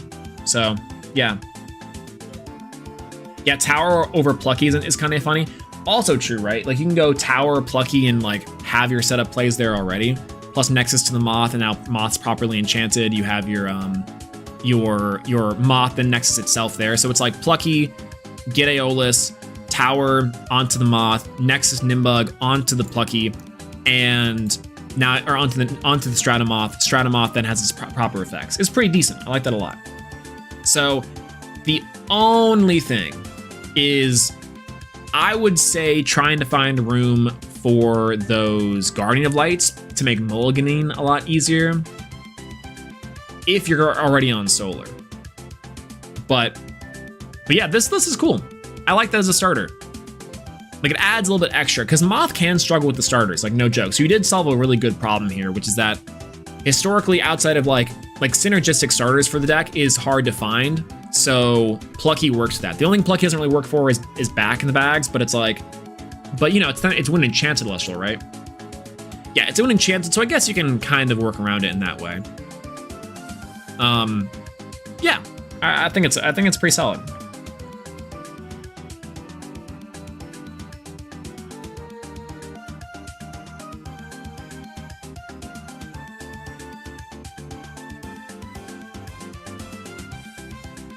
Yeah, bag doesn't work. Yeah, bag doesn't work immediately. It just has to target the Wind Enchanted. So you have to have some workarounds where you go like Nexus from the Nimbug or Nexus from the like an Altar onto the Plucky, back in the bag, go Moth. Like, there's some desperation plays you can make there. But overall, pretty good.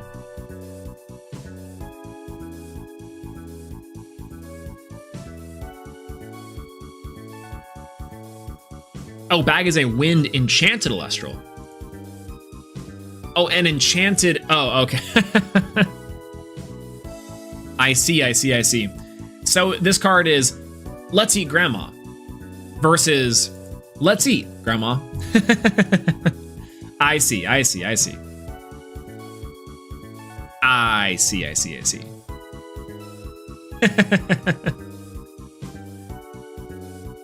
Yu-Gi-Oh player not reading, by the way, or former Yu-Gi-Oh player, I should say, at this point. So, all right. So yeah, I like the ratio. I like some of the ratios. I think other things could be a little bit mixed and matched. Tsunami into the main is probably my biggest note if you're gonna keep everything else. And then, yeah, recovering Yu-Gi-Oh player. There you go. And then also Guardian of Light with Plucky for the Solar Spirits. I think would help and be kind of cool. I'm a little biased though. I think Guardian of Light's pretty sweet for mulliganing. Nikki Town. This is Adam's list. Adam's list with notable exceptions of Adam's list. Adam, you make a wonderful list. Adam, you make a wonderful list. I just gotta say, you cook a good ham. This is solid. Okay. What can I say but Adam and Ari? Shout outs to Volcari's OG. All right, moving on. Spicy Sausage making the run back with the list. Let's see if there's any sort of innovations here as we're cracking open a cold one. And by cold one, I mean I'm trying out. I've been loving, unfortunately. This is Pilk, by the way, but just with Mountain Dew.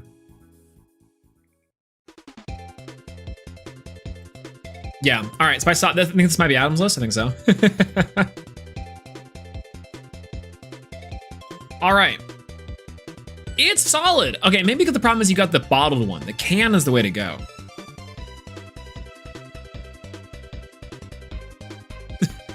Sponsor or not, or what's it called? Money or not, I won't bow to any sponsor. Yeah, it's like people just do things just to get paid. And that's just sad.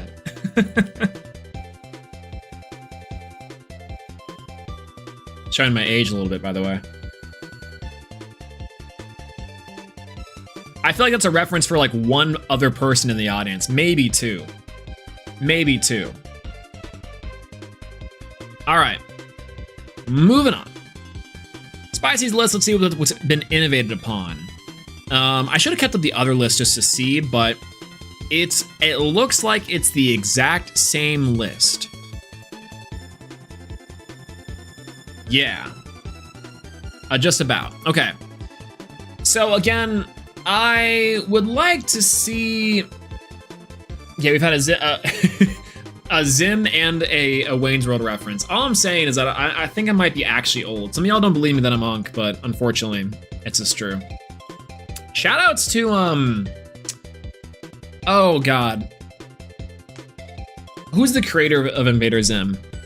I forgot his name. I want to say last name of Reyes, but I could be confusing that. For at this point, my brain is stuck on Daniel Reyes, the Elestrals start. Vasquez, that's right. Juan Vasquez, yeah.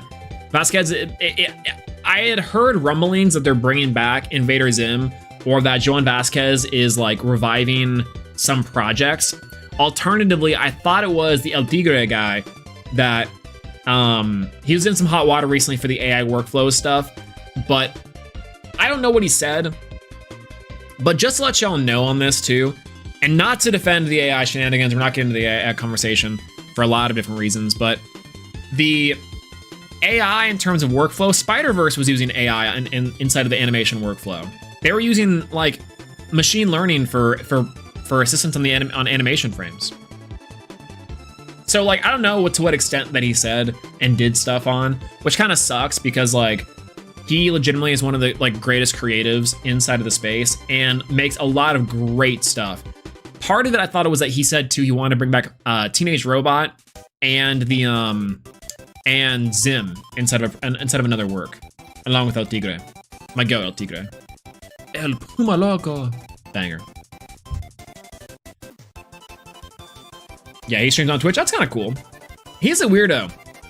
But also, they're all those guys from the 90s kind of are like the kind of animators that made stuff back in the day. They're all kind of weirdos in their own way. I love it. It's kind of sick. It's kind of sick. Obviously, no one watched Vrains. True. Well, except for now Vrains Abridged, by the way, which is interesting to see. I don't know if that type of humor is for me, because like I never watched Vrains, so I can't honestly say if it's like, oh, this is cooking. But like, you know, I'm happy that Joseph is flexing his creative muscle. It won't have the same soul. Not scientifically possible. I disagree with that 10 billion%, because the movie Enter the Florpus was so good. It felt like classic Zim, just the art style was a little more like used more flash animation for like the like more expedited animation process. But I thought that the Zim movie was very good. Regrettably very funny. And it felt like classic Zim while not being like overly gross, because like Zim had a lot of moments where I'm like, oh my god, this is just one of the most disgusting shows I've ever seen, which adds to its charm in some capacity.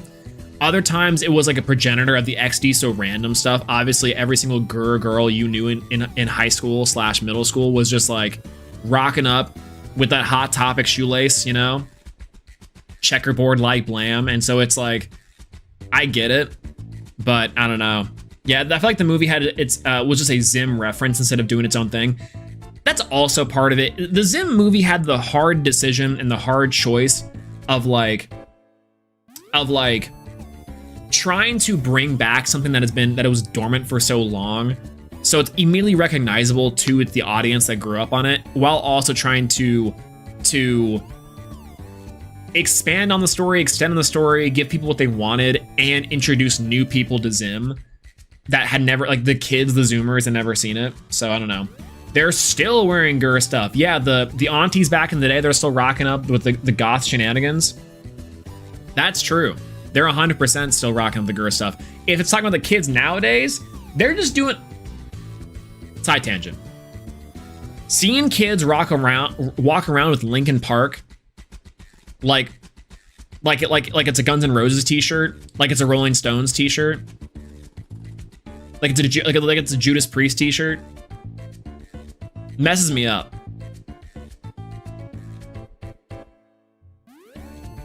What do you mean they're like My Chemical Romance is retro? What do you mean they're saying The Killers is for unks? Excuse you. It's cultural appropriation. Exactly. Exactly. I don't have a lot to say about Spicy's list, but I definitely have a lot to say about 90s and 2000s media. It looks like the same list that he was rocking up with at Card Party. So, you know, if it ain't broke, don't fix it. People were just probably more prepared at this point for the list. And maybe those mulligans didn't work out quite as much as they did in the Card Party event. So, oh well. All right. Goat Skull. This is what I'm talking about, baby. Hydrake, Penterror. And they're playing in the side, which I think this could have came into the main, truthfully, but I understand why I didn't. P-Gust, 2 Nemesail, I think that's okay. 3 P-Gust is probably better, but whatever. 3 Moth, could have gone down to 2. 3 Bug, 1/1, because you're on the Fin Dust for the Boreas and Urias, which I think is good, especially because you have the Tornado. I think this Hydrake is interesting here because it is just to search out your Penterror, and then you can Tower of Winds next onto the Penterror. That is something I do like about this list, honestly, is that this is where I think Hydrake really shines, is not necessarily in a setup play for Soul Fury, which it does excel at, don't get me wrong, but more often than not, I think this application fires my neurons. Fires my neurons, for sure. Normal cast the Hydrake, grab Penterror. If new Hydrake was on cast, oh, magic words. Can you imagine Moth, Nexus, Hydrake search Penterror or Twindra, like old school Twindra to crash into something, then go into Penterror and have 2 big 3 bodies, or cast, grab Penterror, Nexus to the Hydrake, or Tower of Winds to the Hydrake, ascend over into Penterror. That sounds so sick. That sounds so cool. But I'm saying that as someone who is like a Yu-Gi-Oh player and is like combo. Maybe it's a good thing it can't do that. What if I could combo harder? What if I had a better top end? You can tell I was a hero player too, by the way. That is the heroest of hero player statements to say is, what if we had more tools to combo? What if I could win more? Insane. Is this the Kirby right back at you theme? Just one more brick, exactly. Just one more. What's the harm? Just one more brick. One more brick. One more brick. All right. I think I like the ratios of this a lot. I love Hydrake inclusion for Penterror, especially in the win list that wants to grab and ascend. It's kind of doing what Ceruli was doing previously too, which I think that Moth can slot in the Penterror lineup very nicely and give a second top end. But again, it does go into the question of, does Moth need a secondary top end? Probably not. It doesn't really necessarily need it, and in some capacity needs a better low end, which to that end, like I said, I think Wind as a whole could experiment with a low end lineup with like Hydrakes into Penterror. I really would love to see Penterror shine in this format in some capacity, because I do think Penterror, the new one, is really good and would love to see it explored more. Plus a solid full art on this one too. Side deck wise, not much to say here from me. Spoiled Fruit makes sense. Catabasis makes sense too. Love Catabasis in the side deck. It was like one of the most represented cards in the side decks, period, overall, full stop. Then we have Altar of Stars and Divine Blessing and Spoiled Fruit. Just in its entirety. Big fan. Big fan. Twindra too. I think Twindra maybe could have gone to main again if you're like experimenting with the Penterror line or the Hydrake line. That and because of that, I could say you could play 1 OG, 1 regular, because what could happen is you go Moth cast Hydrake, Hydrake crash Twindra, Twindra crash Penterror, or hit over something as a 5, Penterror, and now you have Penterror and Moth as your combo. It's so much spirit investment, but again, if you're playing Moth anyways, like, might as well. Might as well. Let's see, 1, 2, 3, 4, 5, 6, 7, 8, 9, 10, 11, 12, 13, 14, 15.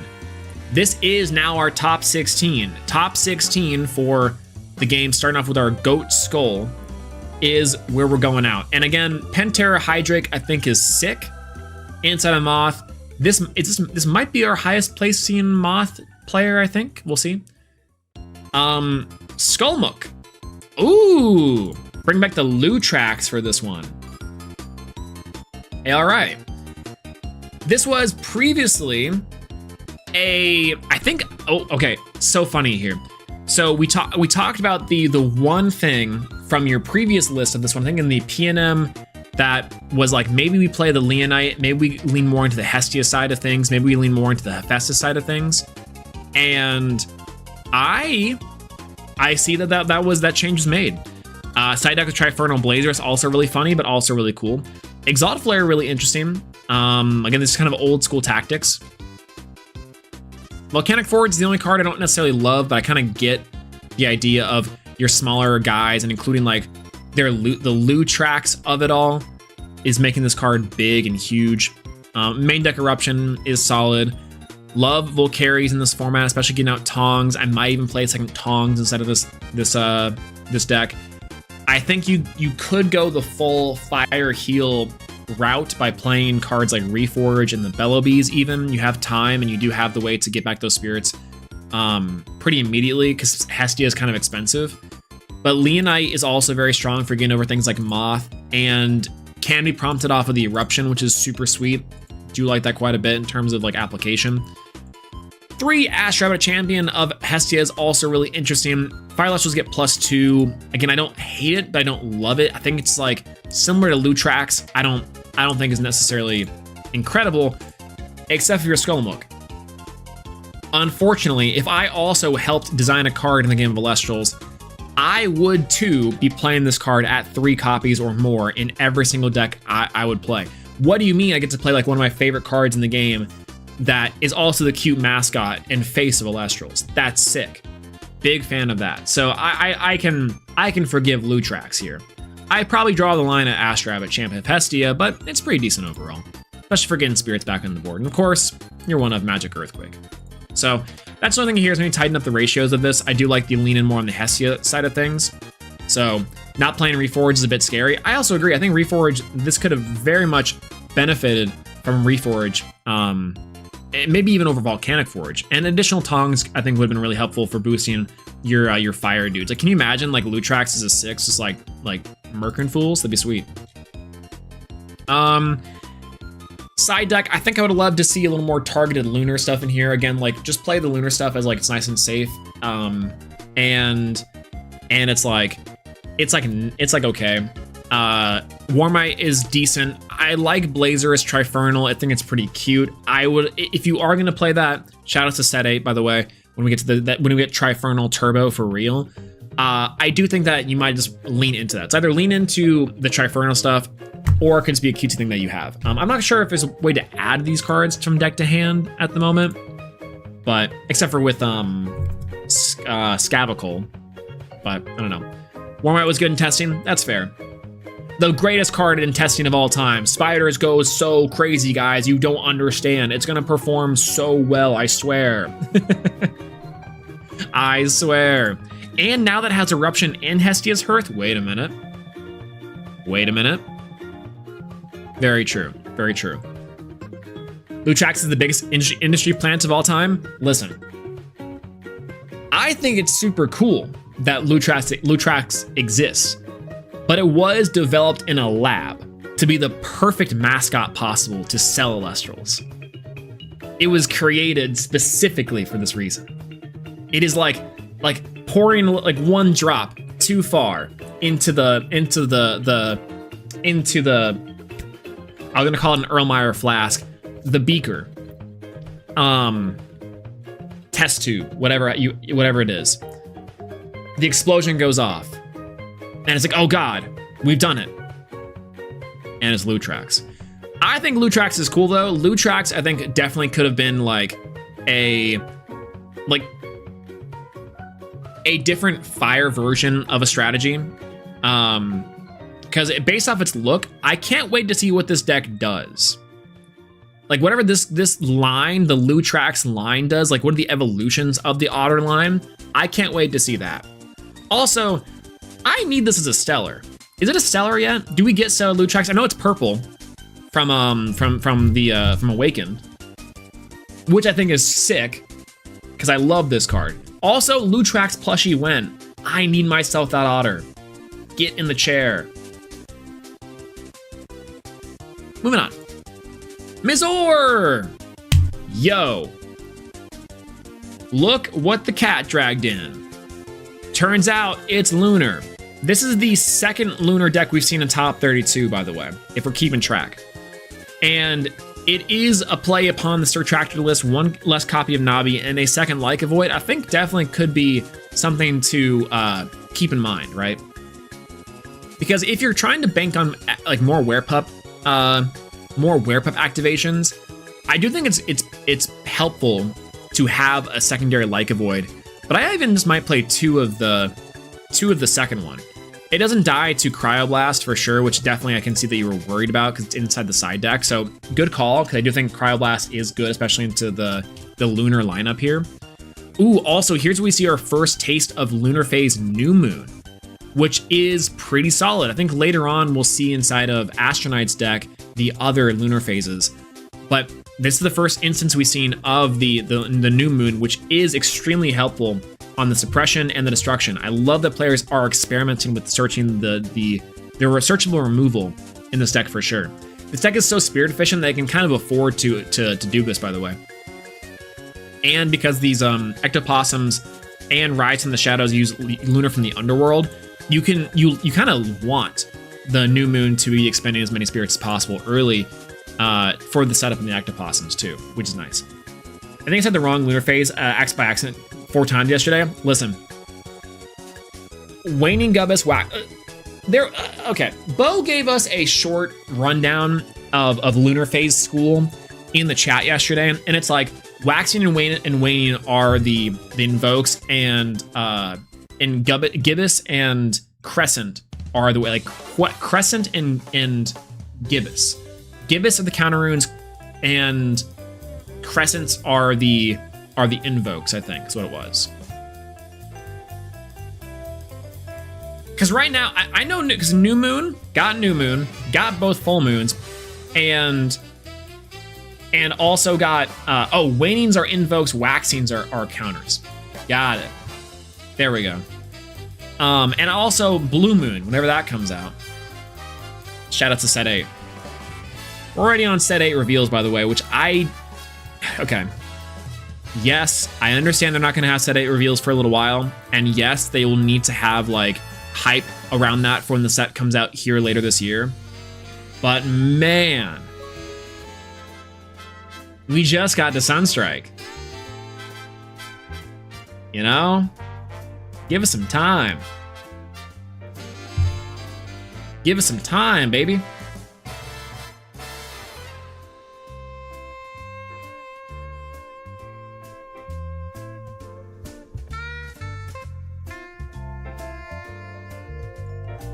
All right.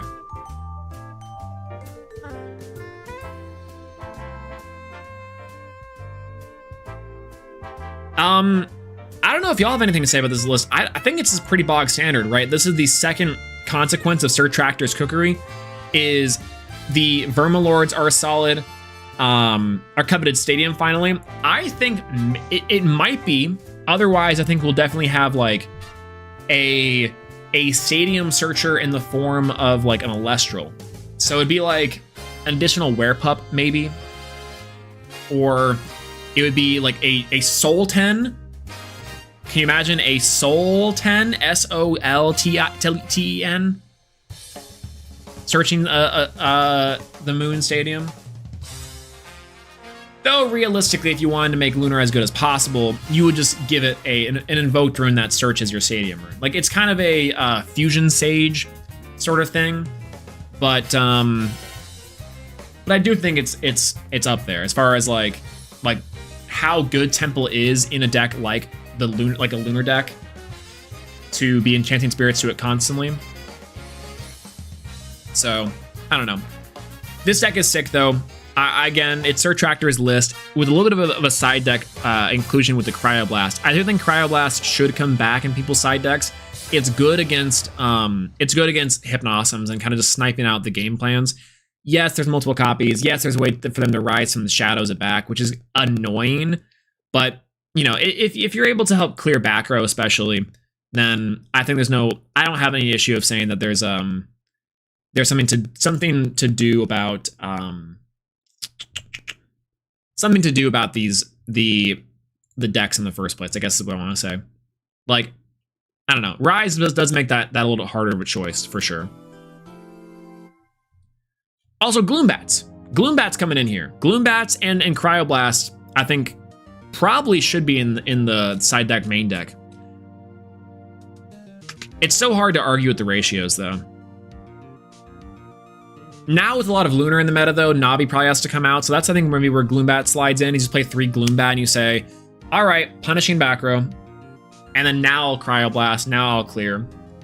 Like, Lunar probably at this point now has the most options for removal. And then a big old jump scare with Ectoplasm. Just throwing your whole Ectoplasm into it. So, I do like Cryoblast quite a bit. Catabasis for the side, pretty solid too. Overall, Sir Tractor, you will pay for your crimes. Kamon! Alright, Kamon trainers. I think this is, oh, Moth is with Winjin. Shocker. Look at that. Alright, so top 16 Moth deck. Our first top 16, no, second top 16 Moth deck from Goat Skull. And now with Kamon. I think this one, let's see, we got 2 Pigus, 2 Nemesail, probably correct as far as ratios go. We also have 2 Tower Winds and 1 Island of Aeolia, which I think could be put into the side for the third Pandora's Box. Tsunami, Pandora's Gorgon's Altar. Correct. Siding in the Ardbud package is pretty cool, and a Dense Fog inclusion is also pretty neat. I like that quite a bit. Like, it does mess up your plays with your Stratomoth a little bit, but, you know, it's an 8, so, like, it's really only there to get over, like, you're even larger than that, I guess, or, like, if they're trying to swing over your smaller dudes. Neat.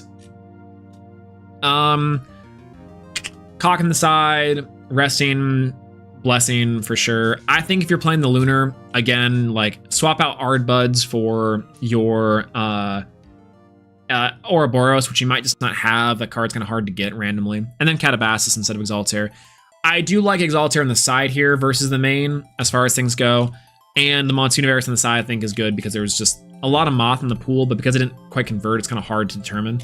Ambrosia in the main deck is interesting, and I think this deck probably went as far as it did because it had extra heal to grab off of the deck, right? Like, I think that is a difference maker. I think Moth might be a deck that plays Ambrosia just to really stem the bleeding a little bit, because this deck wants to comfortably sit at 12 spirits, I think, all the time. Like 10 to 12 spirits, I think, is where this deck likes to live, and oftentimes cannot do that. So let's see. Pigs, though, are the big inclusion. Obviously, things like the Chrysor and like the Sorlet are huge. I like this. I like this quite a bit, especially now talking back to some of the fundamentals we were mentioning earlier with like Island of Aeolia off of a Exaltair champ. You can combo that with Bag of Winds to either go into your Chrysor if you hard draw, or into your Champ Sorlet. Champ Sorlet becomes a 5 hit over something, ascend over, bonk, go Chrysor for a 9 is pretty sweet. Otherwise, Stratomoth buffing the Sorlet to like a 7 with an Aeolus, ascend into Chrysor after that. So this is a pretty, I think this is pretty decent. I love the Sorlet inclusion inside the Moth list, and it's very hard to say that it's not good for that reason. Plus, it also searches you Aeolus, so if you don't want to search the pig, or if you already have it, then you can just search for another Aeolus for follow-up. Sometimes what happens is that Aeolus gets outed pretty easily, and you won't always be there. But having the extra Aeoluses for searches or Nexusing is pretty solid, and it gives you a pretty decent like beater strategy sometimes, which is pretty solid. I don't know.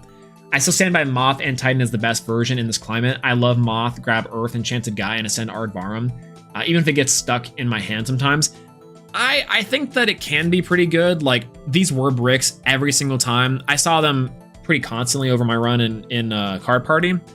It is good against the Moth matchup, and can sometimes randomly win against Phosphocell as well, because it Ardvarum destroys the Phosphocell, and then it does not get the Titan blown up or the Ardvarum blown up based off of the interaction of like where cards are placed in limbo. So that's like the really cool part about this interaction. I think side deck at most for me, because inside their game ones, the Ardbud line I don't think is better than Moth. So starting, so you'd rather go in your Moth stuff. But as a closer, it can be pretty good as a secondary high end. So it's not bad. I would prefer to do something else with it, for sure. Yeah, pitching 2 bugs to pop as well. That's the biggest benefit to me. Is if you can get to End-Titan, you will have so many Nimbugs, you'll have so many like Siracoons, you'll have so many random bugs to discard. I think that can be pretty good. So it's not bad. I do think that though the Ardbud conflicting with Bag of Winds on a start does hurt just a little bit. Just a little bit. All right, third Moth deck in top 16. We have Shylixia, not to be confused with Lixian. Shylixia popping up with the toolbox. No Mistral Laborious in the main. Even though you are rocking up the one Findust, you have the Galaxy here. It's similar to Andrew's list or Primary Artemis's list. Rocking up with the Galaxy, which I think is pretty good. Nemesail P-Gust ratios are right. Tsunami Alter Gorgon's Pandora's Box, also correct. 3 Stratomoth, which is kind of questionable, but you know, it's all right. Yeah, it's like this is the last pure Moth list. This is just, Moth standard, which, is good, but definitely doesn't do anything crazy, which maybe is the point. And at that end, I think that you don't need to go full combo with 3 bags, 3 Moth. If you're just playing normal standard like vanilla Moth, I think you could separate. You could take out the Galaxy, take out the a Bag of Winds, and take out a Stratomoth for something else. That like frees up 3 cards for even like another counter rune or Ambrosias for a heal. You can maybe fit in something else, Yeah, just have an Aeolus. You can special Siracoon, can search all the Nimbugs. True. You rock up with my my Shattered Stars Aeoluses for that one.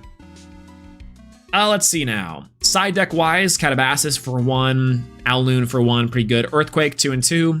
Again, don't love it, but don't hate it. Tornado for 3 for a search. Pretty decent overall. Cockatool on the side, like it against Phosphocell as well. Resting Shield, yeah, don't hate it. This is such a standard Moth list that I just like it. Maybe Ouroboros if you're teching in the Catabasis, but again, you also don't really necessarily need it. So overall, solid. Solid.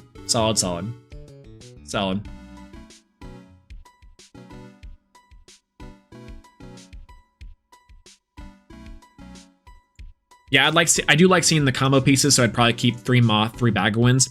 I can agree with that. I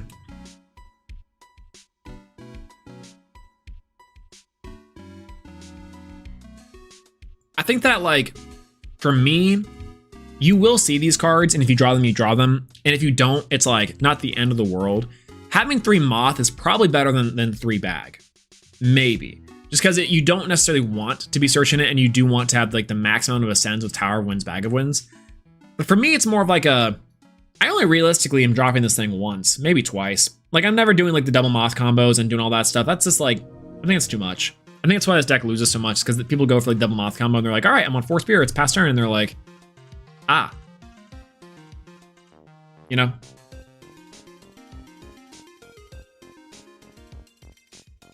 I don't know. All right, move on.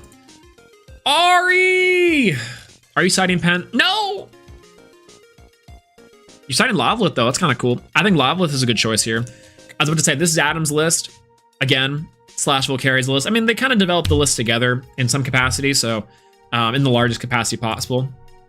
So, while I think that someone overtook Ari's body, actually, can I report this player for impersonating another Elestrals player? This is not Ari. This isn't you. This isn't your heart. There's no Pantera in here. There's not even a Wind Spirit to be found. Someone has taken Ari's account, has hacked it, and registered with Adam's list, and even threw in 2 copies of Lavalith, Champion of Hephaestus. This is some history shenanigans. It has to be. The nefarious fiend known as history. RIP. What I miss? Ari's account was hacked, clearly. Ari's account was hacked. There's no Pantera, not even the side. What happened? What happened? I'm speechless. Not really. All right. Volcarius is Ari's idea. I did hear about that. And honestly, Ari is cooking and Ari is base for this. There's so many times where Volcarius is just like a 14 for no reason. So it's solid. I mean, what are they gonna do? Gorgons it? It feels bad. Like it's a big beater response, especially late game. I think it's good. I think Volcarius was nice. Magnetonics was innovated upon this like a long time ago. And Volcarius is good. Tectaris will be good when we get the Demeter Searcher in the Rumagem Champion of Demeter instead of set 8. So, you know, there's that. Then let's see. Volk and Tectaris are crazy right now. They're good. Tectaris will be better here in a little bit. Other than that, main deck is just, you know, standard affair for Adam's list / Ari's list. The Lavalith Champ of Hephaestus, I think, is really solid. I liked this deck and this list a lot, especially in how Win the Scent was going through it. Because, like, every time it's enchanted, popping multiple back row is sweet, especially when people aren't necessarily playing a lot of chainable back row. They're playing things like the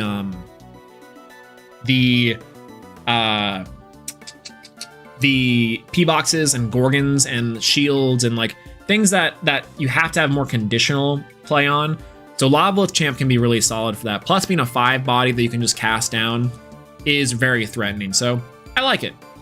I like it too. I hate how reliant the new titled lists are on their divines. That's like the best part about them. So like I understand that the old lists, because they're more generic, that they can be a lot more fun to play and also fit into better decks. But the problem is that as from a balance perspective too, like OG Lavalith it can never come back for that reason, right? Like the problem is that the old school lists were a little bit too powerful for being too generic. And so how do you balance that in an interesting way? Is you give them their champions and you pair them with divine play, which both increases the want to play some of the coolest cards in Elestrals and also make them so conditional that it does nerf their very powerful effects. Because arguably back in the day, Lavalith, Unkalith, and even some capacities like Heliolith, well, no, especially some capacities like Heliolith, were just so good and continue to be very solid. Coastalith and Vertilith were standout. Morolith even too. I forgot about Morolith. What's it called? Ghostalith, Necrolith, Vertilith, and Coastalith all just are unplayable half the time. So I'm excited to see how they flesh out those cards. But an Aviolith on some capacity is weaker for sure. But they just like were so conditional. They're just so conditional that they just end up messing themselves up. So what do? You take that conditional nature of them, like you make them so specifically conditional, and then you make their effects good still, right? Like Aviolith Champ. Coastalith Champ is the weakest one, but it's, you know, it's not impossible to play with. And Vertilith Champ, also really strong. Like you make these decks like you make the cards good while having the restriction, the risk reward, and it's solid. I don't know. Champlets are probably my favorite 2-drops, much less generic. Exactly. Address the Aviolith Champ in the room. That card needs to go too. That card has to go for sure. Try to Zeus deck with Champ Unkalith and without Zeus, this told dead card in the hand. That's also kind of the point, right? Like what is this Lavalith doing without it? I guess you can hard ascend over these ones and still play like with them, which does make Champ Unk a little bit worse. Is that it's like one of the only lists, the new lists, that doesn't have its secondary like can just be played effect. So that is I think that's a pretty solid criticism where it's like Champ Vertilith and Champ Unk or Chunk have the unfortunate thing of needing reliance on those things. Drops? Oh, true. Oh yeah. The Hephaestus Searcher, insane. Zeus Searcher is a fraud. Sparkit Zeus, if that was a 3, I would say it would be playable. But because it's a 2, that one difference matters. That one difference matters so much. so much. Okay, Sambouche. Bobby Sambouche. Playing and rocking up with the Foretell Solar List. Still top 16 is very solid. And I think this is it's good. Again, it's innovating upon what we saw previously at the card party, which is the Foretell Nova Core of it all. Foretell Phosphocell, I think, is still very good. And I think that that this is the other way to play Phosphocell, other than the Ares stuff, which is, again, give and take. I think that it's probably better to do this because you have better access to Glimbat Nova Core, which then also your Larvacell buffs up to it's a walking stadium, and then under the stadium becomes like a 10, which is crazy. So I like this deck a lot. I think the Winjin is pretty cool as far as like your foretelling goes. Winjin could also probably be Exaltus champ for like a little bit of an easier layup to do with or alley-oop dunk with like the Nova Core Glimbat line like we were doing. And Ares Phosphocell could be the secondary high end. So that's kind of like the part. Yeah, why no toes? Exactly. I'm trying to suck on those toes, you know what I'm saying? And so it's like, it frees up the Tornadon slot and also makes it to where you could like maybe up on Pluckies, because if you don't see Apollo, it does actually, like it means that you don't get to see a lot of these cards as fast as you do, which is kind of the benefit before, is that your Nova Core is your board breaker. It's your combo piece. It's your game plan. It's like, see Nova Core and just drop your Nova Cores constantly, which is partially why I think Nova Core or Celestio still works in this meta. It's just like a little bit slower than it was before, and you do have to contend with Moth and P-Gus popping Apollo and doing stuff like that. So, you know, it's pretty okay. When you get the magic combo of going first, Larvacell Apollo, you're chilling. Larvacell Temple of Sun, you're chilling. So I do like that quite a bit from this list. And I think Nova Core, this deck list will see its time in the sun again, and I would love to see it perform a little better in the future. Side deck wise, I think it's okay. I don't like Dynasts Madness nor the Dense Fog here, especially because like you have so many attack boosting and swapping stats. It feels like it's a little bit rushed, but I get it. Maybe like a one of Celestio could have been really cool here. Maybe like the Neblio Suite. Neblio Suite in this line could have been really strong. Boombat seems like it's just okay, but I guess you're playing the native Thunder, so that works out just fine. Divine Blessing, yeah. Laurels, yeah. Earthquake, you're always gonna see it. So yeah, that's pretty solid overall. Okay. Ooh, excuse me. Brewlock. It's just RA's list. All right, moving on. MG1, no. I think this is, in my opinion, the way to play Soul Fury. Kind of. Okay, let's talk about it. So I do like, first things first, the way this differentiates itself from the other line is Volcaries, Tongs, Hephaestus. I think that's correct. It's playing Smoltuga, Krakatuga, stuff like Anvil. Questionable. I think that everything else, though, is great. I love what this deck's doing. Let's check the side deck real quick. Smeltoning, Hellmelt, I don't think you need. Up in Flames in the side. Nah. Volcaries at 2, goated. Dynasts Madness, I get it. You had the Earth Spirits amount as well. What is this card doing in here? We're never drawing it anyways. All right, so here's my thoughts on this. I think Volcaries, Tongs, Hephaestus is the correct thing to do inside of Soul Fury because it gives you extra discard fodder if you need it and need be. It does give you a better high end or better low end, which is the fact that Noxid, Comagma now turn into threats with the Tongs, and Tongs sets up then better your Brimscale and Sulfury line. So if you were to destroy stuff with Tongs, discard, let's say, a Brimscale, ascend over like a stray Noxid or a stray Comagma you had, and I think that gets really scary. So it's like Volcaries equip Tongs, and then you get stopped for a turn, you do whatever. Follow-up turn, you go Comagma, you draw into like Brimscale, discard Brimscale, go over the Comagma. Alternatively, you don't see anything, or you have 2 Brimscales, you can start pitching and doing stuff, which is super nice. Love that. Smoltuga. I get why Smoltuga is here, because it does allow you to search better your game enders like Eruption, Brewlock's so back on their classic base set shenanigans, or you can search for Fumarole, which I think is even better. Because I think that that's where Smoltuga definitely shines, which again, if you're playing Smoltuga, you might as well play Krakatuga. Very big to give a mouse a cookie. Here's the thing. I think that Fumarole is the big problem that Sulfury has, which I think this deck solves. Being able to go small, like, okay, this is my problem with Hydrake. Hydrake gets you into this part of the engine, Brimscale Sulfury, for sure. Which means that you kind of have to play Hydrake. But you also don't have to play Hydrake because, like, you can also then siphon off stuff for Sulfury, so you don't really necessarily need to see Brimscale Sulfury all the time.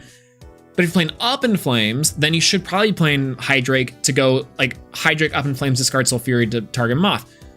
But then it's like, well, Volcari's Tongs solves that issue. But then it's like, yeah, but we're still not getting Fumarole. So I think that's why this deck in the lab like it is, I really appreciate. Because it does solve a couple problems that the other deck has, which is it's slow. This deck is slow, but the slowness actually does something versus a Hydrake plus set 3 back row is just okay. And you're also increasing your things that Eruption gets to attach onto and re-enchant and gain value off of. So I do really like that. Smoltuga and Crack are necessary, can be cool game enders, and allow you to get into Fumarole on the option that you don't get to search for your game ending Eruption, which I think is super sweet. Yeah, searching for resource semi-life. Yeah, I think that's maybe one thing here is like maybe upping Reforge could be really cool here. That way you can just start doing stuff. Like healing back after your late game grinds. Though I will say that I like Up in Flames in this deck still. Because you can search it with the Smoltuga, and you can then still discard the Brimscale Sulfury line. It gives you a lot of good options, but it is expensive, and maybe it's like just a 2 of in this kind of list. And then also the counter rune suite is pretty low, but I understand that's to facilitate more of the artifacts. Well, no, actually, no, it's decent. I forgot about Eruption actually being here. I'm just counting these 3. So no, never mind. Take the back. Counter rune suite solid. No copies of Dice. I think I would have loved to see Dice, and then potentially like. Man, I hate to say Ash Rabbit, but I really want to try out Ash Rabbit in this list. Because, like, if we're not, like, God, the problem with Sulfury that's yet to be solved is consistency, right? It's like, swapped for EQ. See, I don't like EQ, and I don't like EQ in any deck, but I guess maybe I got proven wrong. When you draw 9 EQ, it's like, is it limited at all? You know? So what I like about Ash Rabbit in a deck like this is it prompts Sulfury multiple times, and also it allows you to add back the Sulfury more consistently over just having Fumarole, which is like, that's it. That's like my one thing I do love. Infinite value. That's what I'm saying.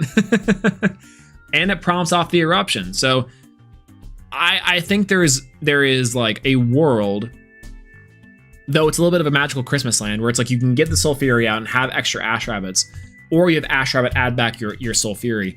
That's a game state I find myself in constantly, where it's like I have a Brimscale and a Sulfury, but no Fumarole. So it's like, how do I fix that? And Smoltuga Hephaestus fixes that, but so does just one copy of Ash Rabbit, you know? Awesome in some games, and then you had other games where it felt so mediocre. I think that's like the big thing. Hydrake and Ash Rabbit feel like these like sometimes cards, bad cards, and then like Volcari's feels like it's a great card. Smoltuga feels like it's similar on the edge of like good card, bad card, but it does have like, I don't know. It's a little better because it has it can lead into a top end and also gets you into like a game ender. So I like that. Plus, you know, prompts off the Eruption is super sweet. Absolutely. So I don't know. I like the list a lot. Definitely needs some refining, but this is closer, and probably the closest I would have loved to see Sulfury take form of and take flight with, you know? Hydrake is fine, but you can definitely skip it. For sure. For sure. For sure. Maybe needs 3 turns, and then I feel like it's on track with extra draws. Yeah, for sure, right? Like, I don't know. Like, I think you're saying as far as replenishing its hand going. I think this deck solves the issue of the discard by having a lot of cards that just net you value. Versus the previous fire discard decks had Aster Rabbit and Hydrake for that. But this deck has so many other ways to add value and search repeatedly, which I think is for no more investment than you would for like an Aster Rabbit, which is nice. I think like long term. So I think I really appreciate about the Brewlox list. A lot to dissect here, and this is the kind of change I want to see in the world, baby. Look at that. This is sweet. All right, moving on. We go into 1, 2, 3, 4, 5, 6, 7, 8. Now, that was our 9th place bubbler. Let's move into our top 8 finish with MG1. MG1, Aviolith Extraordinaire, playing a Moth line, 1 Pegus, 1 Nemesail, 1 Findust, like 0 counter runes, and side deck of a lot of 2-ofs. I like the side deck 2-ofs because I think you're playing a lot of 2-ofs inside of the rune slots, which I think is which makes sense. Catabass in the side deck makes sense. Resting, Divine Blessing, love to see it. 1 of Exaltair. Did this ever come up? Because I think that this has been my one gripe with Moth the entire time, as I've been seeing Exaltair pop in, and it's like, I don't think this is necessarily needed, but I can understand it can sneak games and also be like fairly decent. So I don't know. Okay, did win a game because of Exaltair? I can forgive it. 2 Tsunami on the side, I think makes sense. The Hermes Trickery is pretty good. Not bad. This deck is awesome. I think this deck is sweet. I like the double divine shenanigans, especially with the ability to now, off the Findust, search for Hermes, and it's like, yeah, I like to go in second. It feels pretty good going second. This deck is kind of crazy going first or second for setup. I like what this deck presents. I think spirit math-wise, you get a little bit goofy, because look at this, 2, 1, 1, 16. Like, you kind of have to do it this way, but man, that's rough. 2 Stratomoth. I like 2 Stratomoth. You could even just play 1 Stratomoth, realistically speaking. But I understand as far as like having it go away, heal back the spirits with Champ Aviolith, and then it's like have secondary Moth on hand for another closer.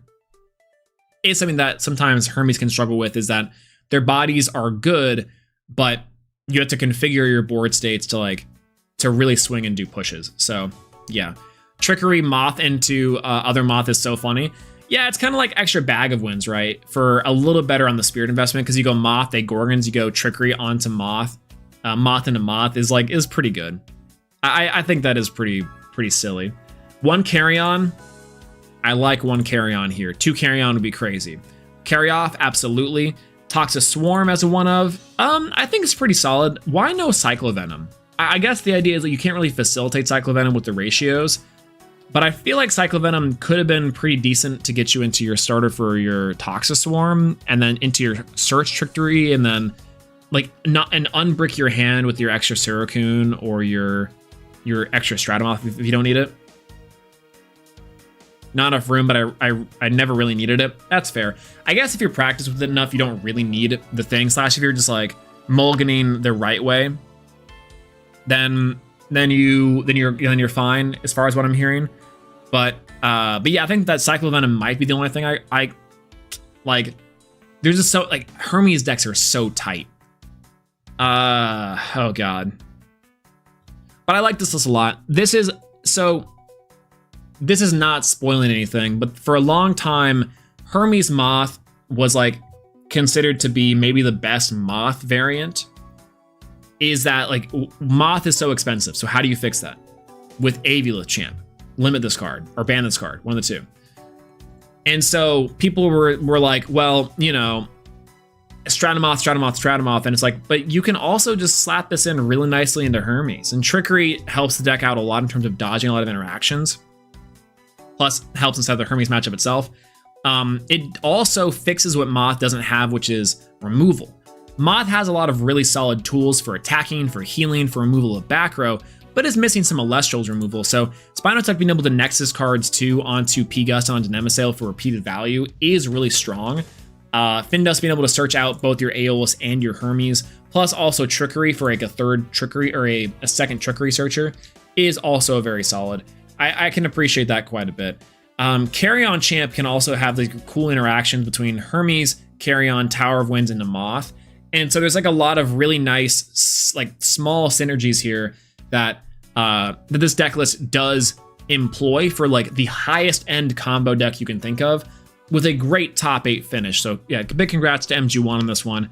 This is a list to cook with and maybe mess around with ratios and side deck options, but I think for the most part, the bones here for potentially the best Moth variant we have is this.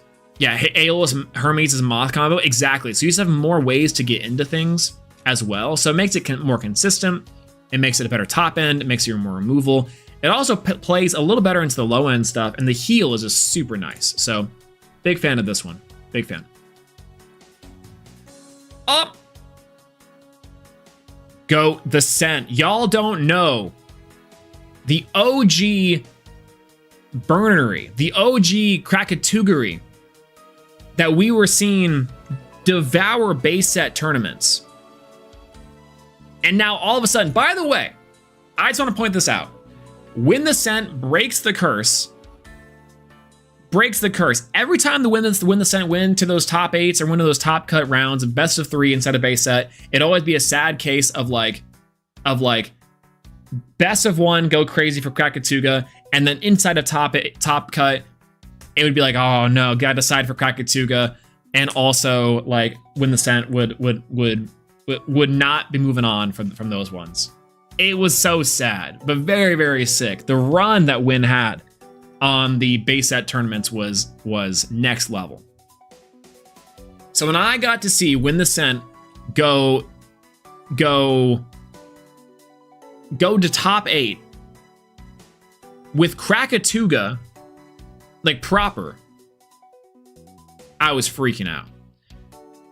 Playing 3 copies of the Lavalith Champ, extra copies of Festus, of Tongs, of Torch, and Reforge for healing, meaning that you can play your grind game good. And oh wow, the Necklace of Harmonia sweep. Side deck of Foley Forest, which is so interesting. Don't mind this one. Volcaries is good. I think we mentioned my main deck this one next time. Comagma for fire discard and get back your cards with stuff like the Noxid, which can loop the Reforge Eruptions, loop Tongs, loop Chains, loop Lavaliths. Like Noxid has a lot of really solid synergies with this deck list as well. And of course, we got to talk about Smoltuga Krakatooga into turboing out, starting off the burn strong, and being able to be like a big threat with Tongs too, by the way. Like Krakatooga becoming an 8 attack with the Tongs means that Attackatooga is just as threatening. Lavalith being a really nice play starter here too, and allowing the deck to go second and help clear back row and clear the way for a Smoltuga Ascension to Krakatooga is very nice. We've already talked about the power of Volcaries. We've already talked about the power of Tongs, about how Eruption just steals games. So I like this deck list a lot. Side deck wise, I don't know why Foley Forest is in here, but you know what? Hell yeah. Pandora's Box at 3 makes sense. Divine Blessing at 1. This could probably be 2 if you're worried about like the disenchant / like the targeted destruction. And then maybe some lunar stuff because you have this fire spirits to play with. So maybe lunar inside of the main would be or inside the side deck probably would be the case. Obviously, I've heard there's a hard, rather there's it's hard to get cards. I would say that. So you know if that's a factor, then you know I get it. And also Argo. How was Argo during the day? I would assume Argo was not good based off of what we would have assumed inside of this meta. But I can also see Argo being pretty decent as far as the like pool goes, where moths are just like knocking themselves out like pretty constantly. And so Argo being able to ensure that your little guys stay where they're at, and like, or also sometimes you go Lavalith. Lavalith gets go Argo on the Lavalith, go Tongs, pop a card, pop an additional card. That sounds really solid. Like Lavalith Argo sounds scary. That combination sounds terrifying to me.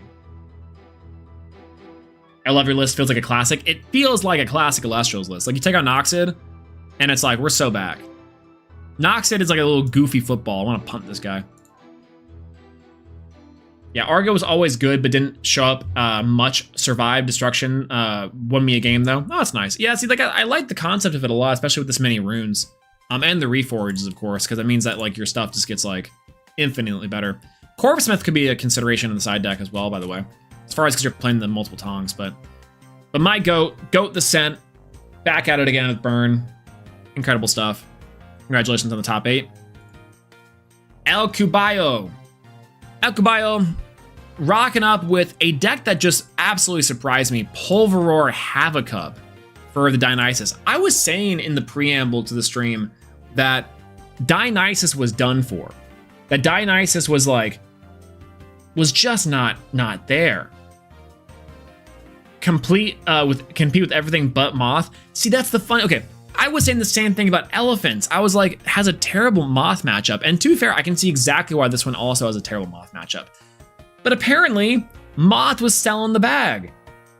Moth was selling, and so, you know, Dionysus was able to like to swoop in here and show us what's what. One Centaur as their high end. I was curious about this one because I was like, is that something that you can do? And you were end up doing. Side deck wise, you're playing Aardvarm and Titan, which is very funny. I do think that's interesting because you're playing the lunar lineup, so I guess might as well for the spirits. Poison Nectar, Poison Chalice. This I probably think that came up a lot. This probably could have been bumped up in terms of ratio. Rockin' Hard Place also, I don't really like this card, but in this deck specifically, because it's out of engine, but I can understand why you would want to play as a one of with the one water spirit for sure. Only came up a couple times. I gotcha. Havocub Pulveror. How often did this come up? Because this thing, this lineup, Havocub into Pulveror, seems really, really strong. Very, very strong. I liked this inclusion a lot, especially into the lunar field where like they would drop down the stadium room and this thing would be a 10 and they're like, oh god, what have I done? That's solid. Ouroboros in the main deck too. I love the like inclusion of Cyprong, Synectar, Ouroboros as ways to search out removal and to become removal in itself. Drataya and Latagon also coming in clutch, which is super sweet with the Dionysus Madness and more ways to enrage in days. As I feel like what this deck solves the problem with this engine is having more things to Gorgons and P-Box. That way, Drataya and Latagon come out strong. So I like what this deck presents in terms of the value. I like that it's playing Poison Tipped Arrow. I like that it's playing Shield and Dice. That also probably could have been swapped for more copies of Dice and Shield, because if Havocub, like, it becomes a 6 off the Dice, being able to ascend into the Pulveror, I think is really solid, honestly. So that's like the only thing I would say, and maybe even a second Pulveror. That could have been very strong. So I like it. I like it a lot. One Demeter is so interesting. Maybe I guess the idea is Demeter and Havocub are sick, and Demeter plus our other lines mean that you can get over much harder things for sure. Cyprong, crazy all day. Side deck, second copy of Poison Nectar, maybe an extra copy of Ouroboros if you have it. Again, no, a card's kind of hard to get to. And maybe, I really hate to say Hopperoo, but maybe Hopperoo's kind of small. Maybe Crabs? No, Crab seems kind of small. Desperately need Nexus Banks, right? That's kind of like the thing I'm noticing is that there's like only these two. You can maybe play a Foley Forest, maybe. Maybe even play the Dionysus like artifact runes to make sure Havocub's enraged more often, means that the Bates attack becomes a 6. And then with the Thyrsus, it becomes an 8. That could be kind of cool. I think that could be considered as well. And it's an additional Nexus Bank for stuff, which is like worst case scenario, it's just a Nexus Bank. And then additional Patroclus' Dice, I think, would definitely be the way to go. But overall, love this deck composition. Side deck's a little messy. Second Poison Nectar, I think, could be very solid, especially because the double burn effect could come up quite a bit in the meta where people are just slinging spirits left, right. Rock and Hard Place I don't love. Tornado I don't love. And that's about it. I understand Aardvark and Untightened though. That's also pretty decent. These cards could be changed ratios and probably like overall, but these are super sweet. I love the Havaka Pulverar line and showcasing how strong that is. I think put on an amazing showing until this. So yeah, like this was incredible. So Dionysus is so Dio, we're so back. Dio, we are so back. Kryber. Oh, Kryber. Kryber rocking up with Ectopossum Hypnosum, which is really funny because this is like the first time I was shocked and chagrined and surprised to know that this was in the main deck versus the side deck like it was before. And Hydrake Twindra in the side deck is very interesting versus Hydrake Twindra Pantera, but I guess I kind of get it. Phosphocell, because it's the emotional support. Phosphocell, it's Kryber, you gotta go back to your roots. I get it. Totally understand that. Catabasis, Monsoon. I do like Monsoon in a Hermes deck just because like you can. And it's decent until certain matchups. I wonder how much the Hydrake Twindra came into play though. Let's see.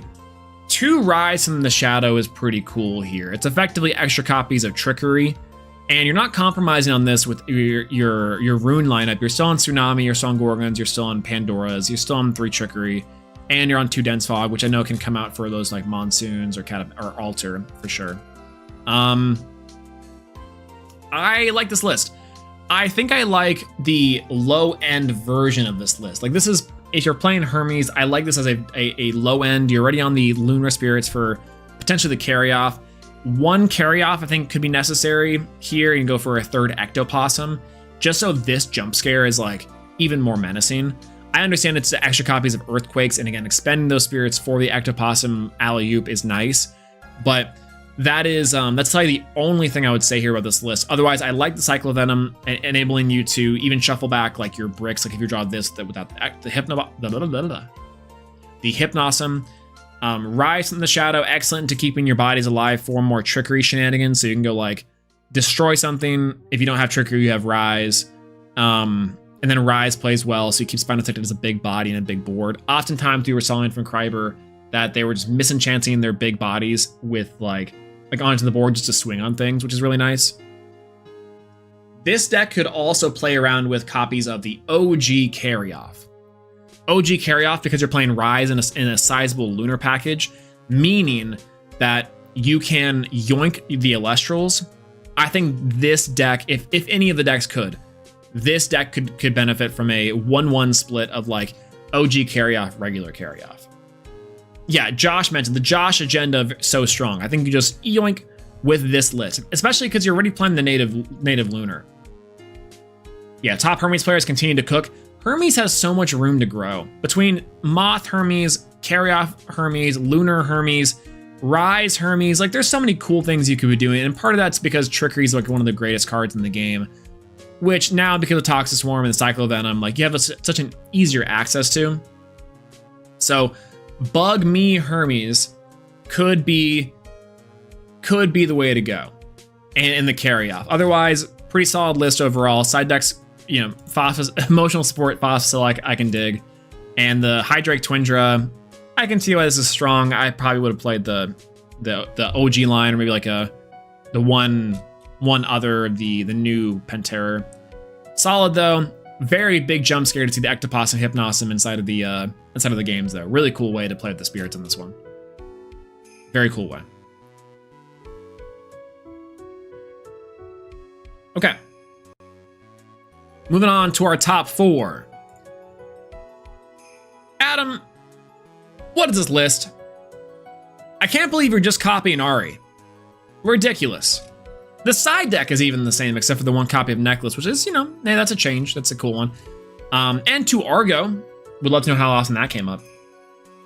I think the Yeah, the having to play through 3 Trickery, 3 Avolith is a grind that I wouldn't wish on my worst enemy. See, that's like the thing. 3 Avolith, 3 Trickery, 3 Rise is so sketchy and so scary. Love the main deck. Shocker, you built an incredible list. And shout outs to Volcaris and shout outs to Ari for this one. Similarly, I think the side deck is solid. Argo really helps out with the spear math oftentimes and can help prompts for extra tongs. So, you know, there's that. Anyways, Pigas, true. So true. Necklace is pretty good. I can like Necklace. I think if this was more in the Reforge realm, because then you can get copies back of your water or your earth for your earthquakes and your like Biltuga, Vesuvatuga stuff. So for sure. Yeah. Yeah, he's the reason I didn't top. And 2, according to him, on his player win percentage, he was played Coughing Babies until round 7. Yo, no way. And he got EQ'd in top 4? Huh. Strange, did he? Strange, did he? Solid list, Adam. Continue to innovate with this list. Turtle's best deck. Bobfish. Once again, Sir Tractor putting a penny in the Sir Tractor jar. This is a double Lycavoid version of the list, which I think is correct. Oh, no, single Lycavoid version, just with the 5, with the 5 Lycavoid. Interesting. Ooh, Porcuraith in the side.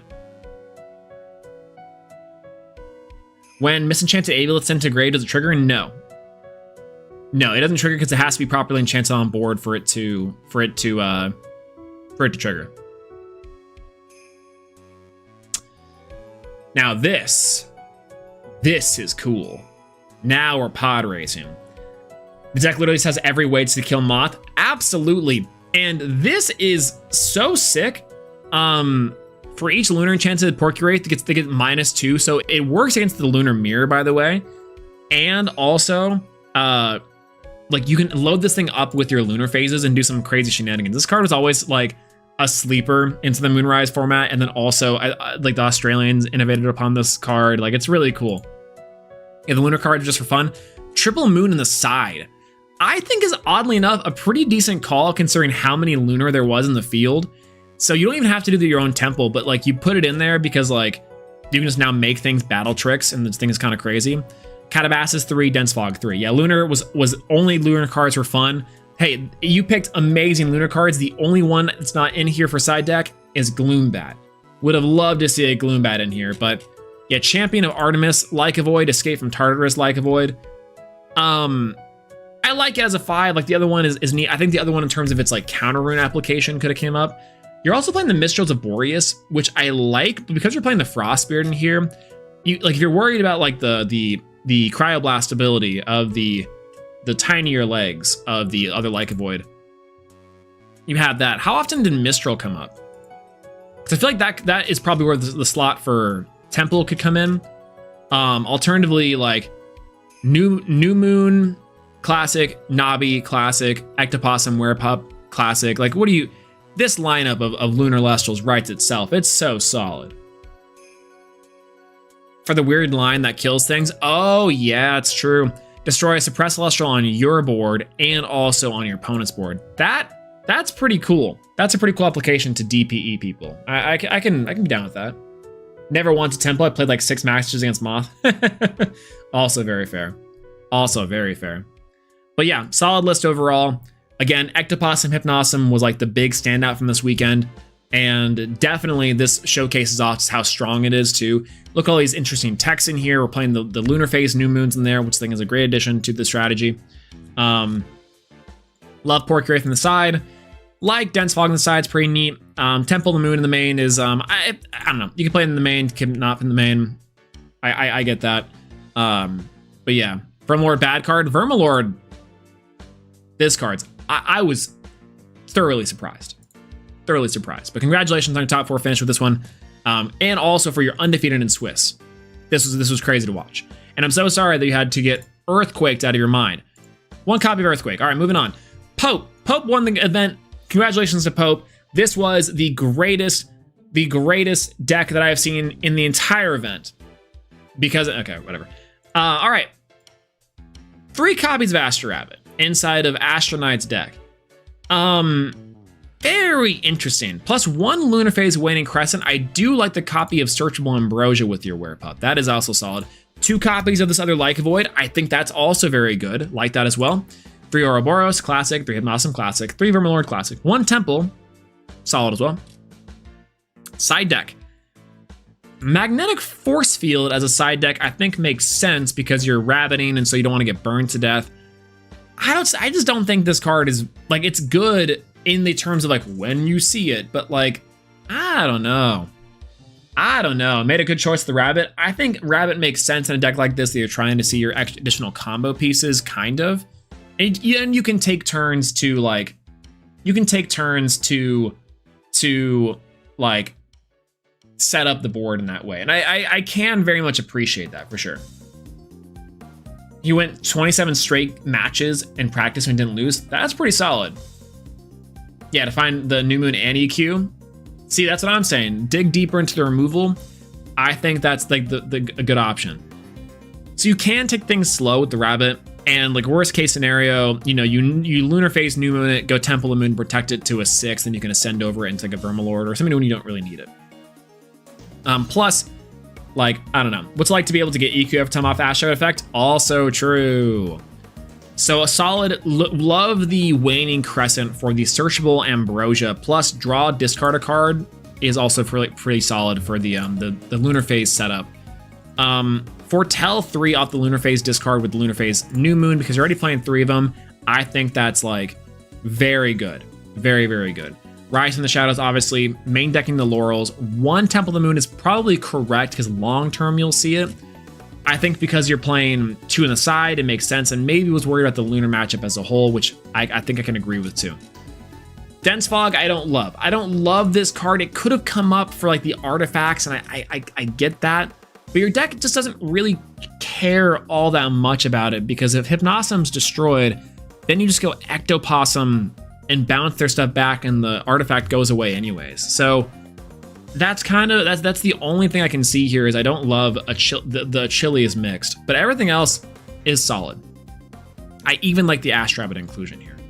So overall, big, and also the Magnetic Force Field I think is questionable, but I don't like, you know, side deck wise, I don't know how much this came up, but could have been Gloombat for my money's worth, which I think Gloombat would go hard in this deck. Overall, this is effectively one of the decks that tuned us into the fact that Lunar was on an absolute tear inside of this premiere.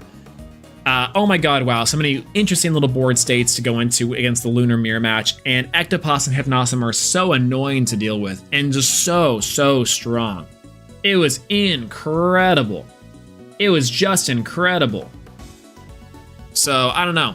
Big shout out to Astro Knight for getting their 3rd Premier Finals in a row, I think, and almost taking that top slot. They were so close, but there was only one deck to beat them out. Pope. Pope comes in here, Lunar teched out of their mind, and says, I got Posthumous. I got Toxiri. I got Rockin' a Hard Place. I got Artemis. I got Dice. I got Dice. PR strongest. What can I say? Magnetic Force Field inside deck too. I wonder how much this came up as well. Like honestly, like, I don't know. Yeah, shout out to Puerto Rico. Absolutely. Felicidades. Felicidades and a half. So, I don't know how much this came up. Pandora's Box spoiled from the side is pretty interesting. Maybe this like idea, and there's the one Magic Earthquake. I think the idea is that like this side deck is just kind of covering for your runes. And I'm so interested in this main deck because this main deck seems really sloppy on the surface, but like underneath it, like the Ectoplasm and Hypnosum lines and like playing a little more slow with the Werepup Like Void engine does enable this deck to do like quite a bit. I think the only thing I don't like is only one Lunar Phase Full Moon, especially if you're leaning into the Temple of the Moon stuff. I can also maybe see why that's not in there because like, you don't really need it, and you're only really going for it once. You're either going for the lunar phase on the Werepup, or you're going the lunar phase on the Werepup. And it's probably better just to have it enchant the Hypnosum, if anything else, right? Yeah, Moose in a hard place has always been real. True! Wait a minute, I forgot we have Moose Expert Brewlock in here. The Moose is loose. And this is crazy. I wonder how many games Moose also took down, because Moose seemed like a pretty decent card to suppress everything on the board. And because of this though, or any of the opponent's cards, which obviously is the big floodgate, and there can be times where you're sitting on Hypnosum, Ectoplasm for 2, ascend the Moose with your Artemis, go crazy. Artemis suppression, I think, also is a very scary thing here, as this targets a lot of like really weird things where it puts your opponents in like kind of strange positions. So I do like the inclusion quite a bit. And you're not playing around Tsunami in the last game too by by trying to play around it, right? So weird. Will Big Camel ever be good? See, that's what I'm saying. I think Moose could have been Camel, but Ectoplasm Lumavale Camel, I think could be something. Or Ectoplasm Camel. Like, there's definitely a lot of ways to get around it. The only problem with Camel is that Ouroboros does come in clutch there. And everyone's playing Ouroboros as removal. You just play Ouroboros against Camel, and it's like, okay, I'm gonna clear your board and go nuts, right? Yeah, Moose took my match with him just because it's stat stick. He told me that the best of 3 drops. That's true. It's the best 3 drops with the stat 3. See, that's the crazy part. 13 3-drop of the 2s. That's not full Gorix.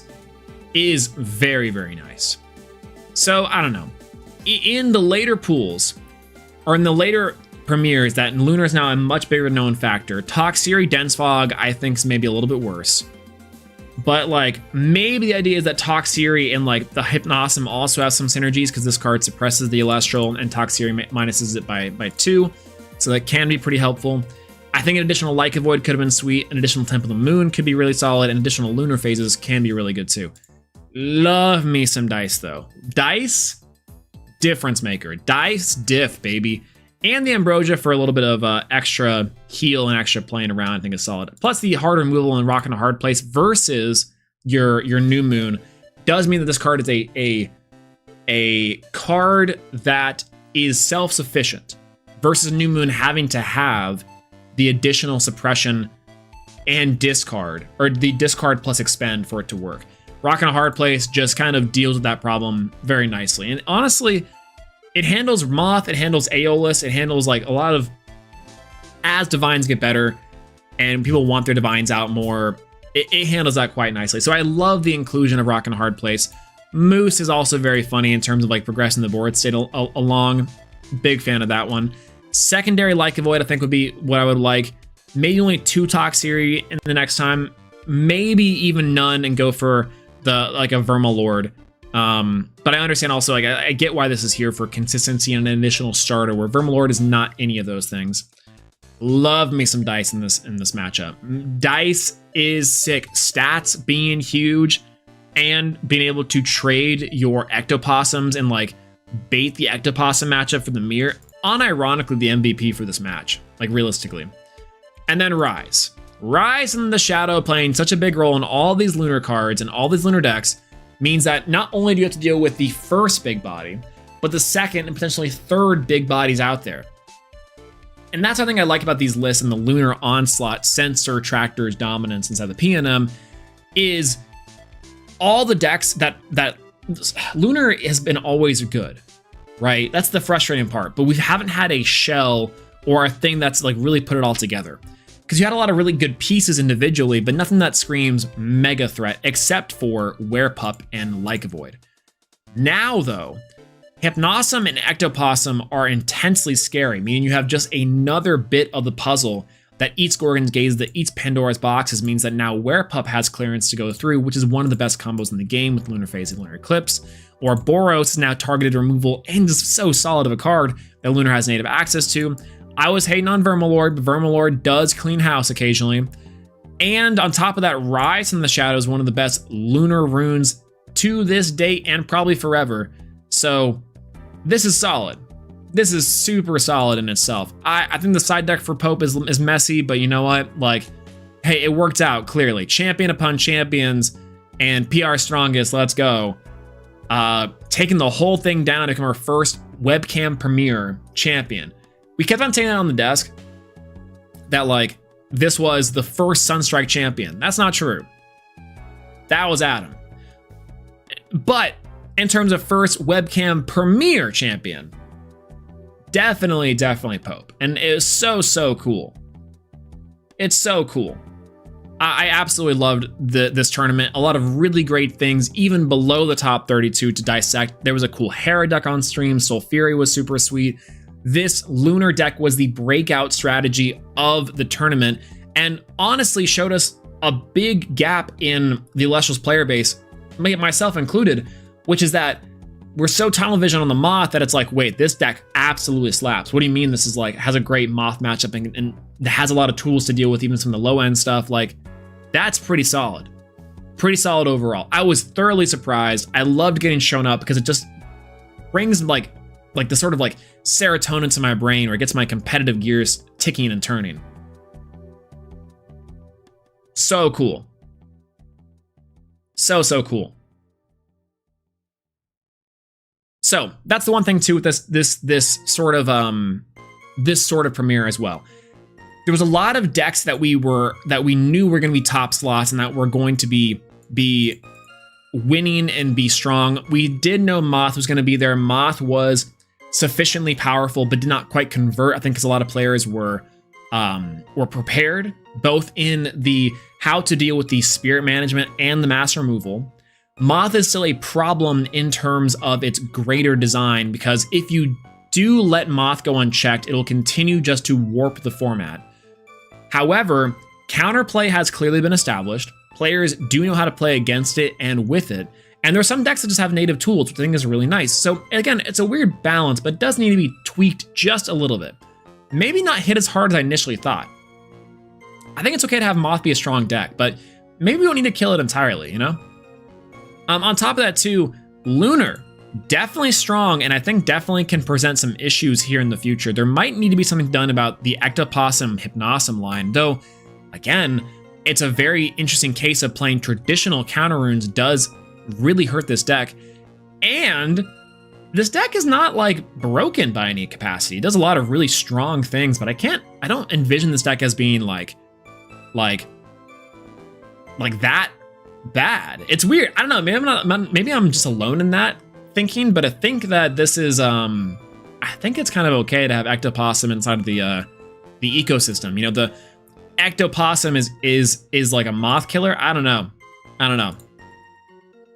So I think that's one thing for this event, though, is while we had a lot of decks that were known quantities, the composition of each of these cards is kind of the issue, kind of the neat part to me, which is that every single composition was interesting. There was stuff to look at. There was things to dissect, unless you're playing Adam's list just verbatim.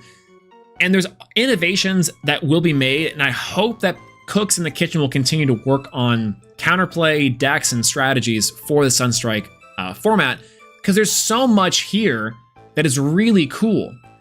But I also hate to see that players think to themselves, this is the only end-all be-all, when clearly that's not the case, and I was definitely proven wrong on that. I thought that Moth was going to be the biggest threat, and that Moth would be the thing that we have to like really worry about, yada yada. Turns out, not really, right? Like, I don't know. But alternatively, I think that there was a lot of great cooks in the kitchen, and I cannot wait to see what everyone brings for the next couple of them, because while we are supposedly getting a ban list in roughly 2 weeks, I think that in the meantime, I'm ready to enjoy some jank, for sure. Yeah, they can't let this poor performance from Moth mean that it gets away. I also agree. I think it is a threat that you do have to balance, definitely. And on top of that too, yeah, Rise from the Shadows does need to get addressed. That card is pretty broken, but it's like so conditional that it's one of those things where it's like ticking time bomb for sure. Right now, I don't know. We'll see. We'll see.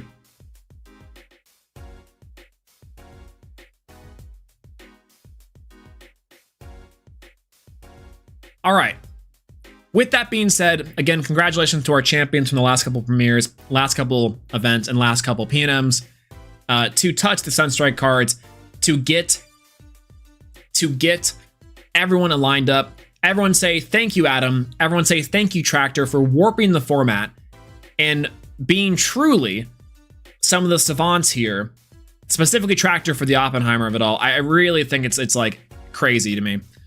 But I'm going to be hopping off at that point there. I had a great time reviewing every single deck in the format, going over the top 32s and ones I thought were really notable to give us a good snapshot of the players in the meta. Moth, Fraud Watch.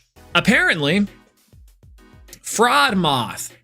Apparently, people are just so good at handling these cards and handling these interactions and strategies that I can't help but question, where does Moth go from here? Unless everyone's just going to break Moth next tournament and really prove why it's that tier 1 Omega super threat mutant level, you know?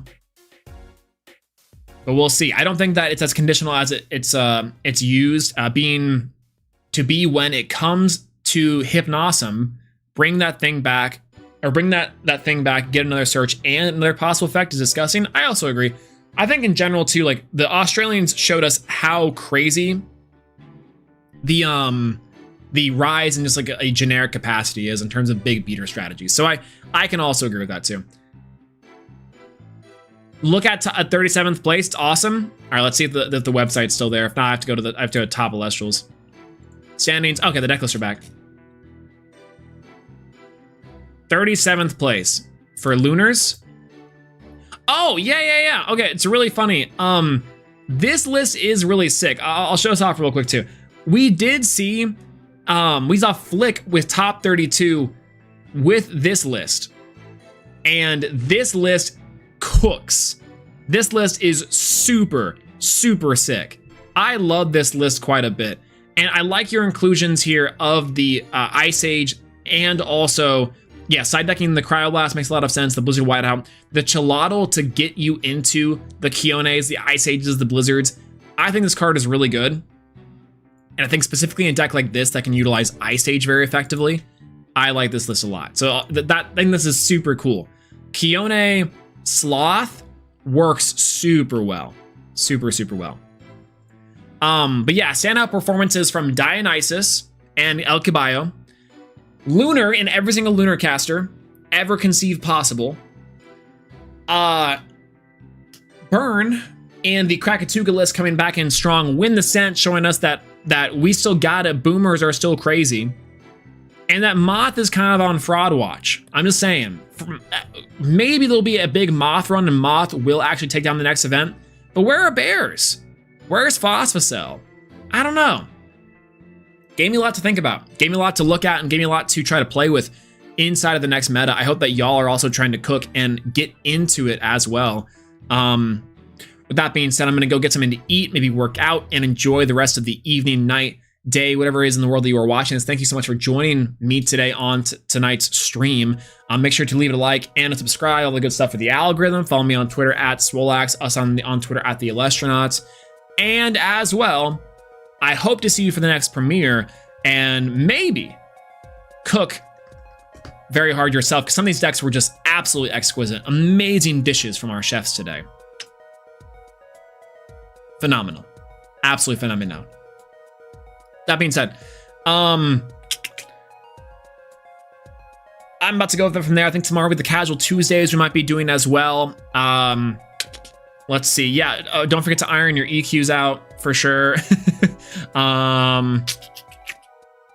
Anything else on the checklist I need to get into before the algorithm gods destroy me?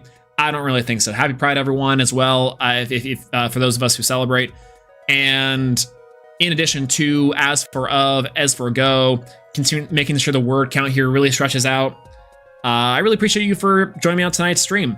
Can't wait to see more on the Sunstrike meta. Maybe we'll have to fix our tier list and do a deck cook stream as well before the next premiere. We have some time before it. I think that's about it. I think that's really about it. Yeah, I'll talk to y'all later. Good night, everyone. I'll see you from there. Bye-bye. Bye. I really appreciate you. Thank you so much, everyone. All right, bye-bye. Bye-bye. Hello? Transition? Hello? Transition? Hello? Oh, there we go.